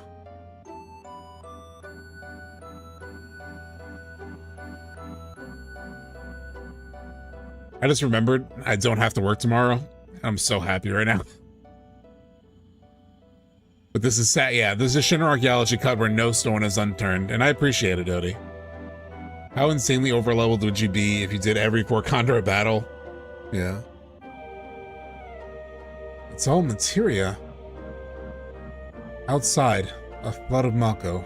Inside, a trove of materia. Truly, we have arrived at the promised land. There's no such thing as the promised land. It's a legend, a fable, as ancient as it is foolish. I forgot I was off Thanksgiving. I did, because it's Wednesday. And usually I'm streaming on a Wednesday. I check my phone and I'm like, oh shit, it's 11:40. I have work tomorrow. And I checked my phone, saw it was 11:40, and then I had a different thought, which was, oh, I don't have work tomorrow. And yet here one lies, just as I dreamed. Is that not real enough? It's that stubborn lack of imagination that makes you a second-rate scientist. What's going on? It's coming from inside the walls. Something's moved. Something's moving. The weapons. So, they really do exist. I never would have believed it. So obviously, now in the remake trilogy, they have seen weapons. Scarlet tried to fucking Pokemon ball one. Like she tried to grab it with a crane. So yeah, like at least their reaction to the weapons would be different. What are you talking about? Monsters created by the planet. And it really makes you think, like, all the things we've already experienced, right? When you think about like how they would redo things, there are already several pretty big moments where it's like, well, they already did that. They already gave us that exposition. They already did this, they already did that. Actually, they know, like, they're like, remember going into or coming out of Rebirth, we're like, wow, they didn't change a whole lot. I don't know about you guys.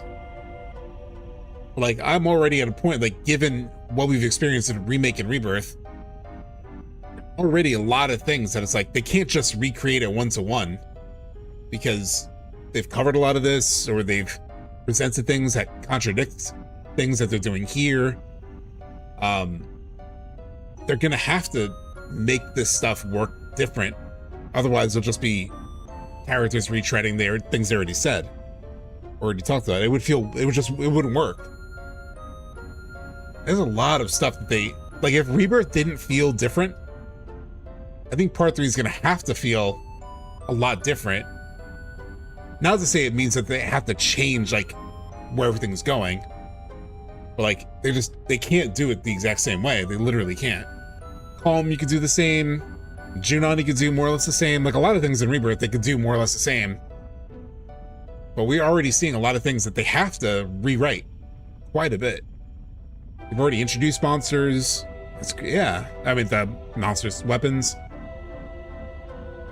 The weapons return everything to nothing when the planet is threatened by a crisis. At least, according to Professor Gast's reports. Where they pulled from a lot of stuff later on the OG to use earlier. Get more promises to keep on the unknown journey, yeah. Feels like the remake will have the most differences of the 3 at this rate, yeah. My theory is the whale weapons are different from the original weapons. The whale weapons might get poached by Shinra and become the huge materia. Oh, that's an interesting thought, Jesse. That could be. That could be.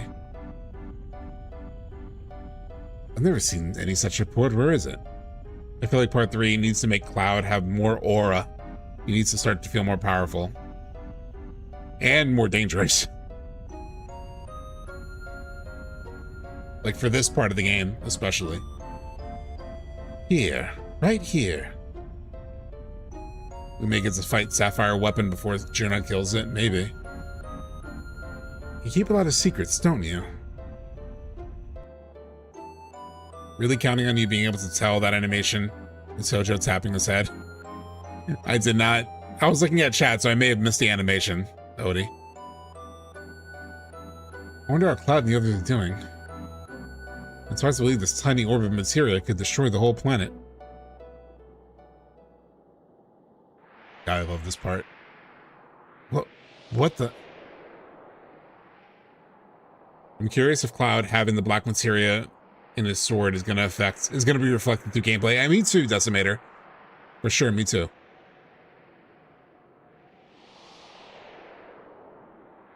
a little, what is it called in Spider-Man?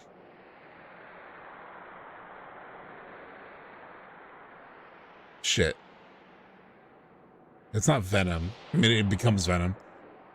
But it's like the goo. I forget what the goo is called.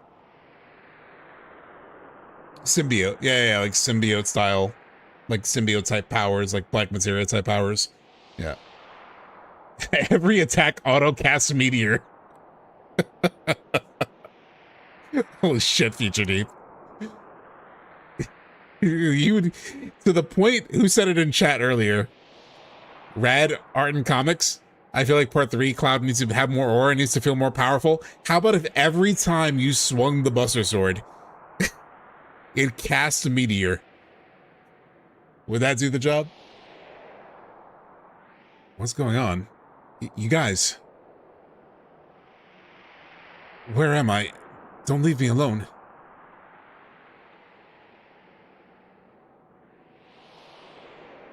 Red 13, you're here. Thank goodness. See, already I don't believe her. She said his whole, like, government name. I don't believe it. Sus. Tifa? Something weird's going on. It's got dark all of a sudden, and everyone disappeared. They're all waiting up ahead. Cloud's in big trouble. Good night, Roland. We're almost there. This will be the end of the stream once we get to, once we get past the... well, this. Original Tifa looks good in the AC outfit. Yeah, it's a cool mod. It's a cool mod. I just tried it on her because it was like, there's a lot of AC outfits in the mod. And I was like, oh yeah, let me try it out. And then I kept forgetting to turn it off. So it just stayed on. And at this point, I'm just like, it's just an AC Tifa run. Like, fuck it. I just did it to test it out. And then I forgot to turn it off. Well, like, whatever. It's a cool outfit. Come on, please. You gotta help us. That way. Right. I'm really not sure what's going on. I guess I'll help go out. Should do the deep red voice, right? I guess I'll go help out. Even though he probably has he's gonna have the little boy voice here. and don't forget to bring that pose is diabolical. The black materia. So I thought about it. What if Cloud is just talking like Sephiroth as he's with them, and he's kind of just talking to himself in a way. So only he sees Sephiroth and the party just sees him. I mean, they could do that. I don't know if that would add to the scene, you know? Like, Sephiroth fucking with everybody in that scene, including Tifa, is actually pretty important to the manipulation that he's doing. So I don't think they would do that. Mr. President, something doesn't feel right. Perhaps we should return to the airship. We need to arrange a proper investigation anyway.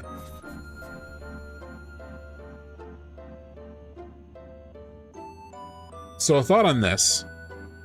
It's a very minor thought, but you saw how, like, the party just flashed into this setting? Like, Scarlett's literally talking about it here. She's like, hey, where did you come from? Right, they just appeared. It reminded me of this. In Rebirth. God, this music's so good. I felt bad turning it off. But in Rebirth, so the party just dropped into the scene, right? Out of nowhere. It reminds me of this. Where is it? I wonder if anybody in chat will say it before I get to it. Before I pull it up.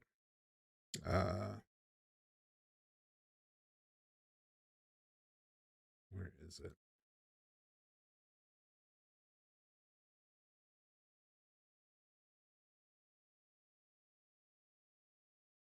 I think it's here.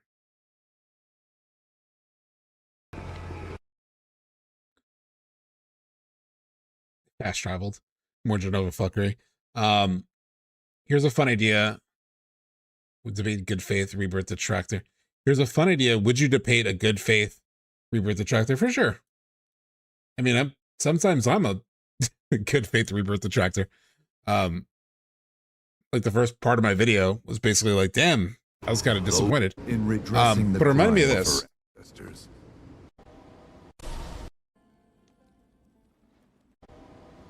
So they're here, right? They're with Gimatak.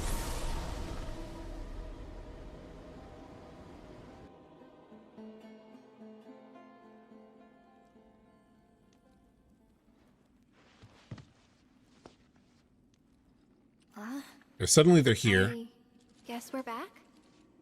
Yeah. They don't know how they got there, you know? Even the path that took them where they were is like blocked off now. We need to get moving. So they just sort of appear and they're not even sure how. So it reminded me a bit of like this scene where they kind of just pop up and like Scarlet mentions it, right? I don't know the significance of that. It just reminded me of that. Almost like a filler episode ended. I mean, what we just experienced is one of the coolest filler episodes in terms of the Whirlwind Maze thing. Pointing out Tifa will pile drive Scarlet on Junon's cannon. They'll probably just do the slap fight, but hey, where did you come from? Never mind that. So he's already, from the jump, he's already like acting different. Never mind that. You don't know what you're dealing with here. Get out of this place now and leave things to me. A bunch of lines were also cut from the scene that we put back. Okay, cool. So, context for everybody who's watching, in case you're not seeing Odie from the YouTube chat, he mentioned that there's a bunch of lines that were cut from this scene that this mod restored. So there'll be new dialogue here that we'll all be seeing for the first time. Leave things to you. You'll have to explain more than that. This is the gathering point for the reunion, where everything will end and begin anew. Cloud? I love this! The way that, like, Tifa is saying something to Cloud, and even the way the dialogue is, like, laid out in, like, a recessive way, like, not like dialogue that Cloud would hear. It's just, like, the little things that they do in the 90s, even, to sort of, just emphasize or communicate these, like, ideas that are hard to understand, or like that they can't bring to life in the way that they could, you know, now. It's just a really cool, like, a little touch. I probably didn't need to yell about it, but Cloud, I'm here to help. You better fucking be.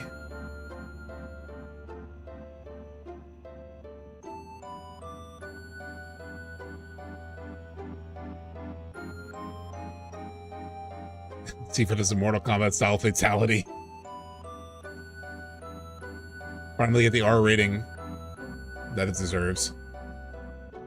Thanks, Red 13. Have you got the Black Materia? Cloud, of course, it's safe with me. I'll handle it from here. The Black Materia, could you... Can't you hear my voice? Everything all right, Cloud? Okay then, it was pretty scary holding on to it.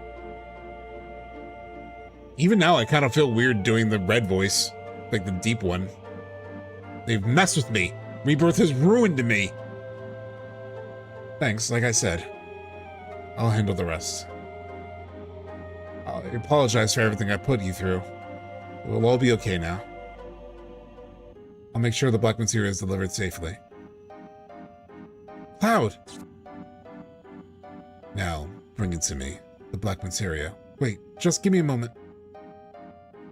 It's like the war of Cloud and Sephiroth. Thanks for everything, you guys, and I want to say sorry. I'm so sorry. I apologize. Especially to you, ma'am. I'm truly sorry. Oh! The retranslation... Odie, so in the retranslation, he doesn't say Tifa? He calls her ma'am?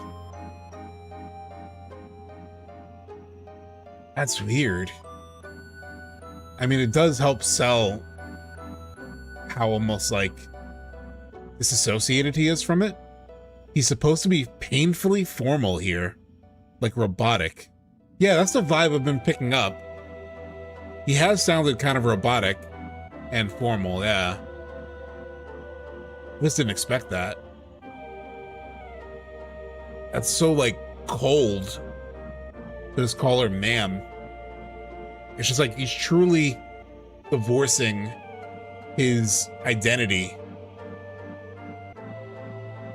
Like treating Tifa like a stranger because he's not the real Cloud. Yeah, it actually does kind of sell it a little bit harder, right?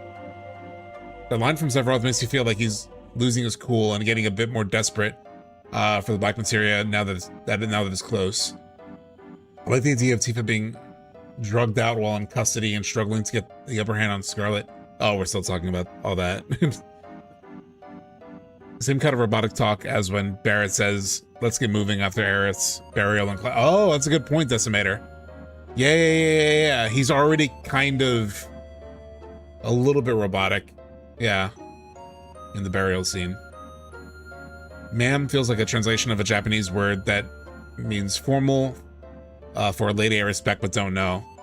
Yeah, I don't know the exact detail. Odie could probably provide like even more detail on that choice, but like disassociated Cloud, that's interesting. It throws me off because I'm so used to like him saying, especially you, Tifa, like I'm sorry. Like it feels like Turk would know, but he's asleep. Yeah. Like for me, there was always like something very, when it was based on the original localization, it felt more like the last bit of Cloud, like saying goodbye to the party and saying sorry. Like he knows he's fucking up, but this does something different, which is what the original was intending to do. We just got a different localization, but like to really show how he's like divorcing himself from his identity, which makes sense given what he does. What he literally asked Hojo in a second. In Japanese, he might say her name here, but man, guess it's on across better. Oh, okay. Huh. Okay. So it might have been like a little bit of a choice from you guys based on like the tone of the scene. You've been so kind to me. I hardly know what to say. He is so formal. He is so formal. Like it's not the way you would talk to somebody you know? So I understand the ma'am choice that you guys may have made. Because yeah, he is very formal, like, yeah, it's interesting. I couldn't live up to being Cloud. Miss Lockhart. Oh my god! Yeah, there's a formality. Holy shit. Miss Lockhart, I hope somehow you get to meet the real Cloud one day. Mr. Hojo. Oh wait, I read that like Tifa. I read that like Tifa because she dropped to her knees. Yeah, that was a gut punch. I literally fucking jumped back in my chair. Professor Hojo. How marvelous. This is proof. Proof that my experiment was a perfect success. Tell me, what number are you? Where is your tattoo? Professor Hojo, I don't have a number. It was a failure, so you never gave me one. What? This can't be. There's only one to make it all the way here. The only one to make it here was a failure?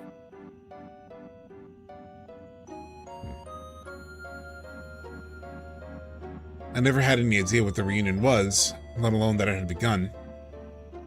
Yet here I am, and I brought back the black materia, and I brought the black materia with me, just as Sephiroth desired. Silence, you miserable failure. Please, Professor, give me a number. I want to have one too. Is that too much to ask, Professor? To think that those I deemed successes would fail, and you, who I judged a failure, would succeed so spectacularly. What are you two talking about? Rufus.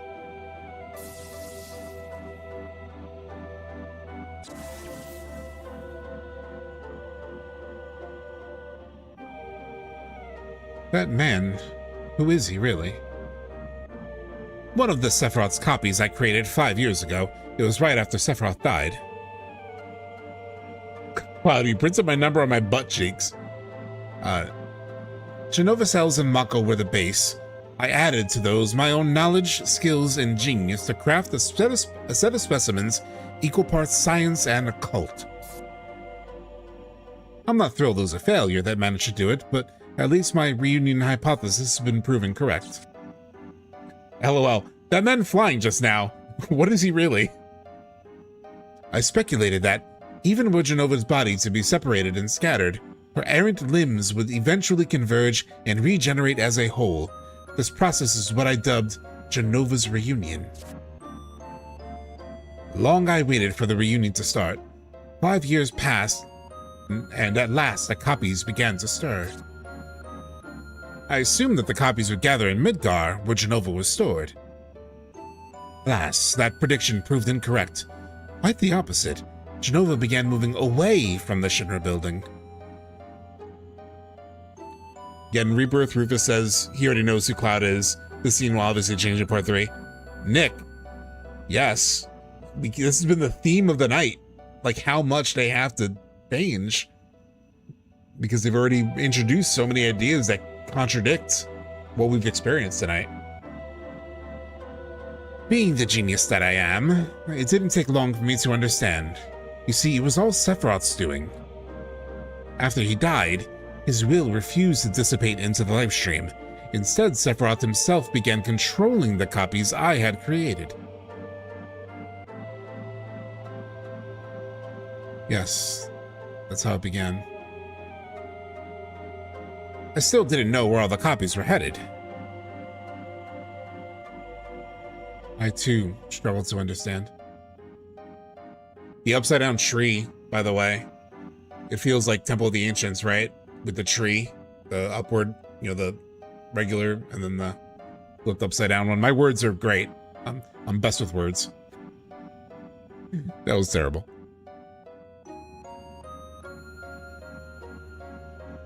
The upside down tree. But I was positive that wherever it was, Sephiroth would be there waiting. He has the best words, ask anybody. I was never chasing Sephiroth.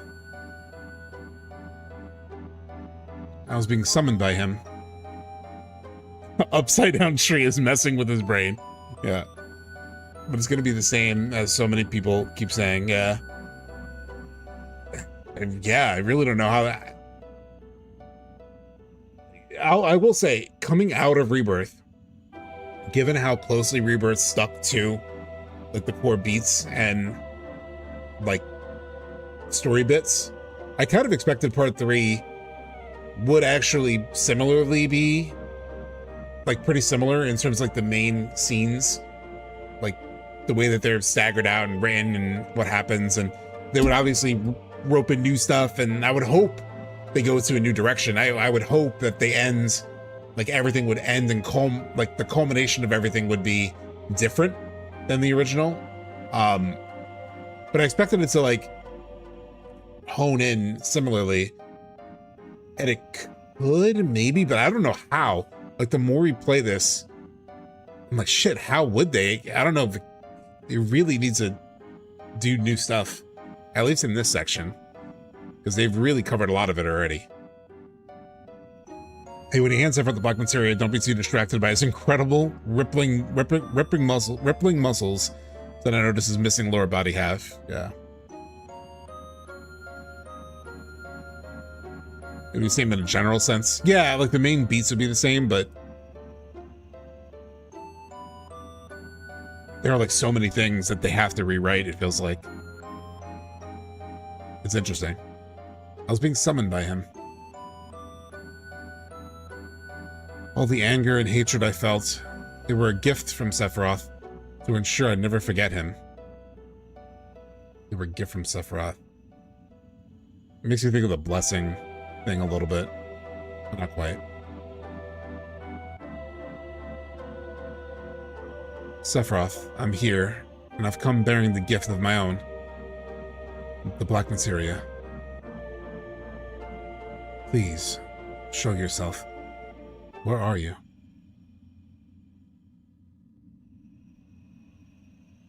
Oh, I gotta move. That's right. There you are, Sephiroth. We finally meet.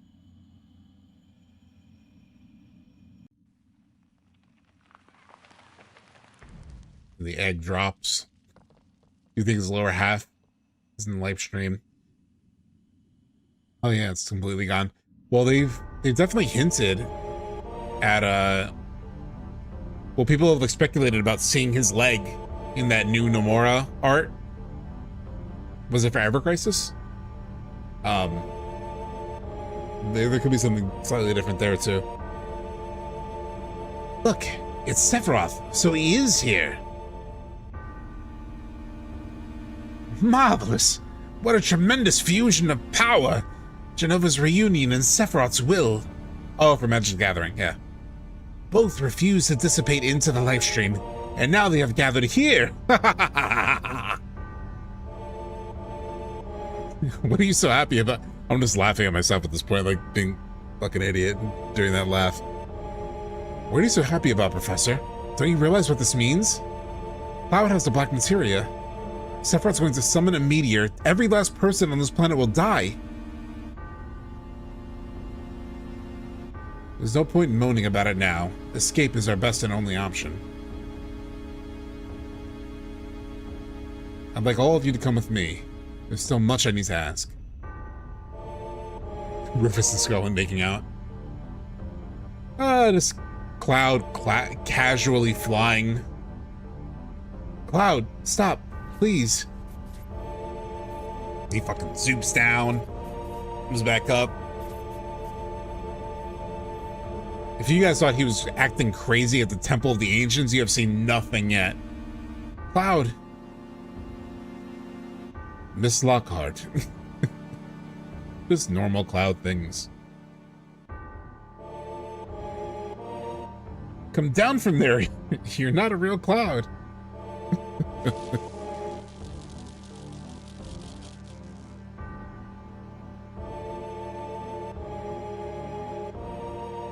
At first he was cosplaying a soldier, now he's cosplaying an actual Cloud.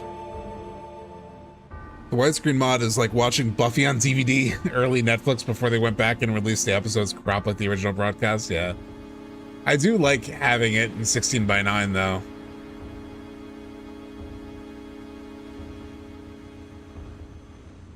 And I don't think it really actually mods it, I think it just expands what you see, you know? Instead of cutting it off 4:3. It just shows more of the map.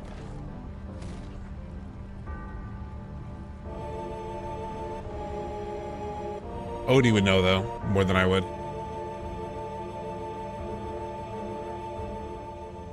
And hearing Crazy Cloud is gonna be something, yeah. This whole scene. So, like, this feels like it would be perfect as like 1/3 of the way-ish through the game. Still pretty early. You know, like, in traditional story structure, more like an Act 1 break is what it feels like.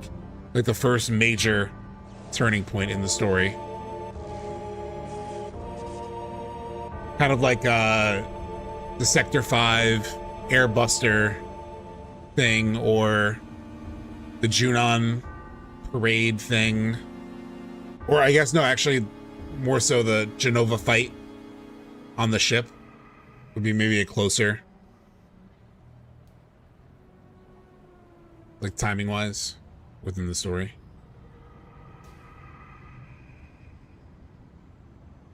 Yeah, devs like to hide things off screen that you can now see because of the mod, like models that are waiting around awkwardly. Oh, interesting. There are some added sound effects, I think, in this mod, like to this scene, that I'm not the biggest fan of. Like in the play, yeah. Loud? Loud? But compared to Rebirth, Icicle Inn is calm, Glacier. Yeah. Zalapsky about, yeah.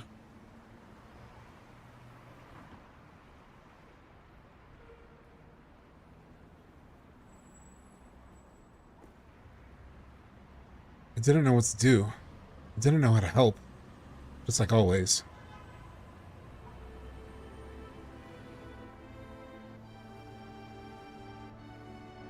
Oh, we're getting to the big scene. By the way, I just noticed looking above my head here, I am 1 subscriber away from 100 subscribers. So if anybody's watching on Twitch, because that's really what that's tracking.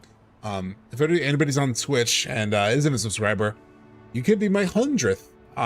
So I'd appreciate that if there's anybody there who would like that.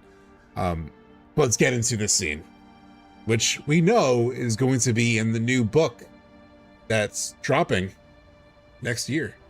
I'm probably going to avoid it because I want to experience whatever they add to it within part 3 itself. But yeah, this is going to be a big scene here.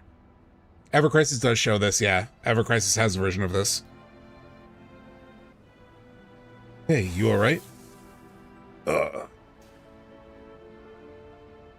You're gonna hate my name, don't say it out loud? Okay, Jake, I won't. Poor kid. Are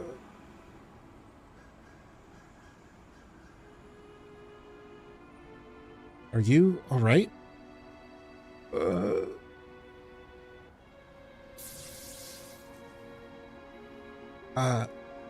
Tifa?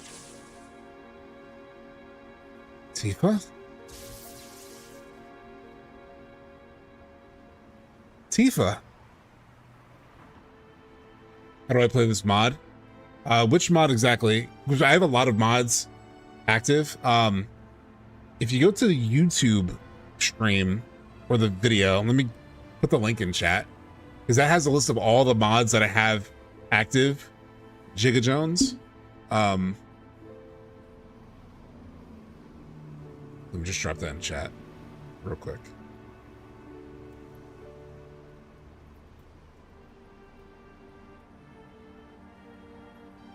And I'm kind of messing with the vibrant or the flow of things right now, but let's grab this link. So if you go Jigga to that YouTube link, you'll find like the description.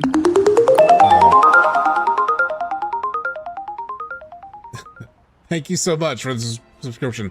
I assume that's you, Jake. I won't read the name because you said not to read the name, but let me. What was I gonna find? I think it did a special sound effect for 100. Also, let me pull this up. Actually, I can pull up the browser so you can see this. So, mods, the active mods.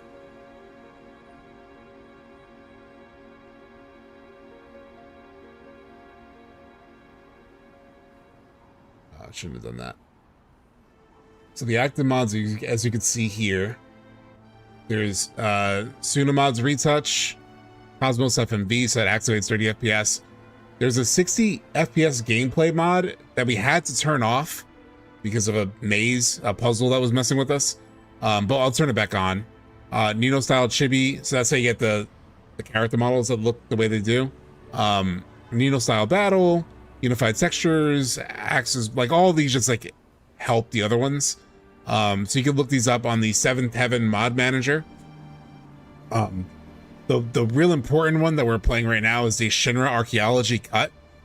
So it like retranslates the script from the original Japanese and also adds content that was cut in the original. So definitely check those out. There's a lot of good mods.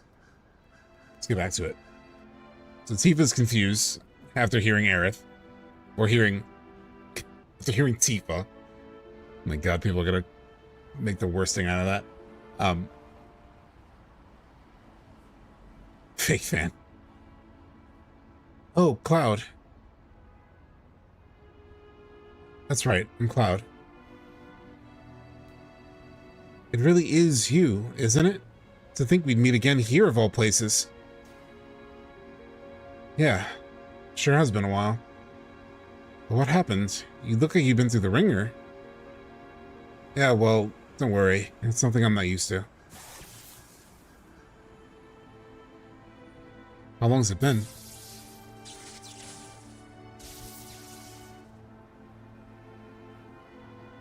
Five years.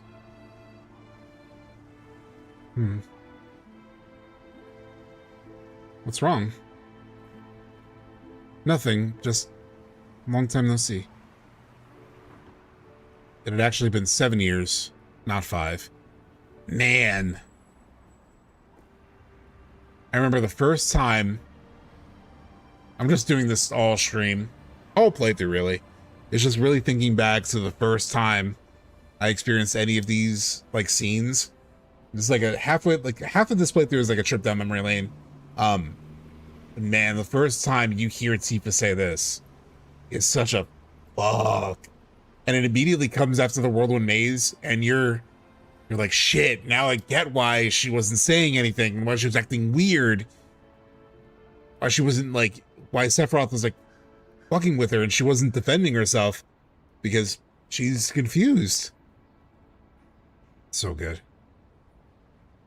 You joined Soldier just like you always dreamed of, but after the incident with Sephiroth, you decided to quit. That's when you started working as a mercenary. You told me all about what happened after you left Nibelheim. Only, things were strange. The more you talked, the more I felt something was off. You'd forgotten things everyone else remembered just fine, and knew things you had no right knowing. And I'll just pull it up again. We talked about this, I think, during the Rebirth playthrough, but I just love this fact, I guess, that in Gongaga, when Cloud and Tifa have this conversation, so you're seeing these words, right? And you're seeing it coming from Tifa, right? Like, you've forgotten things everyone else remembered just fine, and knew things you had no right knowing. And another example of something that's been pulled up is in the scene. It's Cloud who says this. I forget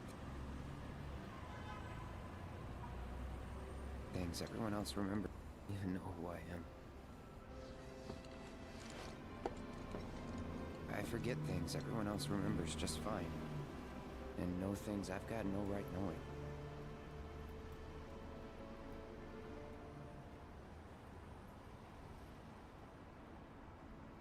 Crazy, right?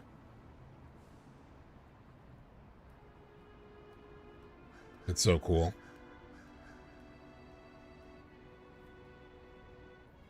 Anyway, I wanted to talk to you about it, to see what was going on. But whenever I asked, it felt like you'd start to go somewhere far away. And that was the last thing I wanted. I didn't know what to do. I figured I just needed more time. This makes so much sense to me. We were just talking about how people sometimes bag on Tifa for, how she hid the truth. I already talked, I'm not going to say the whole thing again. But of course, if somebody is like mentally unstable, you're not going to throw something at them. And then, yeah, she's probably like, I could totally see someone being like, I just needed more time, like maybe I could figure it out eventually. Which is why I got you that job with Avalanche, so I could stay by your side and keep an eye on you. Makes total sense to me. I don't blame Tifa at all for these choices that she made. Yeah, like the woman has lost everything. She's not going to push the issue. Yes, and she doesn't rock the boat already. She doesn't do it with Avalanche. Like she doesn't rock boats. and she's definitely not going to rock the boat with Cloud. Yeah, it's understandable and defensible, even if it ultimately backfires. She's also doubting her own reality a little on top of it, 100%. Anybody who gives Tifa shit on that is like, I don't understand it.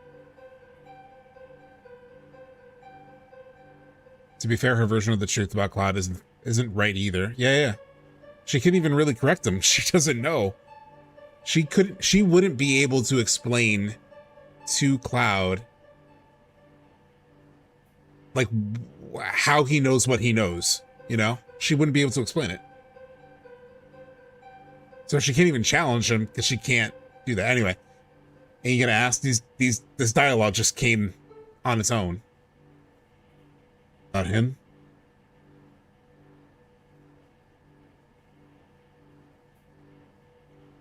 I'm too scared to. Well, you can relax. I don't know what happened to Cloud either. Though maybe relax isn't the best word. I still don't even know if the others are okay. I'm sure they're all alive.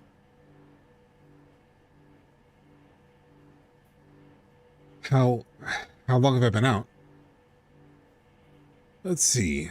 Must be 7 days now since, you know.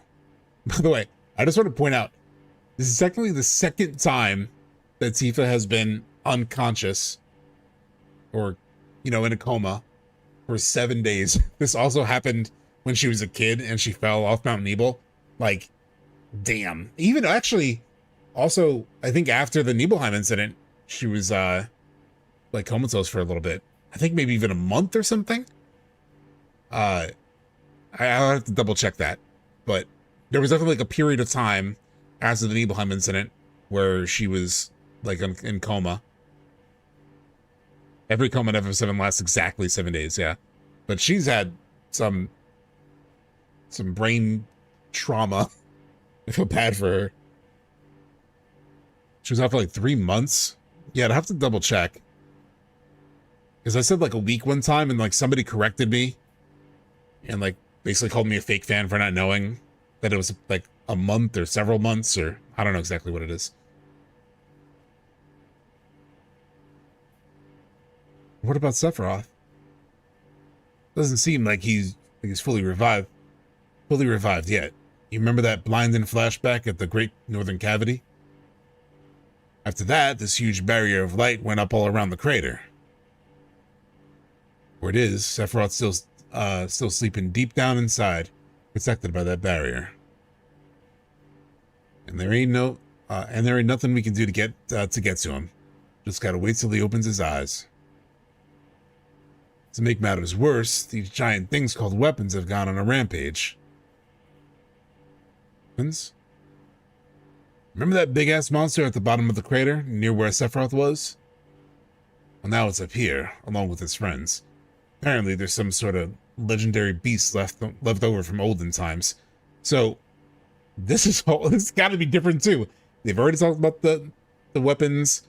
Their experience with the weapons has been different. It hasn't been antagonistic, really. I mean, it ate Tifa, but it also brought her back. So, you know, it made up for it. It ultimately didn't like attack the party. It ate her, but it brought her back and like went away peacefully. So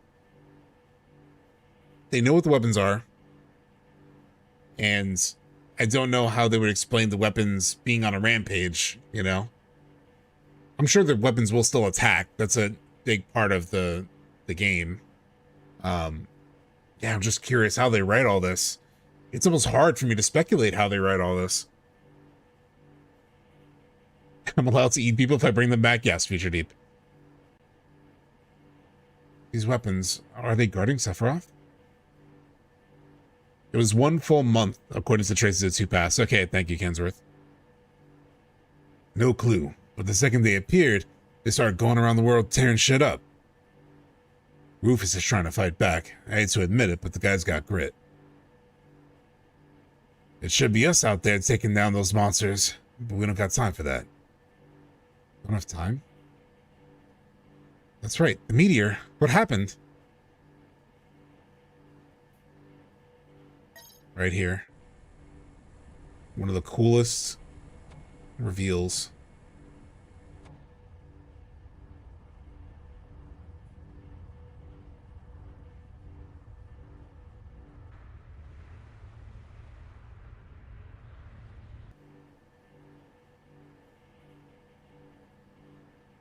Wonder if Cloud is going to miss Wutai entirely. Now would be the time to do the Wutai War. Oh, yeah, maybe. One of my favorite scenes in the original, yeah. 1997 did not deserve that reveal. So that's it? There's nothing more we can do? But no. I thought Cloud would have showed up by now to save you. I know Professor Hojo is just aching to examine the man. What are you planning to do with Cloud? Sephiroth's sock puppet, you mean? That sounded kind of sexual. Meteor's already been cast. I expect your friend's gone back into the toy bin. Oh my god, what a line. I expect your friend's gone back into the toy bin. Which means that you're all useless now, too. No. There's one more way you can help. Mr. President, preparations for the execution are complete. Execution? What are you going to get out of executing us? You're the ones who got us into this mess. It's only fair that you face punishment for it. The ignorant masses will be sated so long as someone faces justice. I take back what little praise I gave this asshole. Just try to enjoy your last moments. Rufus has always been a bitch, but he's so cool. I do love Rufus. I'll bind your arms now.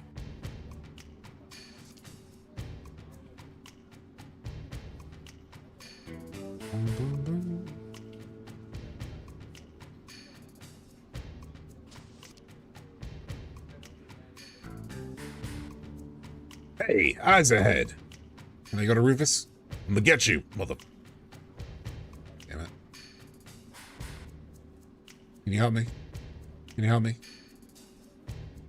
Can you help me? And now that I'm used to Glenn Lodbrok, I love Rufus and Rebirth. Okay, y'all. I can honestly play like hours. Because now we're in the part of the game that it's so good. But we should call it there. It's officially Thanksgiving Day in the US, at least in the East Coast. So happy Thanksgiving to anybody. Even if it's early, happy Thanksgiving. Happy Thanksgiving. Let me get us back into just chatting real quick so we can say goodbye. It was a really fun stream. I keep thinking about like, man, there's so much for them to change. I think that's the biggest surprise for me, is I didn't expect a lot of the details and a lot of those scenes to like have to change, as we've been talking about. This has been really fun. Future Deep, Jake Lloyd, Grim Twin, the Smart Cookie. It was your first chat, and I know you were urging me to continue on. But this is a good time to stop. I think I may have mentioned Jesse already, but JV Dragoon, Sephiroth, Motionista. For anybody on Twitch, let me double check to see if there's anybody to potentially raid into. Otherwise, we'll just call it for the night. I'm sure there's somebody on. Jess Capricorn's probably on. She is, and she's playing Yakuza 0. Yeah, let's do Jess. Let's raid into Jess. If you guys can hang around, Jess is so cool. She's one of my favorite streamers. Yeah.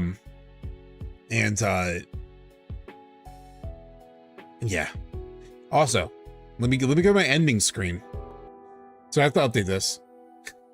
Every time I forget to do this before a stream. But the next stream will be Sunday. Sunday. November 30th. we will November 50th.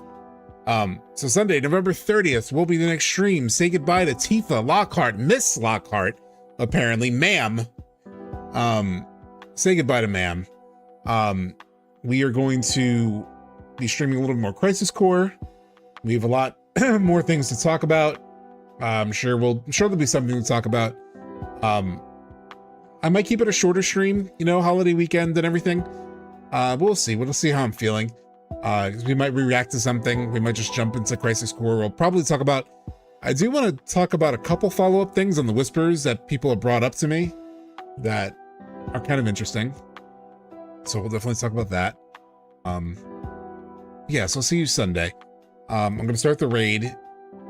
It needs like a few seconds to like be ready to go. But thank you so much for hanging out. It was a really fun stream. I'm really glad we got through the Whirlwind Maze. The Whirlwind Maze. That was like a big goal of mine in this stream. So I'm so happy. It's a great night. Have a happy Thanksgiving, everybody. Have some very good turkey and stuffing and cranberry and all that stuff. And I will see you all Sunday. Have a good night. Raid in.